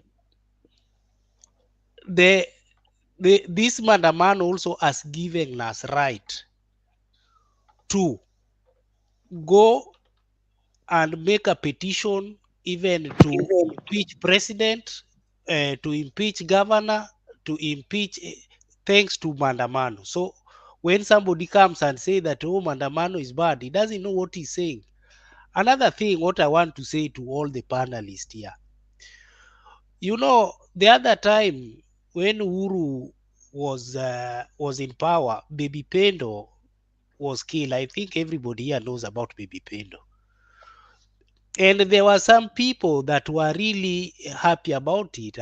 My brothers from the mountain, they thought that one day this thing will not come to them. The other day when Ruto was coming in power, the mountain were called hustlers. Today, as I'm talking, they are now Mungiki. So what I'm trying to say, people like ENM fighter, then we have the other one that was here. I can't remember it. I'm sorry. They were talking about, oh, this government is good and all this government. You know, me, if the government is good, I won't even complain, because what I know that if my brother there, if you are okay, I'm okay. You won't even think of killing me or even robbing from me. The man that we are now mourning, he died because maybe he was criticizing somebody, he was stepping on somebody's shoes. That's why he met his death. Not because that he was killing, he killed somebody. No, he was making the things the way now we are doing here, saying things the way they are supposed to be. Yeah, I was talking about Mzalendo that was saying, Mzalendo was telling us that going to Maandamano is a bad thing, that people, we should give Ruto his 5 years. You know, the person that we are now mourning, the Snipper, he died the other day. Now they are planning to bury him. 5 years along the line, we'll be dead if we don't talk now. But us, me, I always said, I rather die standing than dying kneeling. Because when something is bad, we should come out and say if it's bad. If it's good, it's good. Me today, if Ruto could just decide that the people that he evicted there, that are now sleeping outside, more than 1,000 people today are sleeping outside. If he decides and take all those people and put them to the good houses you are showing us here tomorrow, to go and live inside there, because where they are living is not right for them. It's land for somebody. Take them there and make them live there. I'll be the first one to say, bravo, you have done a good job. But I can't see that people are being evicted. This young blogger is being killed. And we are saying that we have government. We see people sleeping in the bags, nylon papers on the street of Nairobi, and we say that this government is good. We did 5 years. No, let's not cheat ourselves. Let's not cheat ourselves. If something is bad, let's just say it is bad, and how can we correct it? You know, I think I'll stop for. All right, let's try to understand who this blogger was. This was a very strong critique of Kawira Mwangaza. We can't hear you. Dead. Can you hear me now? I don't know. Can you hear me, guys? All right, Jex, I can hear you. Continue, Jex. I can hear you, no problem. Nataka kushukuru askari yetu wakiongozwa na CS Kindiki kwa ile barua tuliandika, alitujibu Na ninaombea familia ya Snipper. Yule mama ameachwa na watoto, tunamuombea na Mungu ampee nguvu. Na alafu naomba kitu kingine, Njuri Ncheke. Hii ndio wakati yenu ya kuakti kama Njuri. Hakuna vile mtoto pesa itapeana mtoto uwawe, angolewe meno, angolewe nini, atupo huko msituni. Mimi kwa serikali nimeambiwa nisisaidi na saidi yoyote. Nataka kuambia sisi ya wa Meru, saa hii tuko pamoja na wewe. Hata kama ni Makarina mwenye amefanya hiyo kitendo, wacha kesho afikizwe kotini. Hata kama ni nani, hata kama ni mimi roho yangu yenye imefikia mahali ya kuua mtu kwa sababu ya siasa, wacha nifikizwe kotini. Ile nyingine sitasema, hatufai tuseme huyu mtoto ameuawa na pande hii ama pande hii. No. Serikali ndio itatuambia nani aliua. Hapo ndio sitaki kuingia kwa siasa ya uchenzi ama siasa ya upuzi. Hakuna mtu hawezi ua. Hatufai tuseme ni huyu ama yule. Kama wewe uliita mtu, unajua ulimuita kwa nini? Kama wewe ulienda ukatisha, unajua ulitisha kwa nini? Kwa hivyo tunataka serikali, kwa sababu sisi tuko na evidence, ulete wale waliua, uwaweke kwa meza, waende kotini, wasomewe mashtaka. Na wewe kama wewe ndio ulitoa pesa, haki ya Mungu hata wewe utafuata hiyo njia. Na wewe mwenye unapewa pesa, nataka kuambia vijana, pesa ya watu kuuawa imepeanwa miaka mingi ya siasa. Ukipewa milioni uende ukaue fulani, ende ukule pesa na ukalale, hakuna mtu atakuja ukuuliza. Pesa tunakulaka kwa hii mikono hii, unapewa. Na unaacha ndugu yako anatembea, unamuua wa nini? Unaua ndugu yako ako na mtoto mdogo ya nini? Sasa kwa sababu ulimuua ukamuteza, wewe hiyo pesa utaenda ukule na watoto wako, itakutoboa tumbo. Ndio unapata watu wakisema sukari, unyonge. Wacheni kujiweka kwa shinda, tumshukuru Mungu. Na Wameru nataka kuambia leo hii ni kuomba. Na pande zote zimejipanga. Serikali isipofanya kazi, hakuna mtu mwingine atakufa. Na timu yangu nataka kuambia mimi na wachunga na niko chonjo. Mkiona nimenyamaza, si ati kuna mtu tunaogopa. Tunaogopa sheria kwa sababu barua ile tulipea DCI aliaki. Mulisikia CS wetu Kindiki, ndio unaona Kindiki ni namba 1 katika Kenya kwa kitengo ya DCI. Nashukuru amini. Na nashukuru vile kazi ile mnafanya. Kwa hivyo sisi tunangoja kuona matokeo, tuone watu wamefikizwa kotini na wale nao watajificha. Mimi nitawatoa manjina kwa manjina. Manjina yangu nilipeana na kweli serikali inajua ni nani na nani. Asanteni, Mungu awabariki. Snipper, familia, mama, tunakuja kukuchangia, utafanya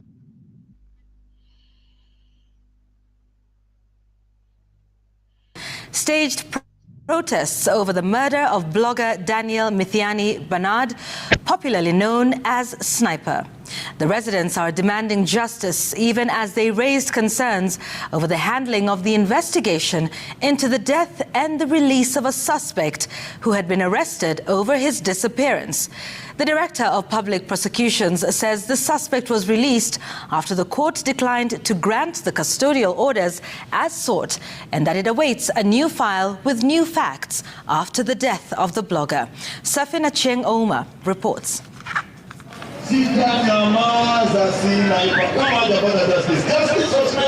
From Wednesday morning, residents of Meru County were treated to a unique entourage as hundreds of residents took to the streets to protest and demand justice following the death of Daniel Mithiani Bernard, popularly known as Snipper. Maana unasikizanga kilio cha wanawake ambao hawana mabwana. Sikiza kilio cha bibi ya Snipper.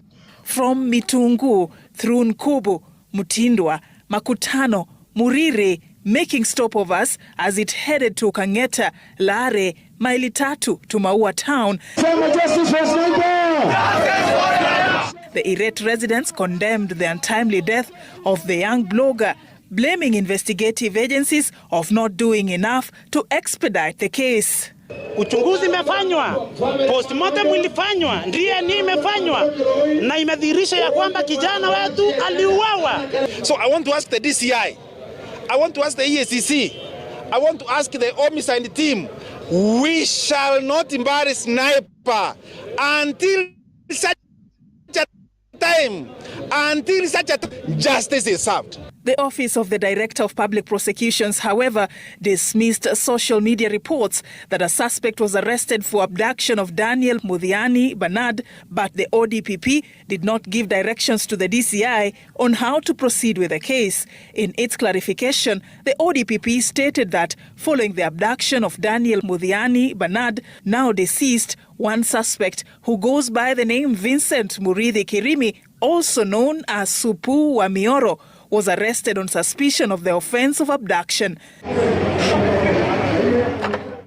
The statement goes further to state that, owing to the fact that the whereabouts of the abducted person was unknown, the Directorate of Criminal Investigation filed a miscellaneous application seeking custodial orders pending completion of investigations. The ODPP reports that the Chief Magistrates Court in Maua, Meru County, declined to grant the custodial orders as sought by the DCI, but instead granted the suspect a cash bail of 20,000 Kenyan shillings, ordering the suspect to report to the police every 14 days ahead of the application mention set for 5th January 2024. The ODPP further states that the lifeless body of the abducted person would later be recovered, prompting the office to direct the DCI to undertake investigations for murder. The ODPP confirms that it has not received the inquiry file into the offence of murder to date and only hopes to take appropriate action once the file is submitted. Enough is enough. What we need is justice. The late blogger was last seen alive on 2nd December 2023. A post-mortem report by government pathologist Dr. Johansen Oduor revealed that the late Daniel Muthiani Bernard was strangled to death.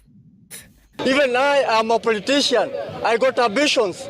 Sasa hiyo ni kuua ndoto zangu, kuona mmoja wetu ameuawa. Sisi kama content creators tunataka tupewe haki yetu na tuko na rights of speech pia kuongea vitu zetu. Kama mtu amekukosea, kama nimeongea kitu imekusinya, wewe enda unishtaki tukutane kotini.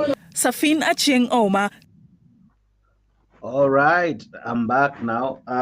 What do you make of all this, Bwana Fred?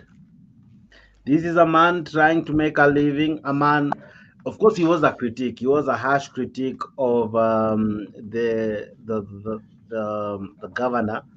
I'm not saying she is the one, but how the story is that the day before his death, some are saying that he received a call from the governor that she wanted him and her to reconcile and to patch ways and find a way of working together.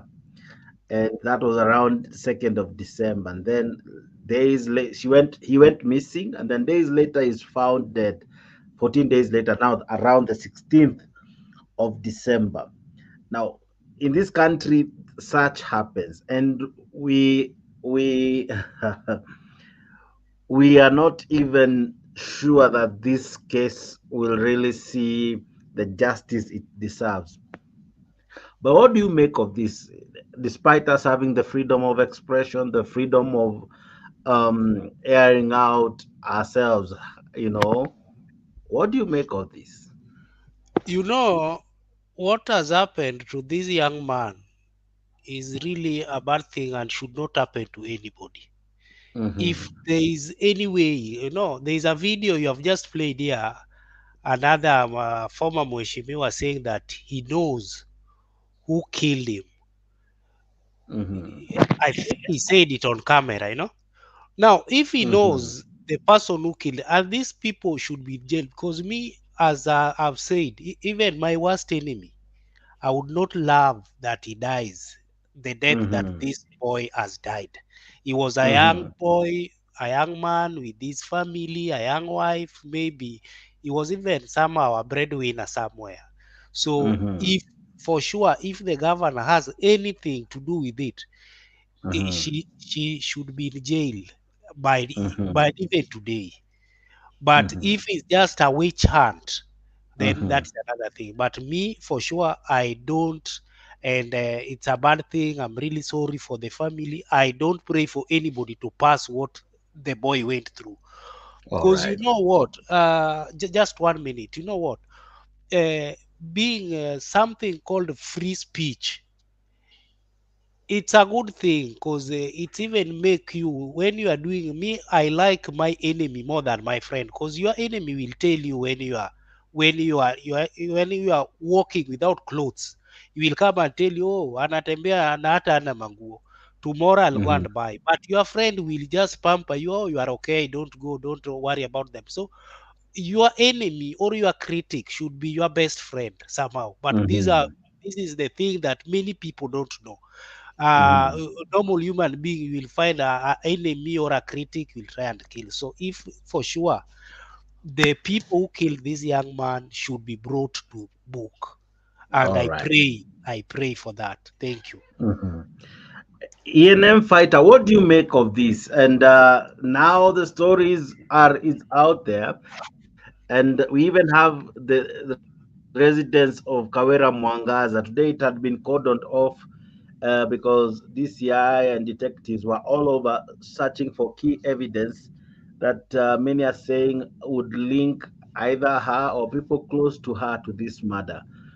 What do you make of such things that even at times they're sad because it's a life that has been lost, but why should we lose even a single life because of politics if it is politically motivated? What do you make of it, Bwana Fighter? Jax, thank you for the opportunity. Jax, I want to say hi to Ayaga. I can hear this voice on and on. I don't know whether I'm making a wrong observation, but I think this guy, I hear the voice.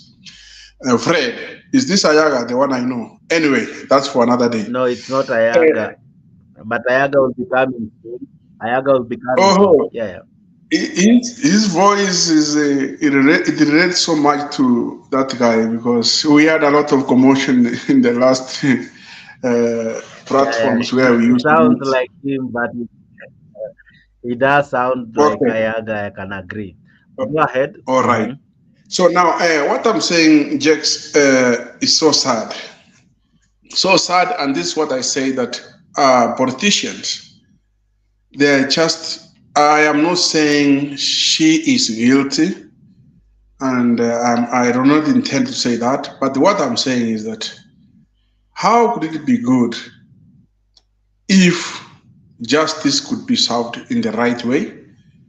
The people who committed the act that is really a bad thing to be brought to book and to serve or to be a lesson to many people who have suffered the same and have never gotten their justice served.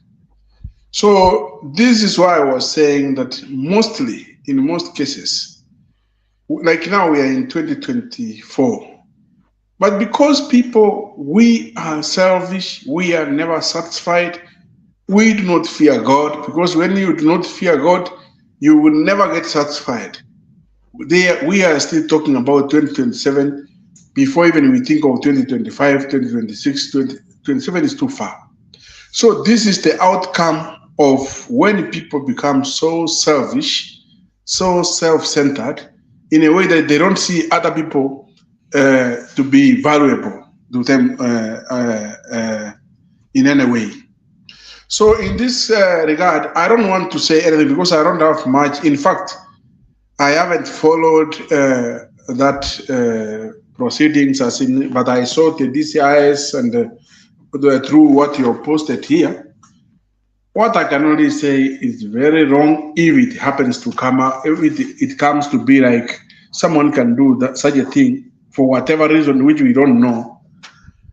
But the bottom line, I would appreciate so much for this government because I believe in it to take the right decisions, get the culprits, let them be a lesson. Because we have had so many cases which have never been attended. We just get the story, it will be served justice, but we never come to know how it ended because of corruption. So now that I believe that this government is fighting corruption, I want to see, and I could be happy to see, the killers of this boy brought to book. That's what I can say as of now, just yeah, yes. Fantastic. Now, Mr. Mzalendo, this governor whom many now are eyeing is a governor who has survived through all forms of challenges, two impeachments. And now here is a blogger who was a very strong critic of her, and he's now dead.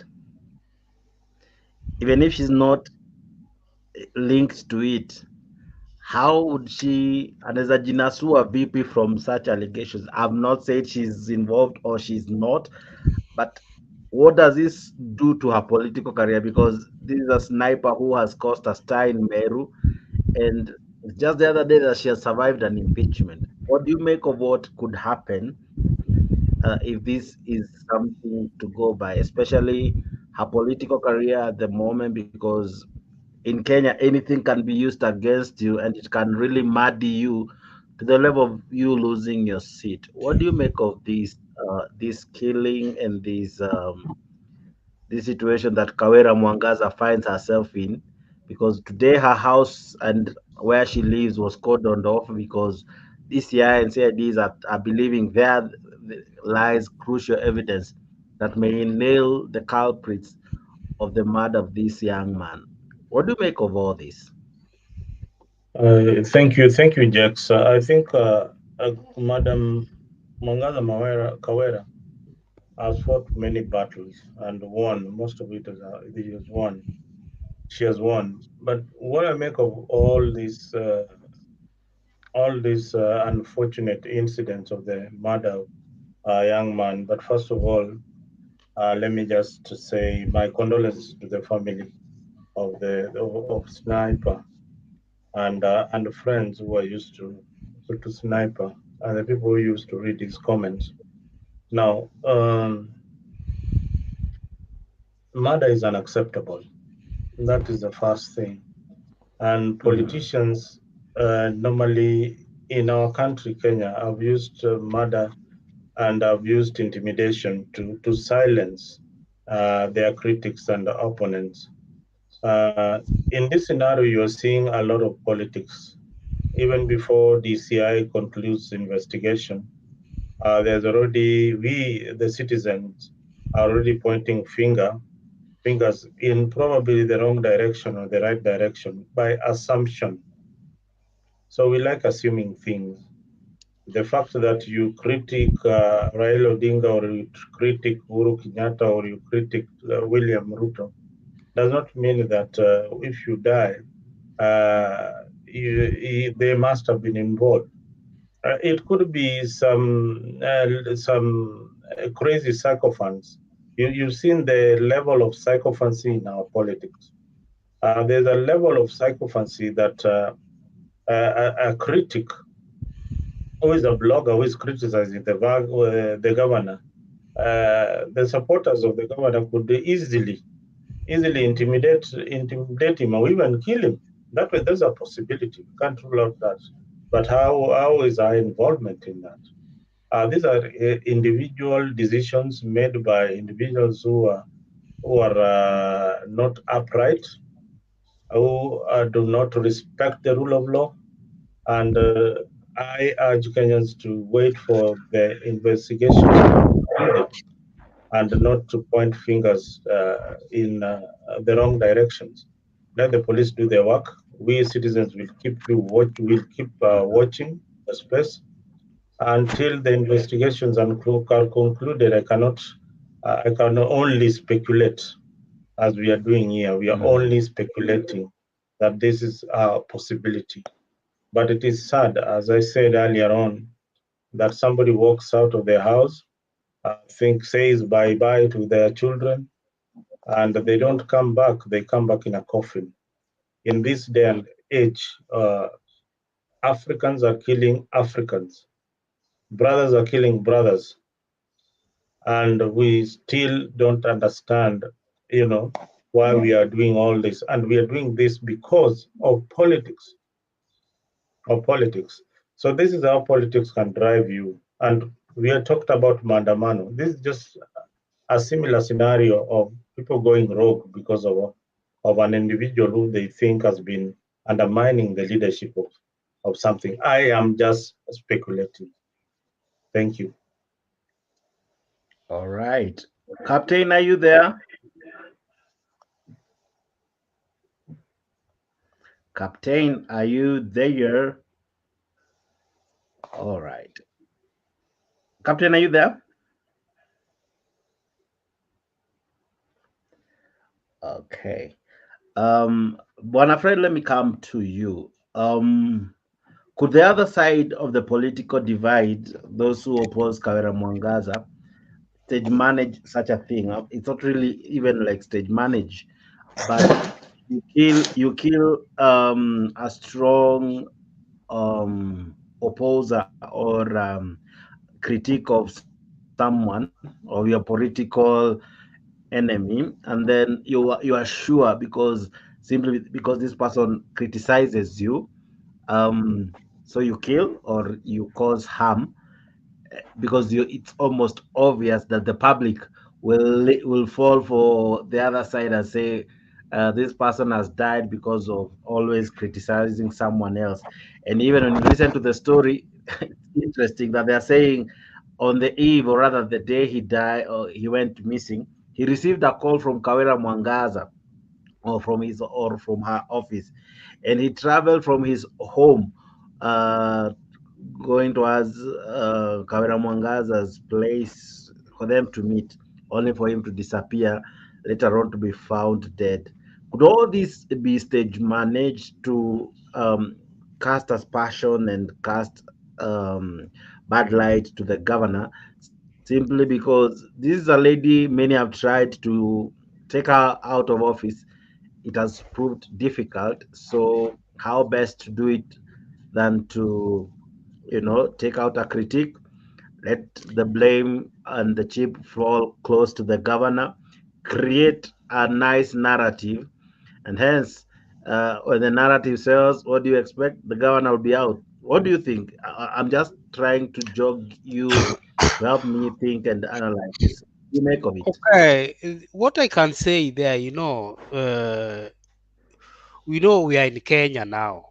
We are in Kenya, Mm-hmm. and Kenya first is a third world country. Mm-hmm. And Kenya, we play high volt Mm-hmm. politics, and politics Mm-hmm. is a dirty game. Now, Mm-hmm. if I talk in that angle, we have seen there were some forces, that wanted this governor to be out of the office. Reason, they had their motive interests, maybe somewhere that this governor was not letting them take. So it can be possible, there are many ways of killing a rat, or they say they were killing a cat, you know. So it can be that this man was. I'm not saying that they did it, but it can be another way of looking at it. That there was, after trying all the means and they could not get this lady. Now there was now a plan B was hatched. So when this plan B was hatched to get him, because there's something that in English we call calabash. A calabash is something that we used to drink uji or water with it before the cups came. The calabash, if you cut it straight way, there's how the way you can direct water to one direction as big as it to, and that water will go where you want it. So there are some people who are very creative and they can create that perspective of now this same blogger that was not in good terms with the governor. Is it possible that we can do something so that we can all shout about that is happening, even because the way things are now, as a layman, I'm not a DCI, as a layman, and if people are talking, you can even see that the suspect is the governor from just the word go, because everything is pointing at her. How come you are your critic and he just disappeared? You called, what I can say that if it was something that she never did, her hands will not be there, because I can be now where I am and my friend is killed somewhere. My phone can show where I was at the exact place, who people I was talking to, because now we are in a digital world where all these things can happen. But if I see it in the other angle, the other way, everything is possible now in Kenya. I tell you, anything is possible. You can be framed, or they can silence you in many ways. But it's unfortunate that somebody has to die for somebody to be silenced. I'm very bit about it. I don't like people being killed like chicken. It's a bad thing. So it is possible also that way. The angle is really when as much as every evidence is going to the governor, the same governor they tried to impeach twice. It's really calling. That's why we are calling for the thorough investigation, and the investigation should be quick and thorough, and let the culprit rot in jail. All right. PNM fighter, I come to you even as we near wrapping up now. We have seen that in Kenya, you can easily kill someone simply because you don't agree with me. In that, because you are on the opposite side and because you don't agree with my ideologies and all, you can kill someone for that. Now, what do you see happening? Do you see the survival of Kawira Mwangaza after this? She has fought many battles, but this one is, I think, a bigger one, because murder is something you can't take back. You can take back some words, you can take back some things stolen, but you cannot take back life. What do you make up of all of this? You have bouncing back. Okay, Jex, and my friends here, thanks again. Jex, I want to be very clear from the onset that this is possibly a staged game which cannot meet the threshold as far as I'm concerned. Why am I saying this? There is no one in this collective era who doesn't know that if I call you with my phone, it will be tracked down. If it is true that the governor called, or he was called from the governor's office or from the governor's home or wherever it is to go and meet the governor, then these are the true lies, Mr. Jakes. They are just trying to make stories because they have already made stories before. The truth is, there is people who killed this man, which we don't dispute because he's no longer existing. But the possibility of being the governor, and I'm not saying she cannot be, but the possibilities are very, very low, according to me. You cannot call someone with your phone, and then at the end of the day, you do such a thing. It will not. How would you hide it with the technology in place?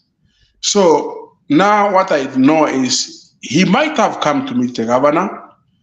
He might have had his own disagreements, like one said here, with the other people around.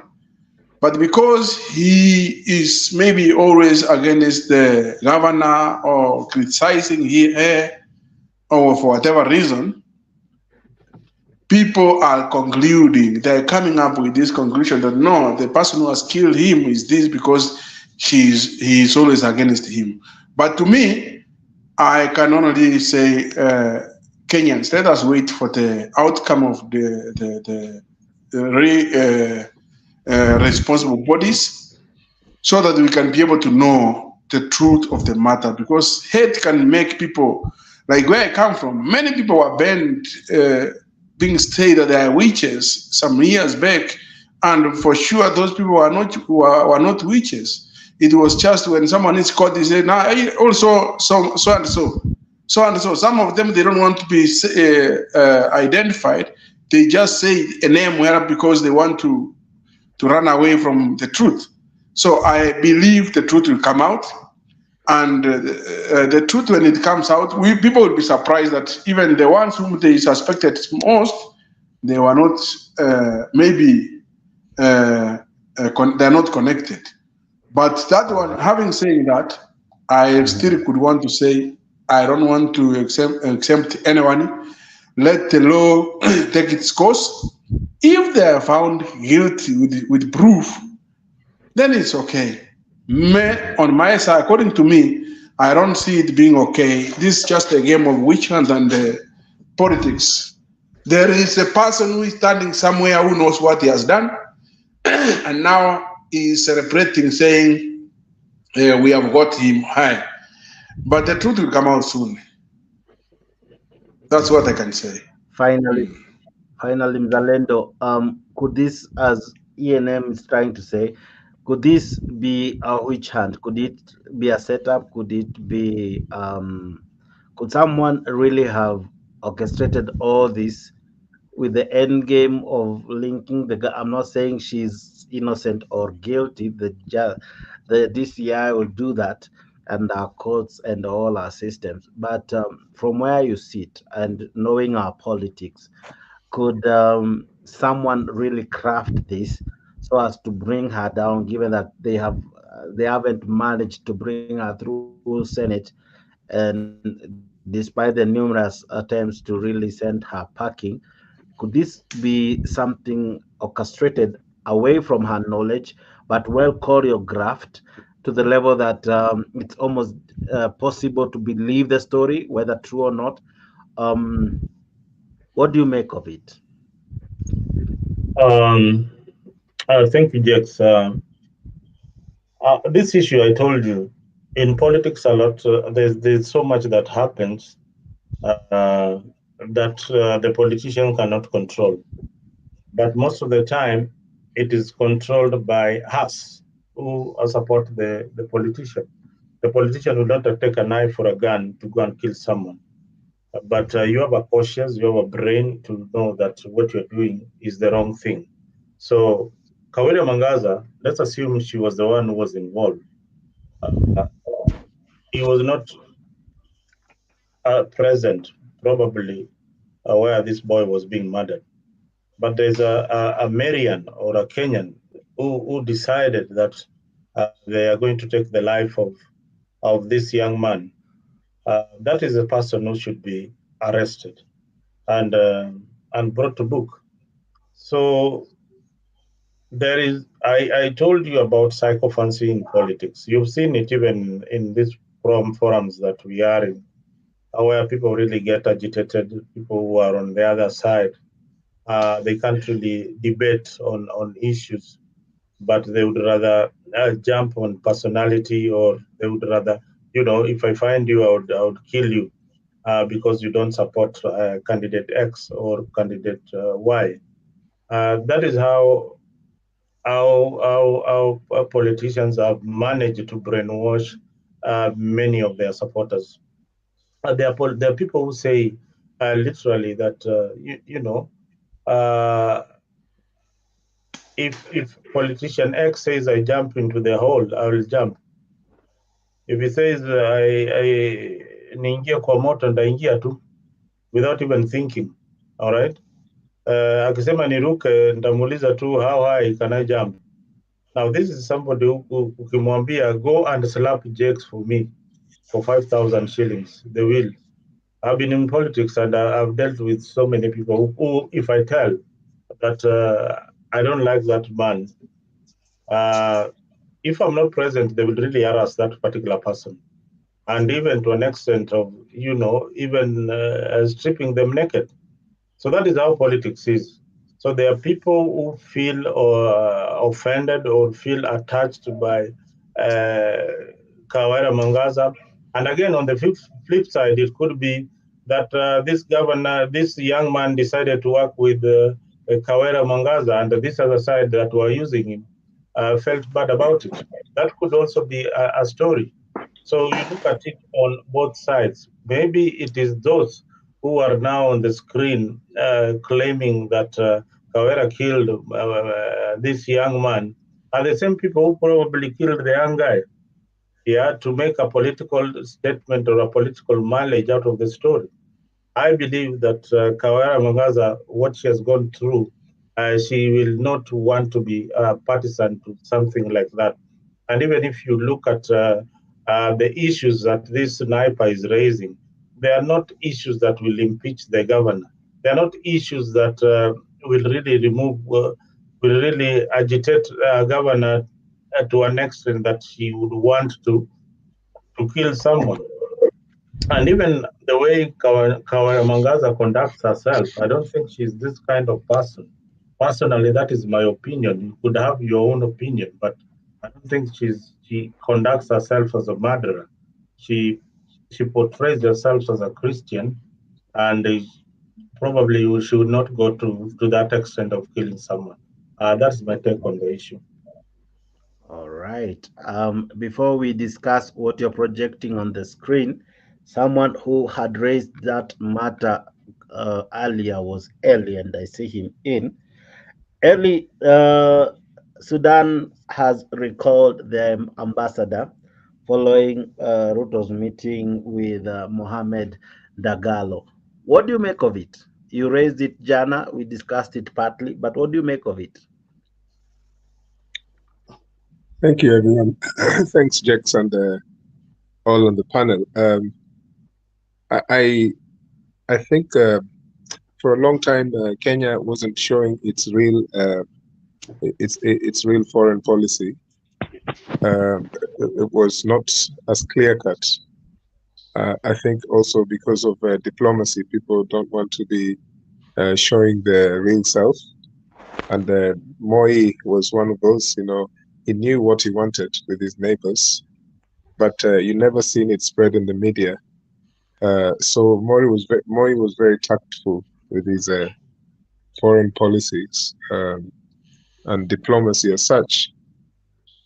With this guy who is at the moment in charge of Kenya, he is probably taking a very personal route with his foreign policy, because it's well known that he's connected with very closely with the army general who visited from Sudan the other day, who is fighting the de facto leader of Sudan at the moment.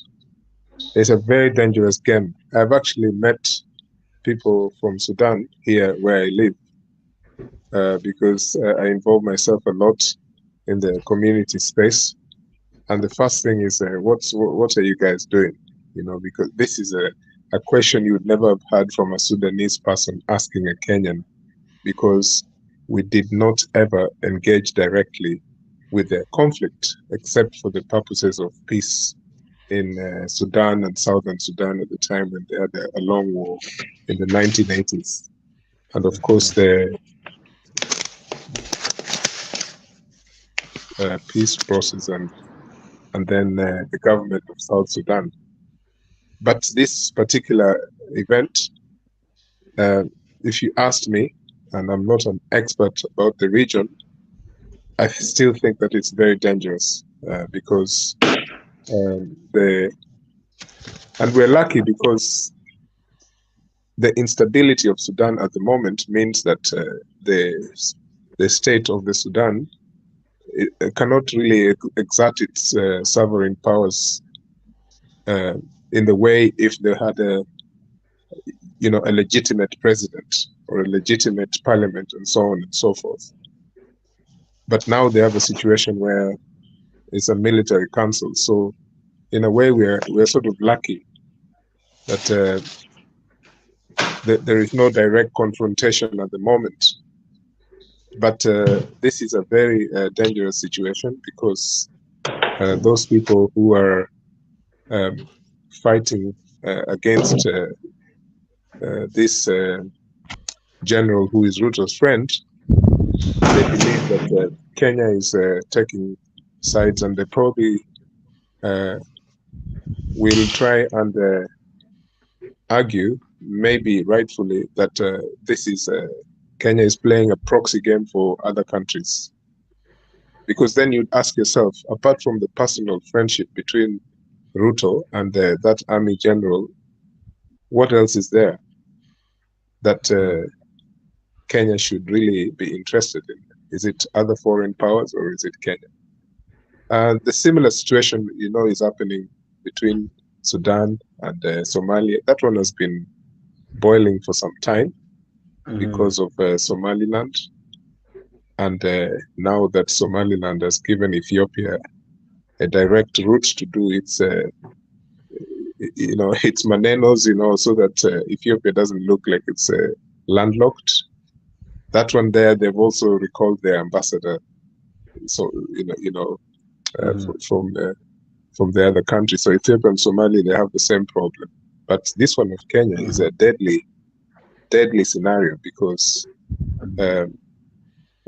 it might mean that Kenya now has to be very careful about its other regional diplomacies. The one thing that people are saying, especially in international media, maybe it's not true, but they're saying that this army general is simply trying to make himself look legitimate, and that's why he's visiting country after country, and that Kenya was just included in that retinue of his travels, rather than a specific, unique situation between Kenya and this army general. So if you ask me again this question, I will then throw it at you in terms of who is the Minister for Defense in Kenya at the moment. That's a very, very crazy situation, because we know the pronouncements of Aden Duale, especially when Kenya was rocked with terror attacks, the comments he made, and he never came back to sufficiently alert Kenyans what he meant by what he said. So we have that situation with who is the defense minister. If anything happens between Kenya and, for example, Sudan, of which there's a high potential, there are countries further up the north which will support Sudan more than they will support Kenya.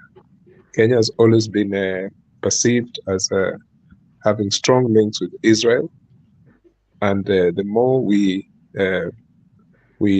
put ourselves in a rocky situation with these countries like Sudan, that can expose the people of Kenya very dangerously. So I would say that we need to tread carefully. We shouldn't directly involve. This is where Moi was smart with his international affairs.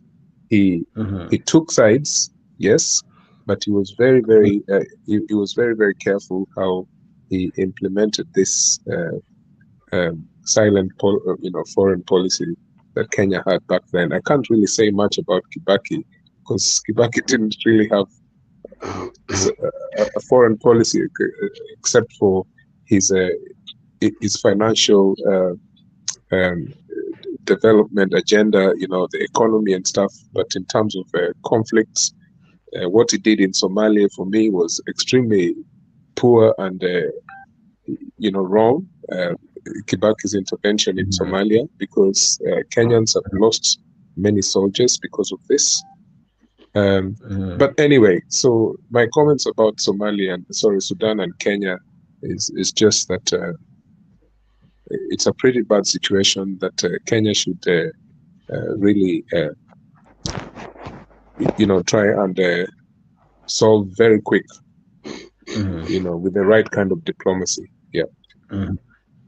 All right, Mzalendo, what do you make of that move by Sudan? I think first of all, you need to understand why Ruto is involved in the Sudanese conflict. Eli has not mentioned that there were leaders who were chosen by IGAD to steer the peace deliberation in Sudan. He has not mentioned that. And Ruto was one of the leaders. But did Sudan refuse? Did Sudan not refuse William Ruto to be? It doesn't matter. Just listen. Sudan has got two warring factions. These are military leaders who have divided the country into two. So it depends on where you are. If you are on the side that is refusing, but IGAD had made a choice and they had said that Salva Kiir, William Ruto, should steer the peace in Sudan. This military leader who was coming in is also looking at his political allies. He's looking at people who could be interested in supporting his agenda. So there's no Ruto is friends with this military leader. That is neither here or there.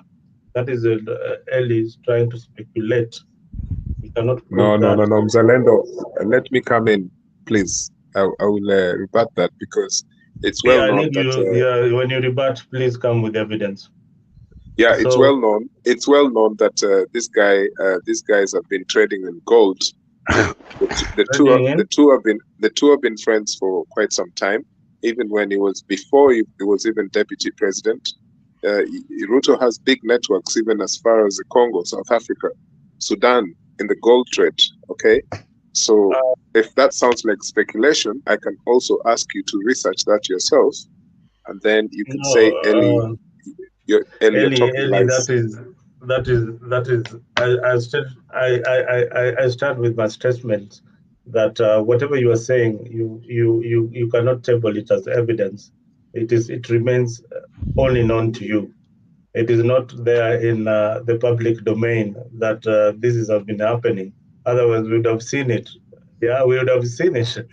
Anyway, Eli, I think the issue on Sudan is unfortunate. It is unfortunate that it is the greed to power that is making the two military leaders try to divide and kill their own people because they want to be in power. There's nothing like trading or business that they just want to be in power and control the oil in Sudan. Sudan has got oil. Sudan does not have enough gold for William Ruto to trade in. You should have talked about oil. So these people are looking for political mileage. These are two politicians, two military leaders who want to take over power. So they are looking at the allies. The other one is probably aligned to Salva Kiir, their neighbor, immediate neighbor. But I think Ruto has come out clearly and said that the genocide should stop. The killing of innocent people should stop by these two warring factions. So I think it's unfortunate. It's unfortunate for us to read a lot of politics other than to try and look for an amicable solution for people of Sudan. They need to have a democratic elected government so that they can have peace and stability in that region. That is my take on that. Fred, I think Jakes has stepped out for a minute. What is your take on that particular issue? I can't say much about international relations, but what I can say is there is a point that you said that there was there was a time that Ruto was appointed to go and do the peace talk there, but the two people that were fighting refused that Ruto was sided. He was one-sided. He was not neutral, and this is why it can be right because when people are fighting, then you meet one instead of two. The best thing our president could have done was to decline the meeting. Could have been a better thing because when you meet one that and you don't meet the other one. And first there was even alarm that you are not neutral. This put our country in a bad picture. You see even now our country and Uganda. Uganda has taken Kenya to court about I don't know what, but there was a story that Uganda, they are going to battle it in court. And some few days also again there was I think Congo also. Is it Congo that called the ambassador?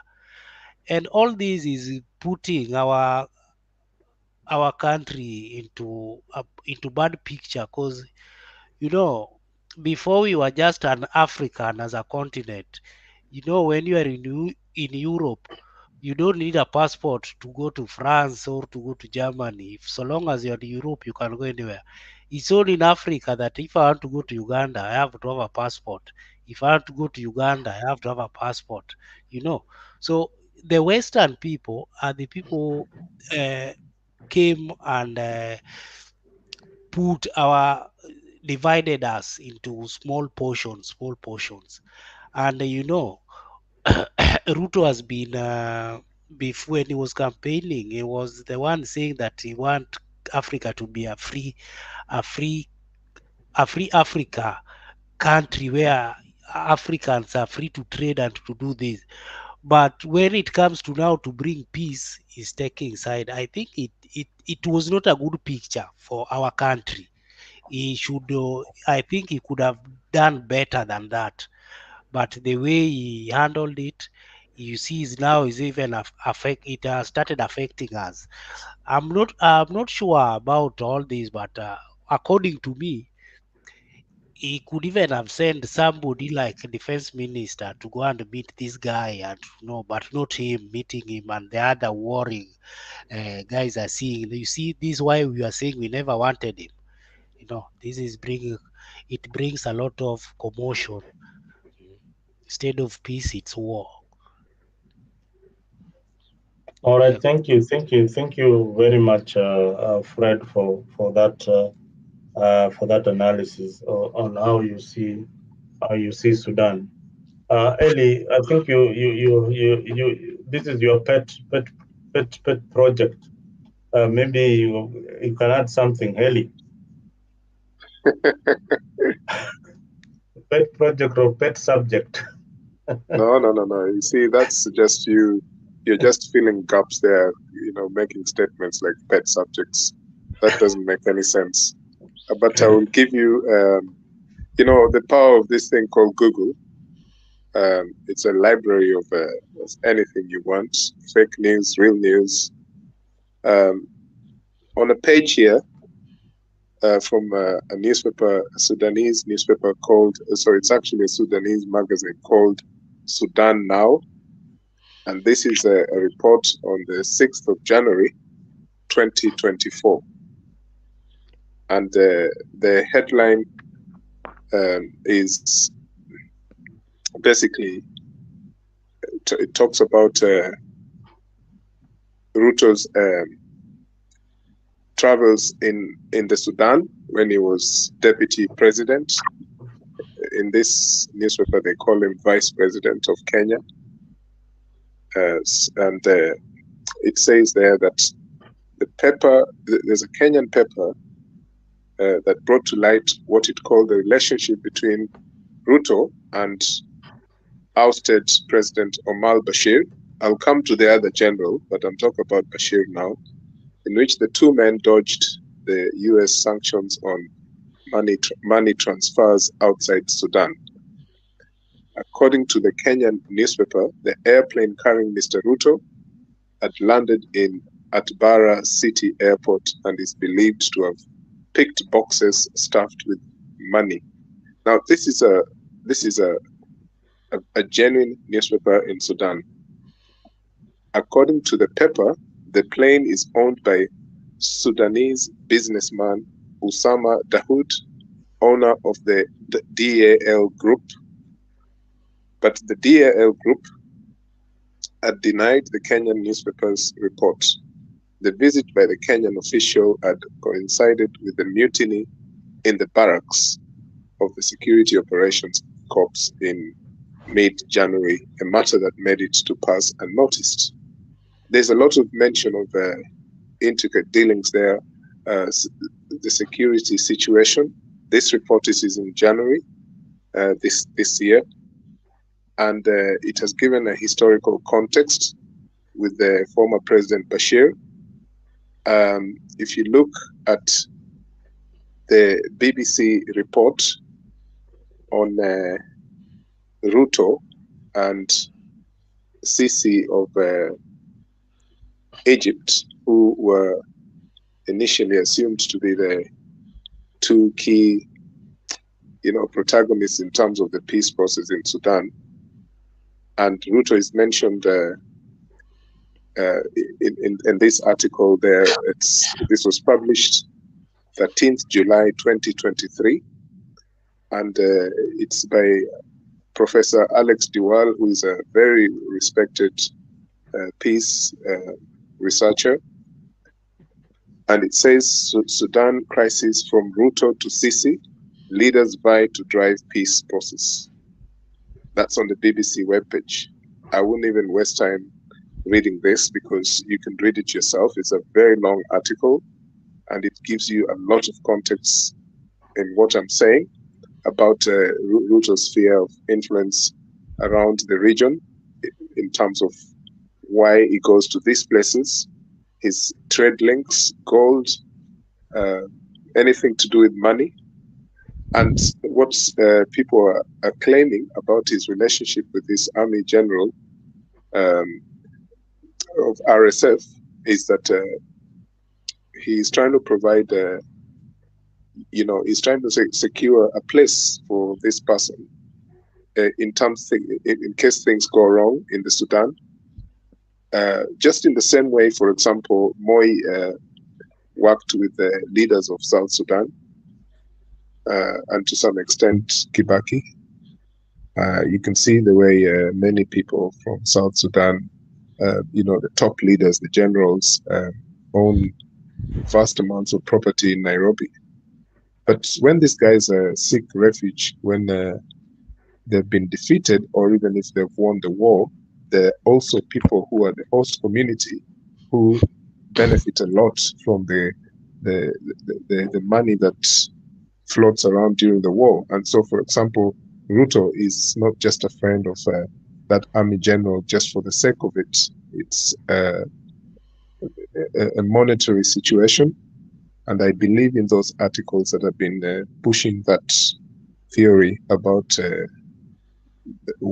the diplomacy between Kenya and Sudan against the military council, but pro-RSF because of personal, intimate reasons, which is money. These are not speculations. You can research these things. They will come out in full one day. If certain reports are there in the BBC and other organizations, and I'm not trying to say that the BBC is holier than thou, because they've been known to be wanting in many stories as well.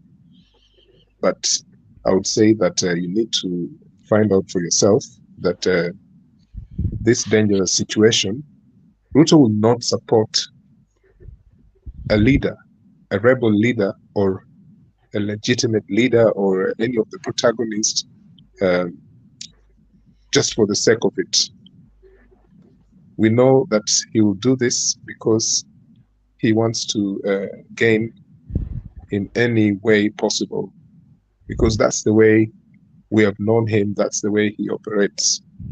And it's not just local, it's internationally, the same way he operates. I'm sorry if you think that I'm just against this man too much, to the extent that I can't say anything good about him, but that's what we know. And these things that you are right. You have an opinion. I mean, that is why we have speech. Yeah. So what you might call an opinion now. I mean, when articles are being written by the likes of Alex DeWall. And in those articles, they make implied statements about Mr. Ruto. You know that is a... Plus, don't forget that the ICC thing still hangs over his head in terms of how people respect or disrespect this person. You know, because people are often worried, how will history place them in terms of their alignment with this person called William Ruto? I mean, even how, let me go to ODM as far back as 2007, how Raila Odinga managed to bring this guy on board to his team. You know, it was quite shocking. A lot of people were not happy about it. Myself, I remember watching in one of these Orange Movement rallies where we had the likes of Ruto, the guy from Mombasa, can't remember his name. He was a minister for tourism, Balala. There was Joseph Nyaga. I think there were 5 people. Charity Ngilu, Raila Odinga. I can't remember the last person. But at that point, yeah, Ruto, of course. The person you knew was not talking something believable. You know, when the 5 of them were giving point by point promises to the people of Kenya, was William Ruto. We know this person, you know, we know how, we know what he wants, we know how he speaks, we know how convincing he is, we know that he dreams money, you know, he lives money. This person is often, so in fact, in his foreign relations now, the way he's backing off of the silent diplomacy between Kenya and Sudan by showing himself as a strong supporter of this army general is only because of commercial interests, personal gain. You will not want to put your country at a big risk such as this. The Sudanese military, for example, is much, much stronger than the Kenyan defense forces. That's a fact. The only way Kenya can, for example, counter attack is if they received some military support from other countries against Sudan, if we came ever to that situation. So the only thing that is on our side at the moment in terms of this relationship that is falling apart is the fact that Sudan is unstable at the moment. So if the regime was in order and they put their house in order, I don't think Kenya would dare doing what they've done now by supporting this army general. Thank you.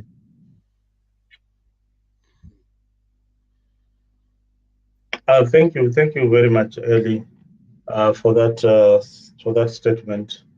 I just wanted to add, or maybe to inform you that Ruto joined ODM in 2005, not 2007. He joined ODM in 2005 after coming from Kano. He was also a presidential candidate in 2000 thereafter. He was a presidential candidate and he came 3rd or 4th in an election. Then he joined Odinga and supported Odinga for his candidature in 2007. That is also a fact. Another thing, just to add on the Sudanese matter that you didn't bring out, the issue of Sudan is one of the issues that made Ruto sack or redeploy the foreign minister, Alfred Mutua. You need to also dig into that and find out the spat between Mutua and what he said about Sudan that made him be kicked out. The same leaders, the same leaders that you're talking that are now that one of the factions that are doing business with Ruto, as you claim, is one of the first leaders who said that they don't want Ruto as part of the negotiation. He should come with his Kenyan army instead of coming with the IGAD army to Sudan. That is also a fact. So some of these things have been said. They are neither here or there, but we will come to know the truth once the Sudanese people get the lasting peace that they need. The genocide in Sudan is going in the wrong direction. People, I think they've lost over 2,000 people right now. I think 6,000, and that is a very sad scenario. And Africa is silent on the issue of Sudan. We keep on politicking, and our brothers are being butchered on the other side. You mentioned Israel and the Kenyan relationship. Yeah, that is correct.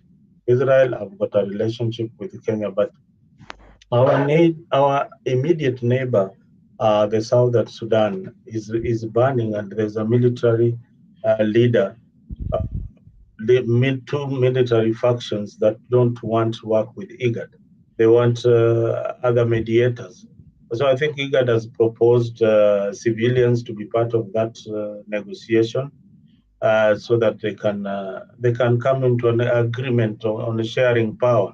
Africans, what they want to share whenever there is this kind of disagreement is that they want to share the wealth. So let us also put it straight that what these people want to share is the wealth of the country. They are just two greedy leaders who want to share the wealth of the country.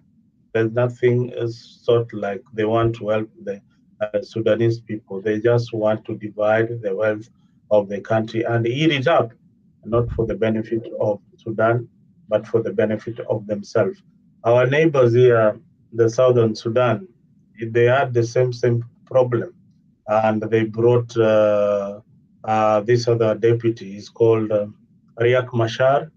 Riek Machar was given power, some ministries there, and today the wife is the head of the military in Sudan. And the whole government is happy. There is peace in Sudan because the warring factions are now satisfied. But what happens to the local civilians? That is the same scenario in Kenya, although we are undergoing a different kind of transition, but we are in the same path, only that our constitution is supreme. When you say that Sudan is stronger than Kenya, I don't agree with you. Any country that is within East Africa, we are stronger than them. We are stronger than them, and that is why you need to be a patriot of your country. You need to Mzalendo, you need to, are you Mzalendo? Are you confusing Sudan with Southern Sudan, or what are you doing there?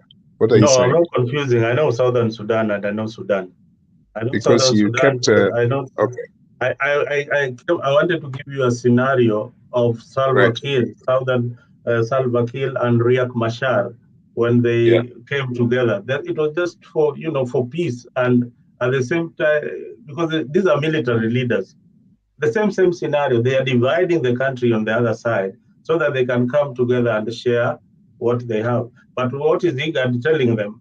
If let us bring the army to bring peace, but there's no way you Ruto bring the Kenyan army. We are going to destroy the Kenyan army. We don't want even IGAD. We want your army. So this is just politics. The politics of greed of Africa and African leaders. That is how they are. That is what they are.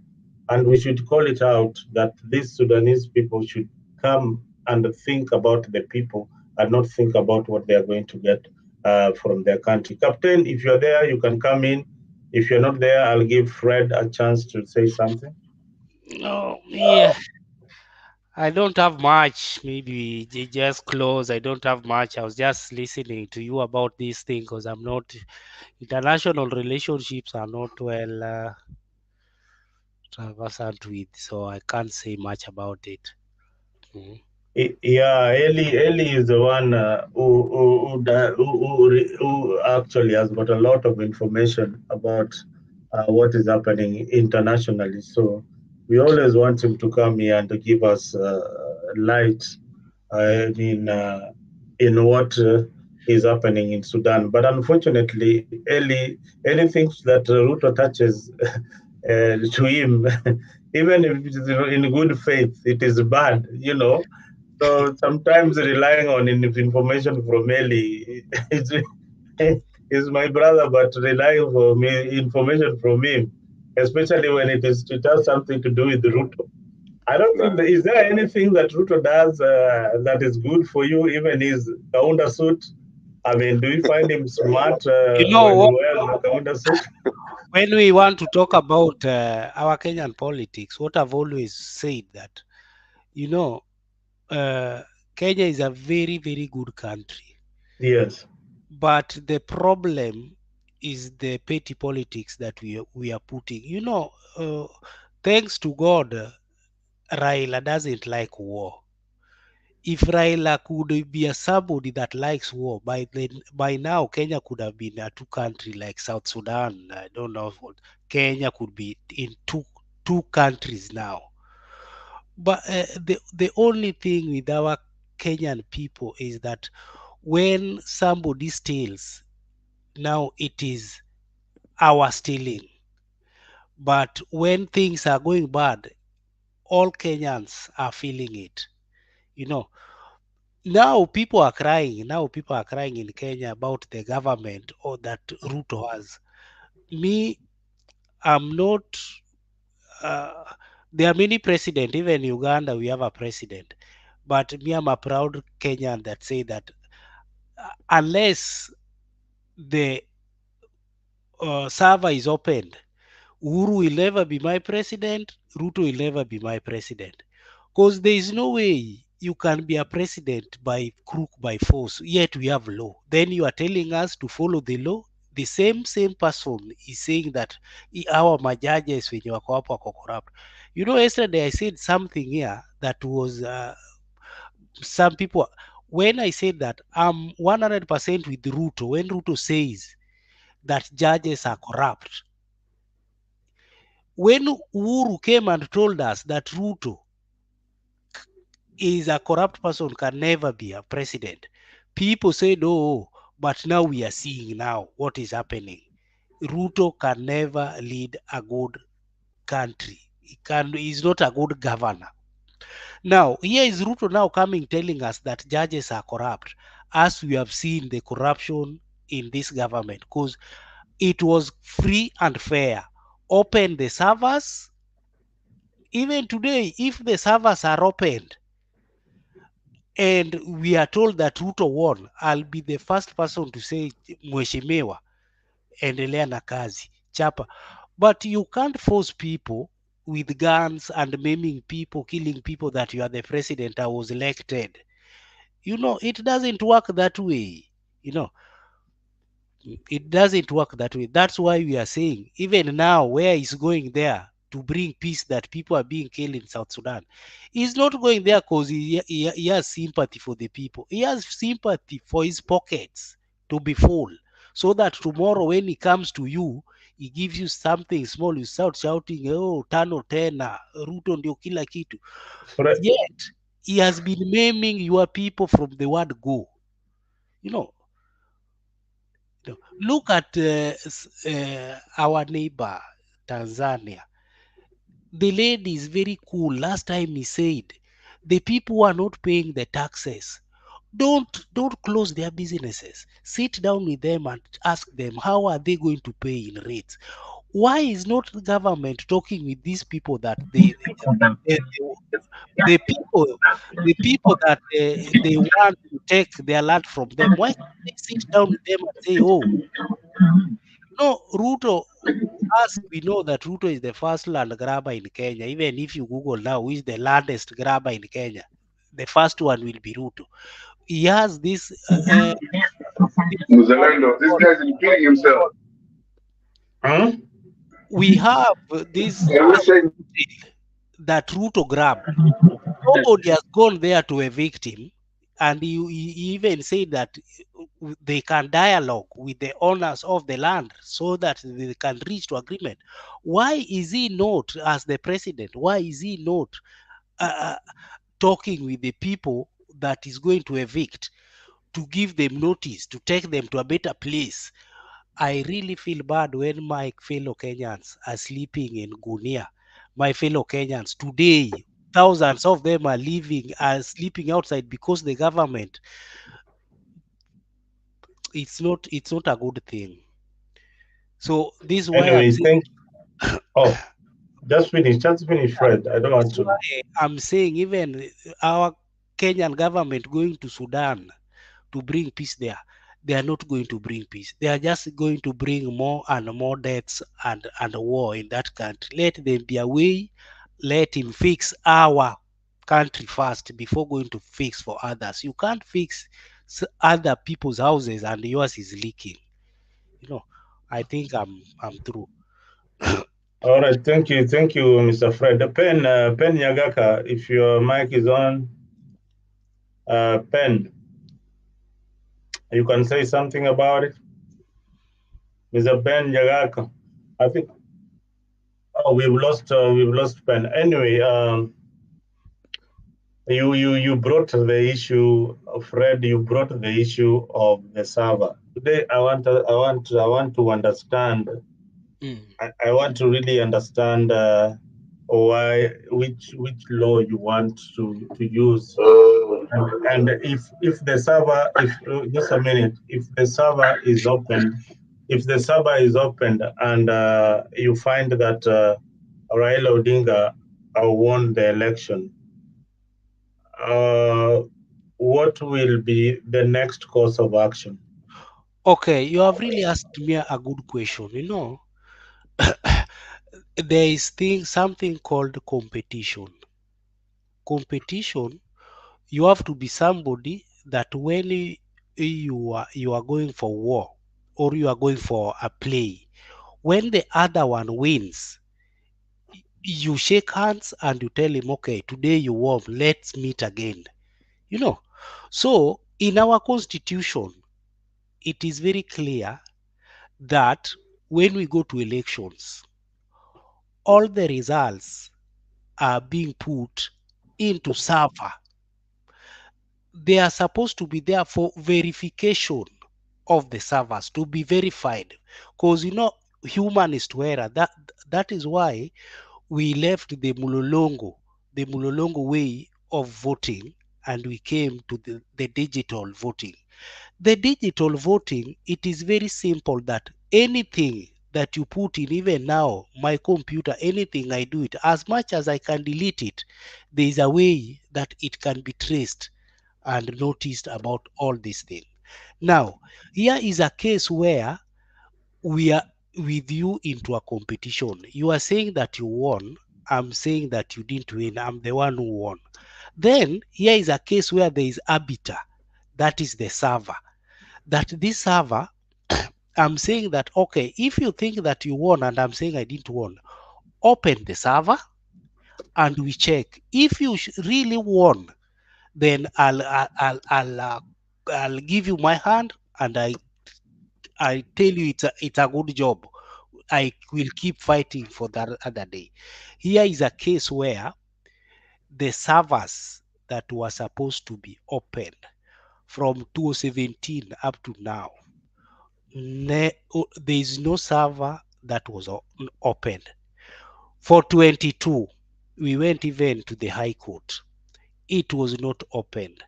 Now, if I want to jog your mind, there is a country that the other day where the president was overthrown. According to the results of electoral election, I don't know, board of that country, they were saying the president won with, I don't know, 80 something percent. When they opened the servers, the real server, it happened that the president only got less than 20%. The opposition won by a margin. When we come to our case in Kenya, Raila, the ODM or the NASA, they went and they published their server results. It's even now online, you can check. Why is it that 1 year or 2 years later, as a Kenyan that has a right to information, we have not been shown the real results of the elections of 2022. Why have you not been shown? That is why I can say, I can bet where I am. They say where I am now. They say if you want to bet the thing, you bet with your balls. You put one of your balls on the table, and if you are wrong, one is gone. So me, I can put my balls on the table and say, if for sure Ruto won this election, I'm ready one of my balls to go down. They can't open the server because they know they are lying. But when you start leading with lies, this is why everything is slippery in our country. Then let me tell you, my friend, this is a secret I'm telling you. The reason why we are into this, many countries, they don't like to see Kenya being strong the way Kenya projected to be. The masters that our government is praising, they like it when 4 years we are fighting of who won election, who never won, who won elections. Because they know if we are strong, our country will stand strong. But they know if they weaken us through us, then they will win. You know. Mm. All right. All right, Pen Nyagaka, are you on? Pen Nyagaka, you've got 2 live feeds. Are you on? Pen? This guy is not on. Let me Okay. kick him out. Yeah, Mzalendo, I have some news for you here. I hope it's not from Agatha Press in Southern Sudan. Don't bring for me anything from Agatha Press in Southern Sudan. No. There's no such thing as gutter press from this article here. Okay, it's well written, and it provides some of what you call speculation. It just shows some of the reasons why the Sudanese council, the military junta that has been running the country the last 2 years, is against Ruto's intervention in that country. So it talks here about the relationship between Ruto and Hemeti, that general, the one that we're talking about. This relationship came to light in January 2020 when Ruto, the vice president of Kenya, then paid a bizarre and secret visit to Sudan. Unlike political leaders and statesmen who usually visit capital cities and have meetings with their counterparts of the host countries, Ruto only visited a gold mining site in the River Nile state, around 300 kilometers north of Khartoum, belonging to Al-Junaid company, which is owned by Hemeti. As the general who came to the State House in Nairobi the other day. He did not see any of the senior officials of Sudan, nor was there any official comment from either capitals on the visit. Media outlets which disclosed news of the visit spoke of shipping a sizable amount of gold on board the private jet that ferried the Kenyan vice president. It is largely believed that Ruto has since become a business partner to Hemeti in a form of multi-million US dollar joint venture in the gold industry. The article keeps going on and on about the gold connections, Russia, and all manner of things. Dubai is mentioned, and other illegal activities in Nairobi. It's for you to discount that that kind of article. This was published on May 16th, 2023 by the author Abdullah Obeid Allah. Why did you want someone like Philip Ochieng, the late Philip Ochieng, No, to write? I don't know. I don't know whether this Allah works for the other faction. I don't know whether he's. It does not matter. It doesn't matter. It doesn't matter. When someone presents you with what you, no, when someone presents you with what you think is speculation, you need to counter research it. You need to counter it.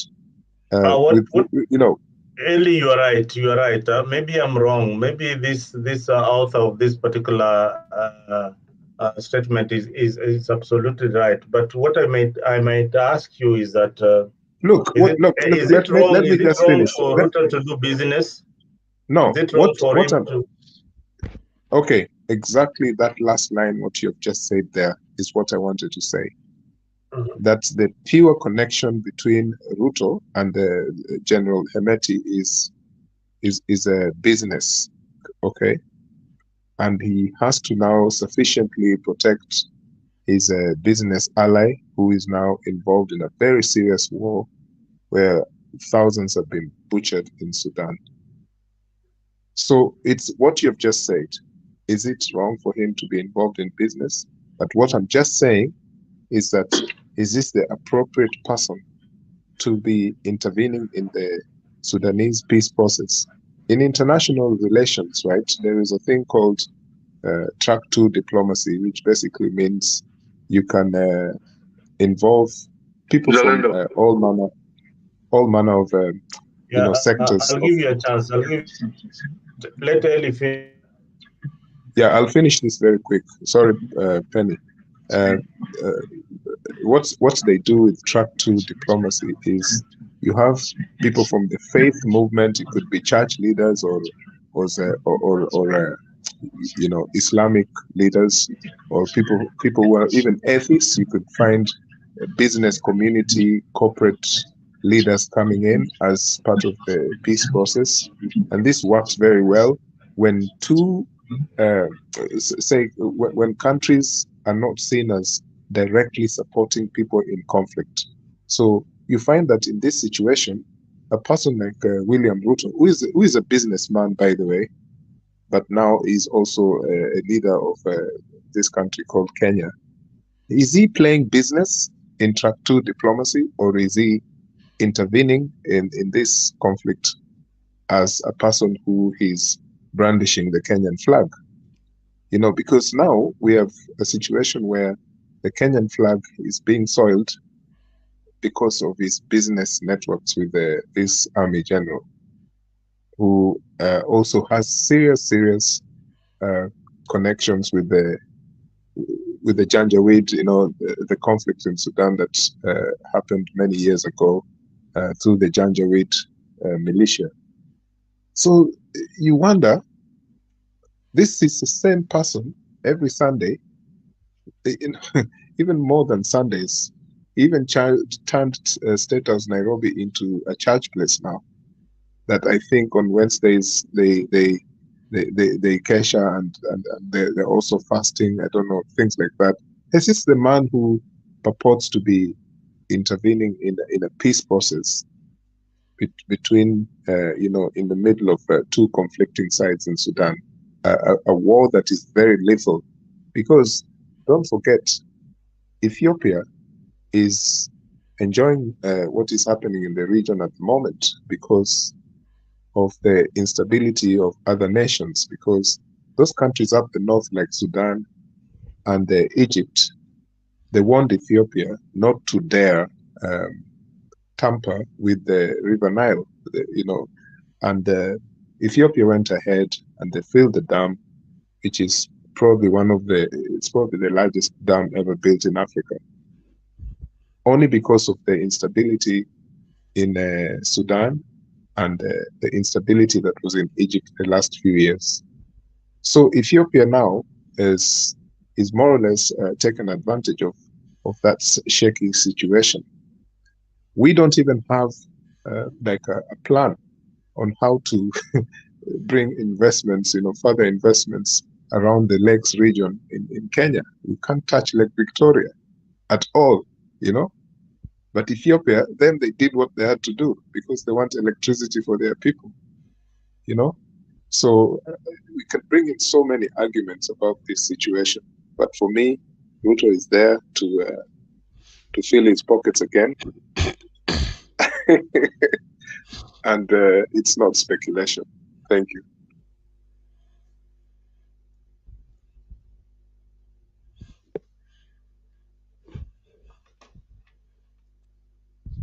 Fred, don't go away. I wanted Delhi to comment on the issue that you've just said. Mr. Ben, can you say something?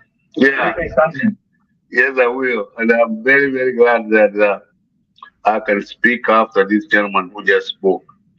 Mzalendo, if as new figures out, like this gentleman is saying, or follow that guy's script, then we in the order will be scared that we will lose.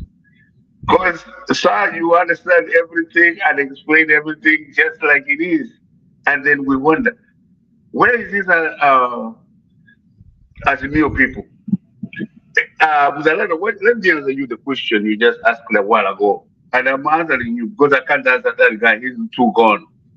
He's giving us an ODM propaganda machine about Sabbath.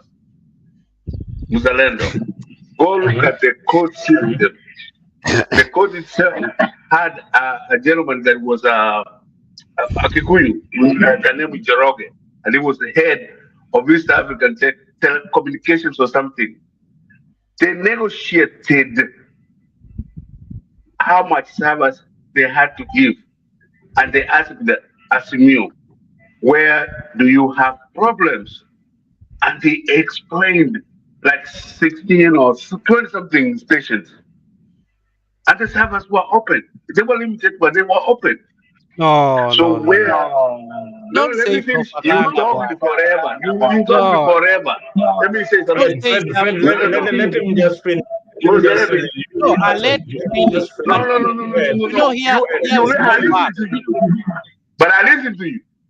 Okay. Let's just listen a bit and then you'll have your chance. That's okay, the importance of having a debate. That is the importance of having a debate. And that's why I said that I am answering Mzalendo. You are too gone. Because what I said, it was a negotiated, limited, open of the server. And this, Mzalendo, you should see it in the media somewhere. Because it was from the court. The court that said he Mzalendo to come in. It was stations that ODM or Asmio pointed out. And they came to that result. That's why, Mzalendo, when you ask a question like that, you should refer to the official records that we understand that is the code.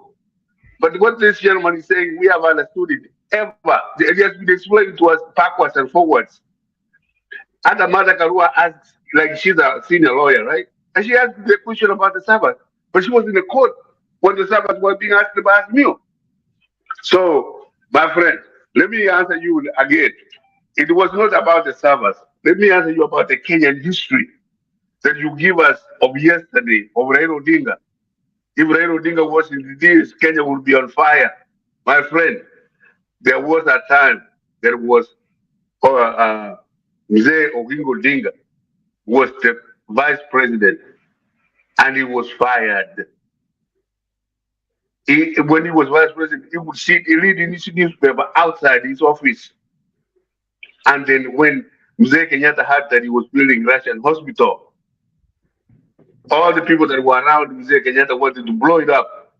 But Mzee said no. He came to open it. How many Ruos died then? Let's say always Mzalendo to Maandamano now. How many Ruos died out of it? Okay, can I answer? I would never ask you that question. Can I answer? So let me finish. I'll give you a minute. Can I finish? Yes. So let me tell you that if you can follow this guy who just said what he pointed out, the weaknesses of UDA is very many. But you guys could never figure it because you are attached to wrong ideas. Thank you. Okay. Thank you, Ben.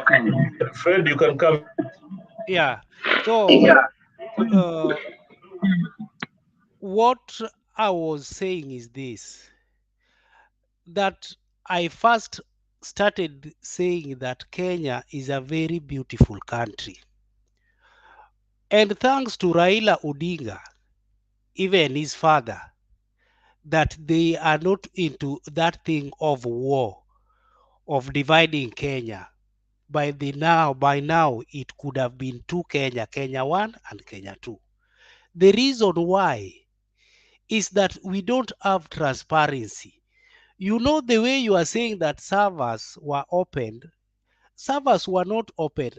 A server that is being opened is like what Raila did when he was, what Raila did, that he went and printed the results and put it online. If you guys were saying the true thing about your results that you are having, you could also have printed the real results as stipulated in our constitution, that after election, after a while, all the results of elections are supposed to be printed in a government newspaper for the all people to see and to remove all this speculation. Maybe Ruto won, but me, I don't recognize that, because I've never seen, according to my constitution, is telling me after a while the results are supposed to be printed in a national newspaper, all results, and so that we can verify. Have you ever seen any results printed in a newspaper in Kenya? That is a question to you, Mr. Penn. Have you ever seen? Ben, you're being asked a question. Can you respond to that? Okay. Because if those servers were open, who would sign off for them? IBC or just ODM? That's ODM ideas about it. Yes, you have that's to why I'm saying ODM questions. No. It can never be, because it cannot affect me, because it is not, I'm not in Azimio. Why should it affect me? What I'm asking you is that, according to our constitution that govern you and govern me, the constitution is saying that the results are supposed to be printed in a new national newspaper. You just told me that. Let me find out. You just told me that. Find it. I will not Yeah. agree just because you told me. Find it out, and then you let us know. So if that one, if such a thing is done, it will remove the speculation that me as a Kenyan I'm having. Because me as a voter, I can't wake up and vote, and my votes are not counted. No. If you lose elections, where do you go to recorrect that? No, we didn't lose election. You guys stole election. Let's just be clear. Why did you go to court? Why did you go to court? Why did you go to court today? Because it's our right to go to court and to do. That's exactly what you should have said. That's what you should have said, that when you lose elections, you go to court. You know, the good thing about you, the next time we will be having the same problem that now we are having now. Me, I won't be having that cool type of yours that you are just closed in mind that if my people stay. I'm prepared for that. Just give me a minute. I mean, you know, each and every time when we bring up issues, we always try to bring a point of information. Yeah. The issues raised here by Fred are very, very important to the viewers out there. And there are so many people who have been talking about this issue. And Fred, I really wanted to inform you that it is by law that the Kenyan results are gazetted. Yes. It is also by law that after January, Chebukati and his team were not in office. So you were asking whether the results were printed by the Kenyan Gazette. Yes. Is that all you are waiting for to acknowledge that Ruto won the elections? Yes. Is that it? It is my right. Yes, I wanted to know for sure if he really won, because in my So, conscience, mhm. I'm very 100% sure that Ruto never won elections. I can bet he never won. So if you saw that gazette, you would change your position Yeah, and if I say, see, yes, exactly. That's what I'm saying. That if I can see the mhm, results and I see that for sure he won, I'll accept and move on. Because when I go to a competition, I go with two minds: to win or to lose. If I mhm. lose, I say, but go and go work, and then I'll come next Zarendo. time. But it's not good. Just a minute, Pen. Just a minute, Pen. Please give Fred a chance to say whatever he wanted to say. No, You'll have your chance, sir. For now we are creating a generation to come, as we were created with a generation where everything was toa kitu kidogo for your things to go. And then in my generation, we were trying to remove that mentality that things has to be merited. You have to merit something. And when we fought for the new constitution, we were fighting so that people could even be in office with the real papers and the real win. If you win, you win. If you lose, you lose. You know, there were times that you could go to River Road and print up a certificate and you go and get those days we were praying, when will they finish? So what, in short, what I'm trying to say, that as Kenyans, we should have this mentality of being sincere people. Sincere people. If somebody wins something, just say you won. If you lose, just say I lost and I stand a chance of fighting another day. This issue of our person is stealing. So me, when even if I'm dying, that my person has stole. This is why you see. I want to say another thing here. You see, Sudi, when the daughter of Sudi they graduated, Sudi awarded her daughter with a car and a flat. It was a good thing. But do you think the people who voted him, do you think he can award them what he awarded the daughter? He can't, because that was his blood. Now, me, when I talk here, I talk as Kenya, whole Kenya, Kikuyu, Luya, Kisii are my blood.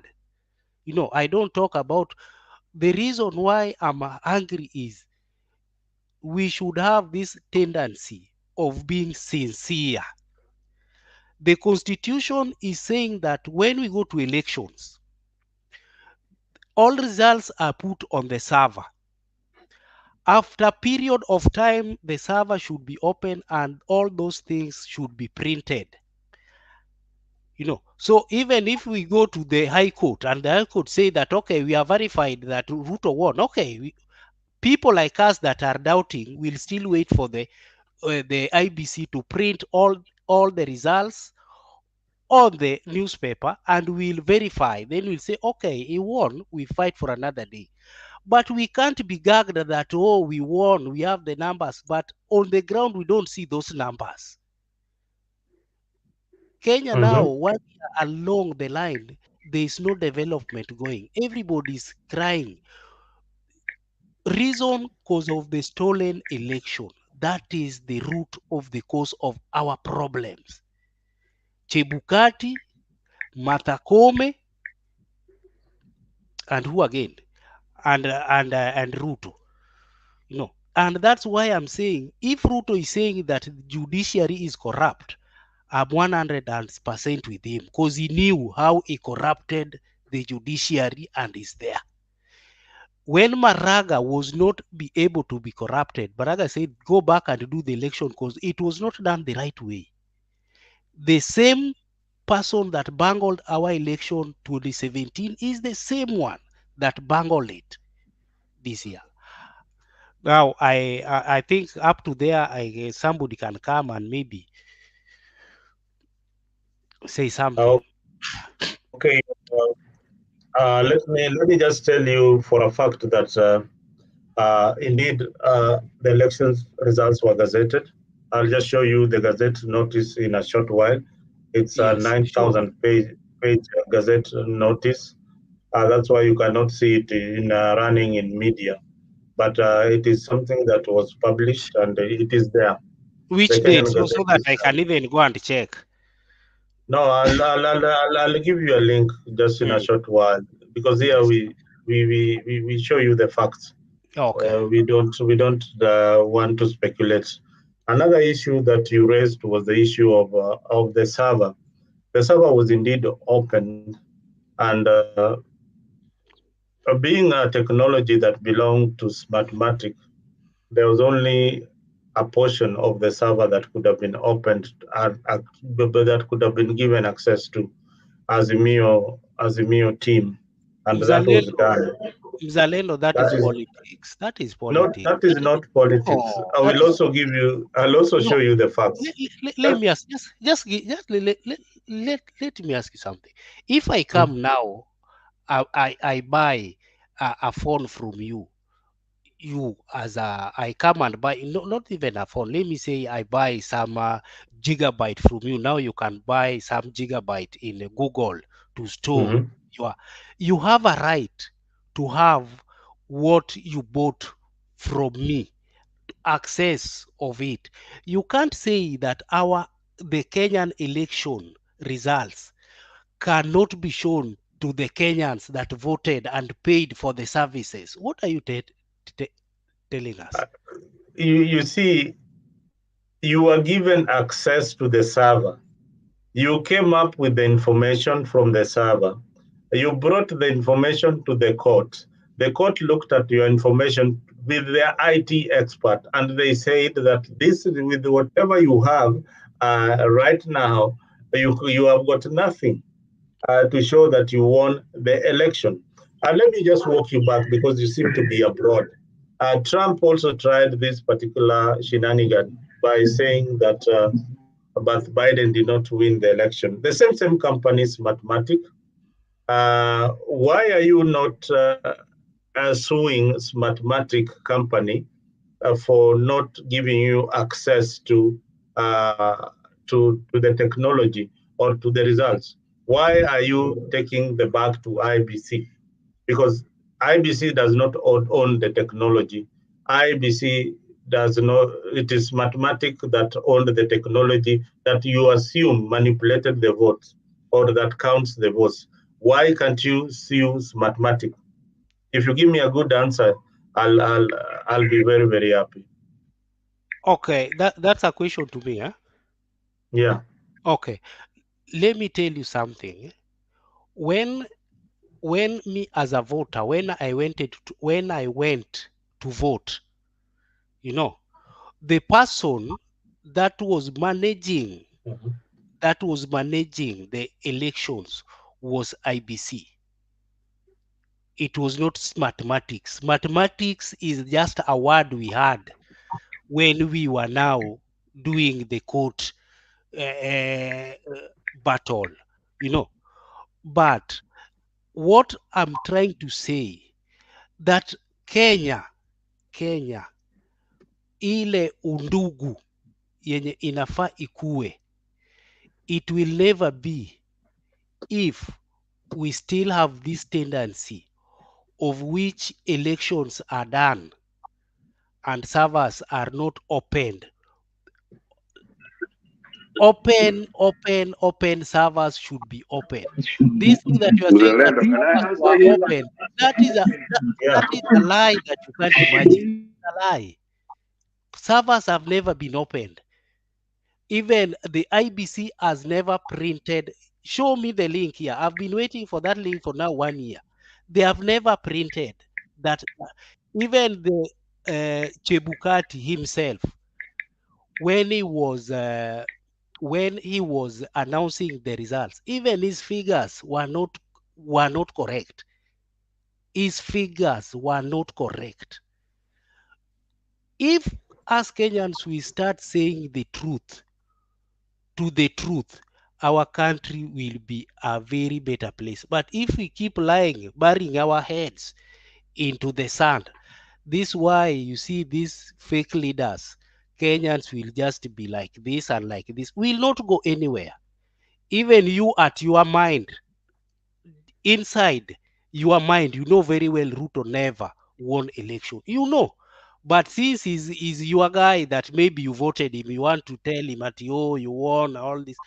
Let say the truth, and the truth shall set you free. Even Martha Koome knows well that the power that he gave was not the right person. Even Chebukati knows. But because of money that killed our Jesus Christ is what now we are going through now. So what I'm trying to say is, as Kenyans, let us be people who say the truth. The truth will set us free. We are building a new generation that is coming, the young ones, and they are seeing us. You know, they are seeing us what we are doing. Tomorrow they will ask you, Baba, where were you when all this were happening? Because one day the truth will come out. You didn't talk to the truth. You are just talking to the power that, oh, they won. How sure are you they won? Because we were told that they won, but you didn't verify. This is why I'm telling you, up to now, I've never seen that thing of IBC.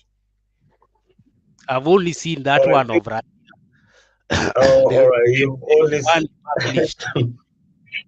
you see that can also be debated on the people in Kenya. See, I want to say something because I need to go. Yes, Eli, can you come in? Yeah, thank you, Fred. You're very Then passionate Kenya about this. Rebel will follow in that order. Yeah, Fred is always very passionate about this subject of purported democracy. Basically, ours is an unfinished democracy. I think we know that the transition has taken a very, very long time from Kenyatta to Moi. The transition is still taking place. It's a long, long process. In fact, if you asked me, I think the most credible election, even more credible than the 2002 election in terms of the presidential vote, honestly, was probably the one of 1992. Because in that year, the opposition was divided right in the middle. Kibaki went and got what he got from Moi, he established his DP party and took votes from the opposition. Matiba and Jaramogi, they fell out. So Moi got his 1.9 million votes. I think it was near 2 million votes anyway. Those were the kind of votes back in the day. And Jaramogi ended up with something like just under 1 million compared to the 1.4 or 1.5 of Mwai Kibaki. So we're talking about a more or less genuine election result in Kenyan politics in 1992. The one of 2002 was just people were fed up with Daniel Arap Moi, and they just doesn't mean that they wanted Kibaki, but they were fed up with Moi, anything but Moi, and whoever Moi's stooge would be, which was at that time Uhuru Kenyatta. But more fundamental in our politics is that we've been easily led by this thing called Western democracy, electoral politics. I don't know if it is yet been taken like with the seriousness that it deserves or not deserve in Africa. I don't know, because we should not fight to the death because of so-called democracy or Western democracy. You know, this system, does it work for us? That's the question, because I don't think it does. I participated in these 2022 elections I went and voted in London, and I would never ever do it again. And in fact, not just because I was supporting Martha Karua and Raila Odinga, but it's because all these years I tried not to sling a vote. I never voted at all in Kenya because it was just, the stories that people came up with was enough to make you not to vote. But then 2022, I thought maybe things are changing. In fact, in my view, I knew that 2022 was a watershed moment. It's not because Uhuru was the incumbent and so Raila would win, but it's because I thought it was a watershed moment in Kenya 2022.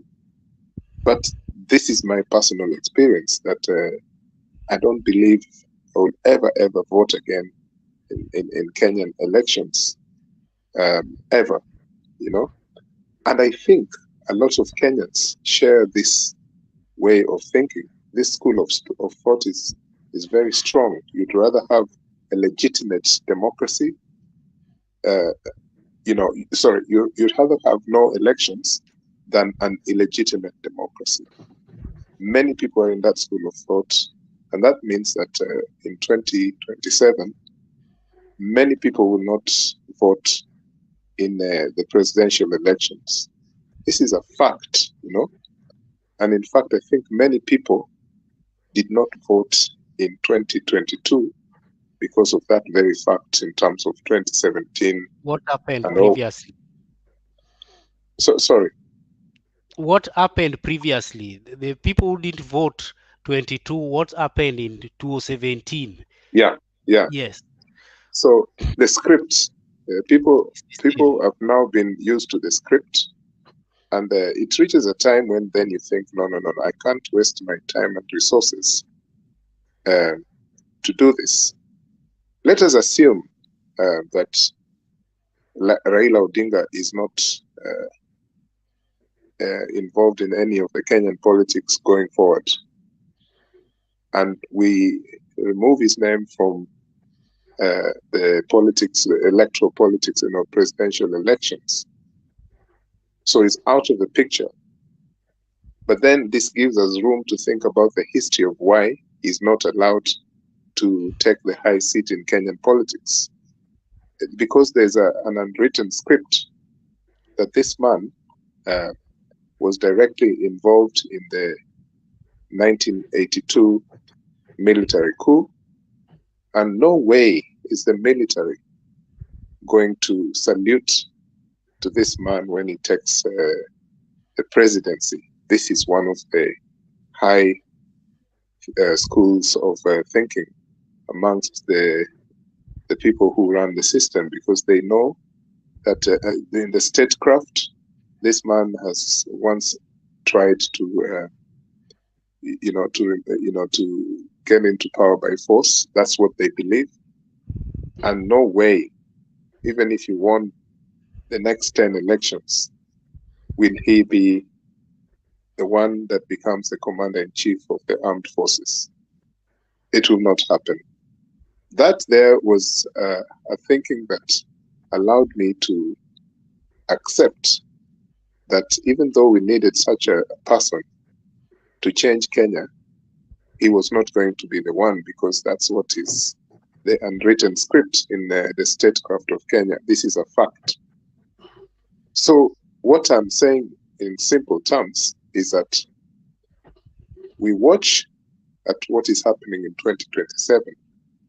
If Ruto does not get into power, I'll be very, very surprised, because I know that many people will not vote in the presidential elections unless we have such a different personality. I don't even know if Kalonzo would pull it. If he does, good luck to him. But Ruto is relying on the fact that he knows that majority of opposition strongholds, people will not vote in the presidential elections. Yes. And so what can they do? They just need to think about who is their next candidate. If it's not Kalonzo, who is it? Is it Okia Umtata? That would be something. That would shake the country. Your last statement, the one you just said, Eli. Okay. Your last statement, the one you have just said, that people won't go and vote because of what Ruto has done. There are two ways in it. The Western people knew very well that if Raila gets into power in Kenya, Kenya will change. We won't be going to them for IMF, I don't know what. We won't be kneeling for them. And they don't want this. This is why you see in there's a coup that happened into another country that was being ruled by France. How is it? Which country was it again? The last coup that was just done recently. Was that Niger or It was Burkina Niger, Faso? no? Oh, Niger. There's Niger, Burkina Faso, and there's 3 countries. The one with the military. Yeah, the 3 countries. Yeah. Yes, the people were put there purposely. What they put for us, somebody who is hungry for money is not hungry for development. He's hungry for money. So when they put him there, they know very well that this person will just be there to take your money, and maintain the status quo. Yes, and no development. And the next election, me and you, we won't go to the ballot and vote. Now, the new generation that will be there will be given a few coins that this guy has made and will go and vote for him. And this is why when I come here, I've always said that Ukenya ni muhimu kuliko uchama ile ya mimi ni ODM, mimi ni UDA. Hapana, let us be. Because the fight that Raila has been fighting for us that we are not seeing is for our own development.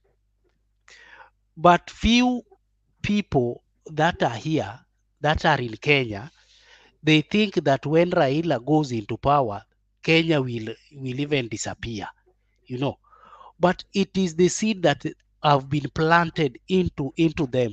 The way you are saying that he was in coup, he wanted, they can't salute him, It is something that even if you go to the Kikuyu land, they are told that Raila ni shaitani, So they see him like somebody that can never be. But I just wish us Kenyans, we should just, even if it's not Raila, let's take somebody like even Kalonzo.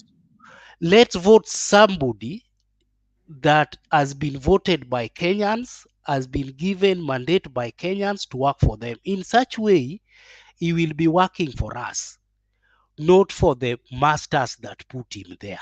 That is the difference that us, we are not seeing Kenyans. That the person now is in that chair was put for us.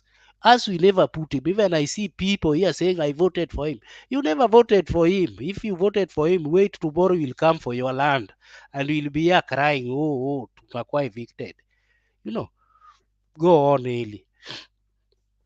Yeah, so when I was just closing on that, it's very, very difficult to imagine an African country in the last 20 years, maybe 30 years, that you can say there's been a legitimate electoral process for the presidential elections. There are very, very few, very few. I remember the one of South Africa, Mandela won that one fair and square. Thabo Mbeki followed.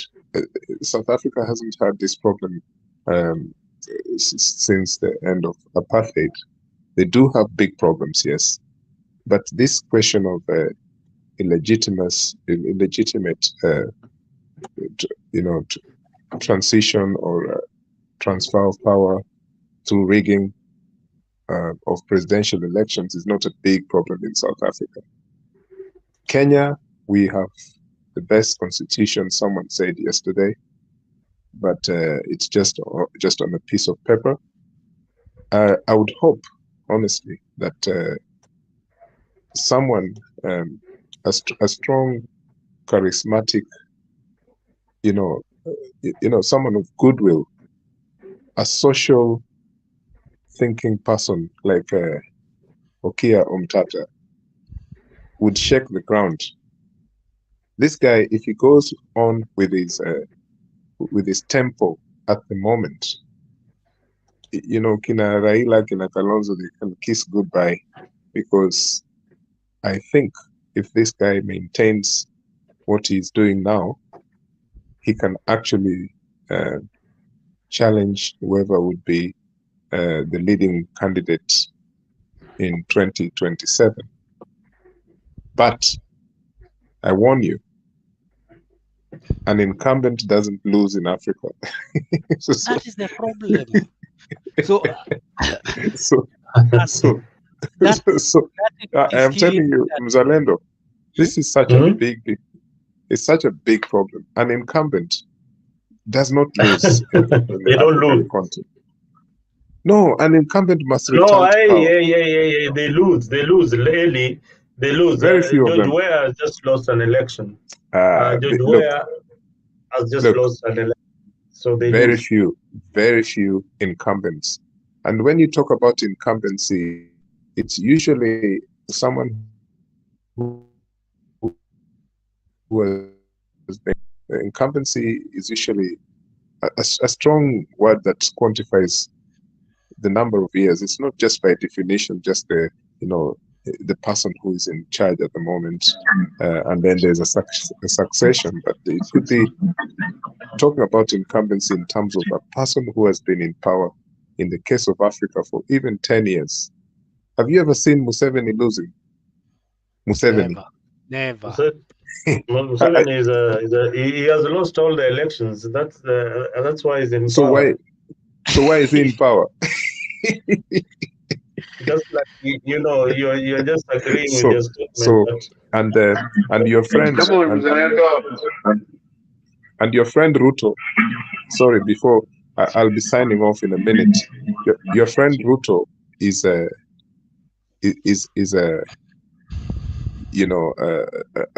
person who has got his trainings from Yoweri Museveni. You can see the yellowness these things that you claim here. Eli, my brother, please. Where Museveni has been backing Ruto from the word go. So even before he finished his deputy presidency with Ruto. Museveni has been behind this Ruto man. You know that. You know it. Don't deny. You know. Where do you think they even got the choreography of the NRM colors on the UDA flag? Did that just come out of the blue? Where bwana saa zingine lazima you analyze properly. No, it's not petty. Those are very strong, messages there. Oh my God! Do you know how those colors came about? These are the things that we need to teach you about. We meet Tell tomorrow. us. No, I'm saying I'll leave you guys. We meet tomorrow. I wanted to make a point before Fred leaves. I wanted to ask him.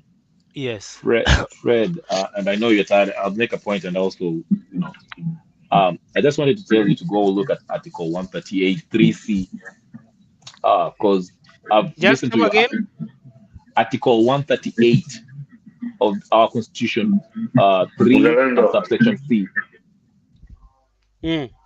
Because it addresses your concerns about the elections, and it actually just finishes this whole argument about the IBC chairman and the arguments that Azimio are making at the courts.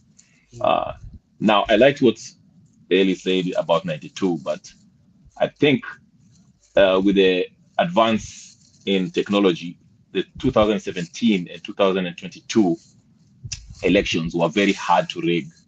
And that's why I usually say, and you made a point that there's a script that was out there that doesn't want, it's kind of like they don't want Raila to win the elections, to be the president. He had a golden opportunity. I mean, he won. We had the no. Wait. So yes. Are you saying with your right senses that Ruto won election? Just be sincere. Are you saying that Ruto won? Okay.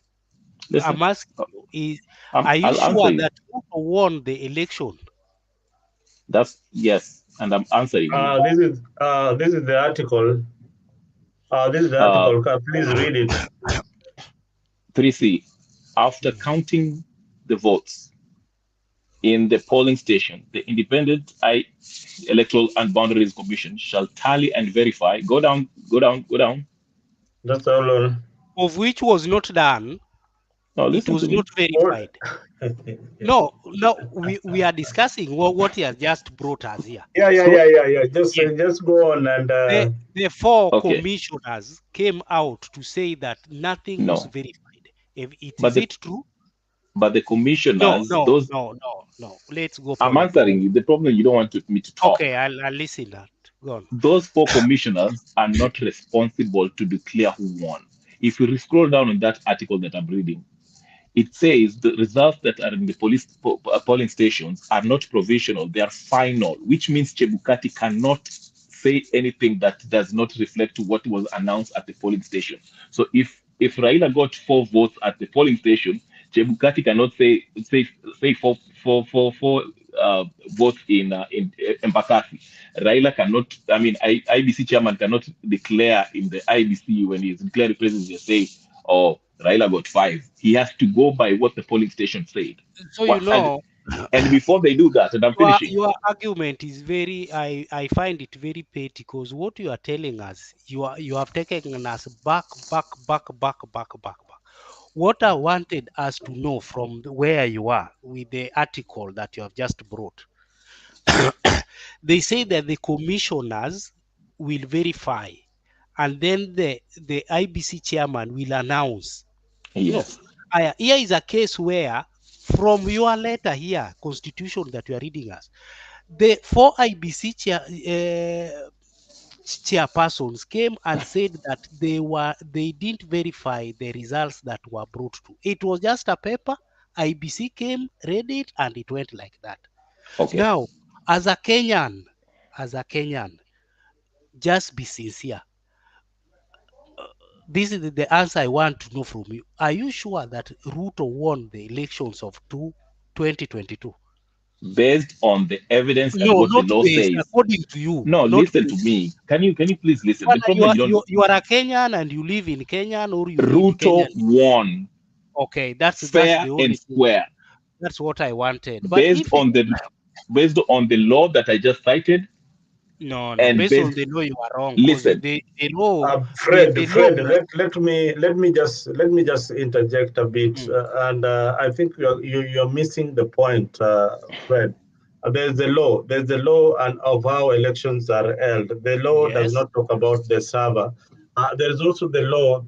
Remember Mainakiai's ruling when Maraga ordered a repeat elections. Look at the ruling. That is the ruling that informed Kome's decision.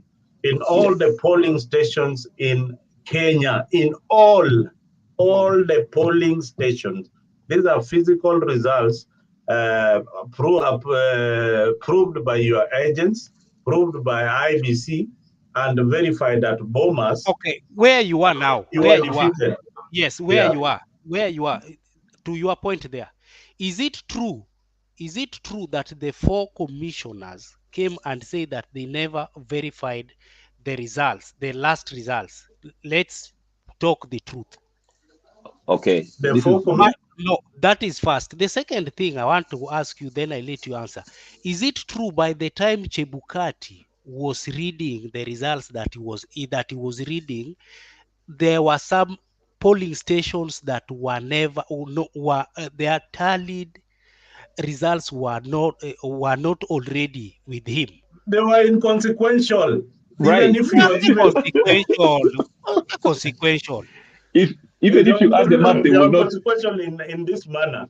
Even if they were added to Ruto or added they to could Raila, not reach that number. They will not make a difference. Right. You know, my friend. Let me tell you. And the 4 commissioners, I'll tell you about the 4 commissioners. We'll also tell you about the 4 commissioners, why they were there, and the reason why they were there, and why they refused. I'll just tell you what. I'll just tell you why they're them coming up with the material. Let me tell you guys one thing. Mm-hmm. You know, we are all mature here, and even the people who are at the gist of this thing at the IBC there, they were mature people. But it won't be right, even for your siblings, you yourself, and Kenya Revolutionary. revolutionary. Okay, it won't be a fair thing now. You know very well at the back of your mind that Ruto never won election, and you want to convince yourself that Ruto won election, yet is now in that chair and he can't even govern. It's a sign from God. That is first a sign from God, because if you really won, they say that leadership comes from God. But Yes. if you go to that post Nyabaka mute. when Nyaga. you are not elected, things become slippery. All of us know here, all Kenyans know that Ruto never won the elections. It is true, even him himself, he knows. Now, the thing here is, it is if he were a good person, he went there through the dubious means. He should now work for the normal mwananchi. My issue here with Ruto is not even stealing election. My issue here is making life difficult for my fellow Kenyans. That is the problem. Can you imagine when Ruto left, sending euro home was 110. Now sending euro is 150. Reason our Kenya shillings has weakened. Because of the structural adjustment program by the IMF, which Uhuru Kenyatta put us under. Let me go Oh. to the point that I wanted to make about Eli, that he said about Raila script and all that. I said Raila won in 2017, hands down, and they did not want to open the server, and the IBC was there. Okay, so if he really wanted to be a president, all he had to do was declare himself, which we actually did declare him the people's president. But guess what he did? He relinquished his power and gave it to Uhuru Kenyatta. And that's how he became unpopular. And that's why he lost this election in 2022, because he made his supporters, a huge number of supporters, disappointed by what he did in 2017. So I don't buy into this idea of the script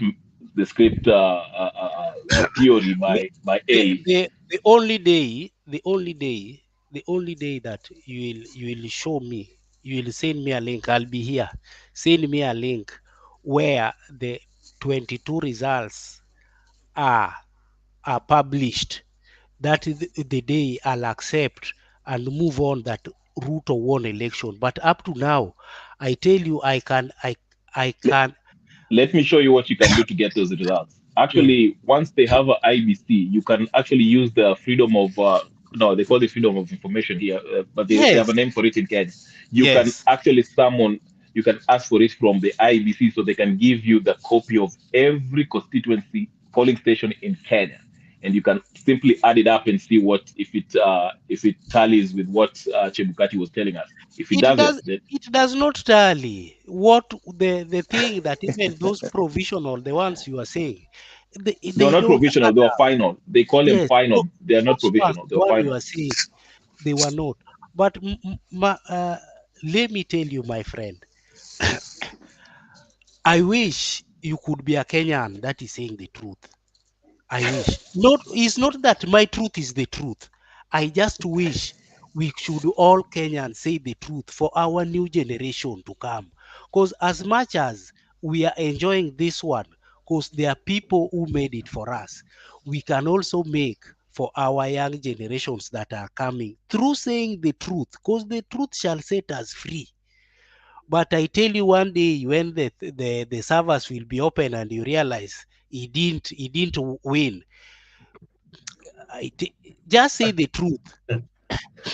All right, Okay, Fred. I go to sleep. Let's talk tomorrow. But we thank you very, very much for your contribution. We thank you for, sharing what you believe is the truth. And we want you again to come and give more light to that information that you are telling us about. With you before you leave, so that you know and you equip yourself with information. Go to the Kenyan law. Kenyan law is normally published by the Judiciary. So Kenyan law gives you all gazettes, all the information about elections in Kenya. So you can go there, find out for yourself that indeed the information is out there in the public. There is nothing to hide. This country, the beauty about this constitution that we have is that you cannot rule by just by not following the law. You have to follow the law to the letter. When the law says that you have to gazette the results of the presidential elections, that will happen. When the law says that IBC has to be constituted, that is going to It has been done. So you are assuring me it has been done. It has been done. It has been done. I just wanted, in fact, I wanted to show you you have given me the link. Tomorrow I'll come. I have given you the link, and you also go to the Kenyan Gazette. It is almost it's almost over 500 pages. I couldn't download it, so you go to the link, watch for yourself. Tomorrow, come with the information.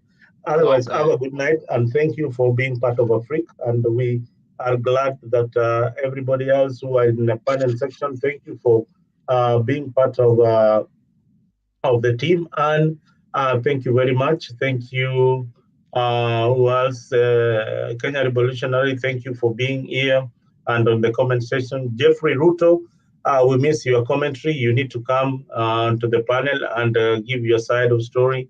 Goodia, you never disappoint. Thank you very much for being part of the Africa family.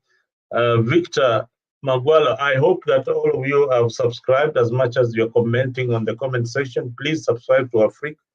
Go to our page on YouTube and make sure that you have subscribed to Africa, so that we have got the motivation to bring you the content each and every time that you see us here.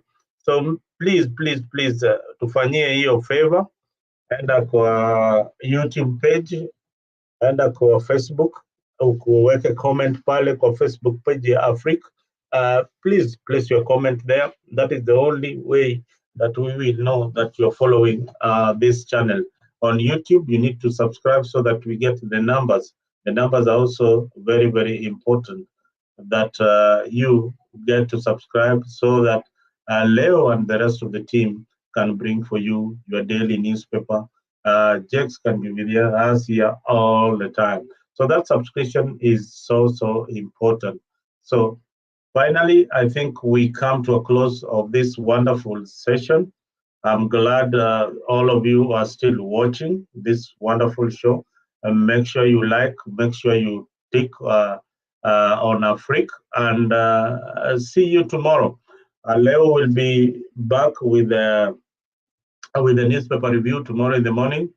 And starting next week, the Dr. Shamba, if you've got any issues about your land, any issues that is going on with some family property, especially on land, we have somebody who has worked in the Ministry of Land, has worked in survey, called Engineer Florence. We normally host every Sunday at 10 p.m. on Africa. So any issues on land, if you've got questions, you send them to our email, africd24 at d24hours@gmail.com.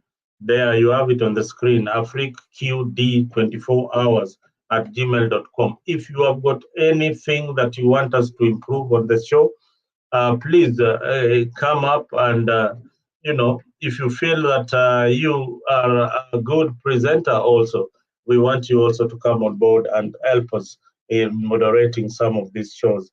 Please come on board and and be part of this wonderful, wonderful team. If you don't feel like coming on board, please be part of the comment section. The comment section has also wonderful people who bring some questions which are very important to us. They form part of this wonderful big family. The reason why we differ here and why we talk about our country is because we love our country. My opinions are not always 100% right. If you don't agree with me, you please just bring your opinion, share it with us. We cannot all be correct. A human being sometimes makes mistakes. So we make mistakes, it is part of life. So you come here, you correct our positions, and we move on. I want to leave you by these words of wisdom from one Daniel Arap Moi. I think this has been played over and over again. We don't really get over it. Nilisema mwaka wa 98 kwamba nitajiuzulu ama nitastaafu kipindi hiki cha miaka 5 iki.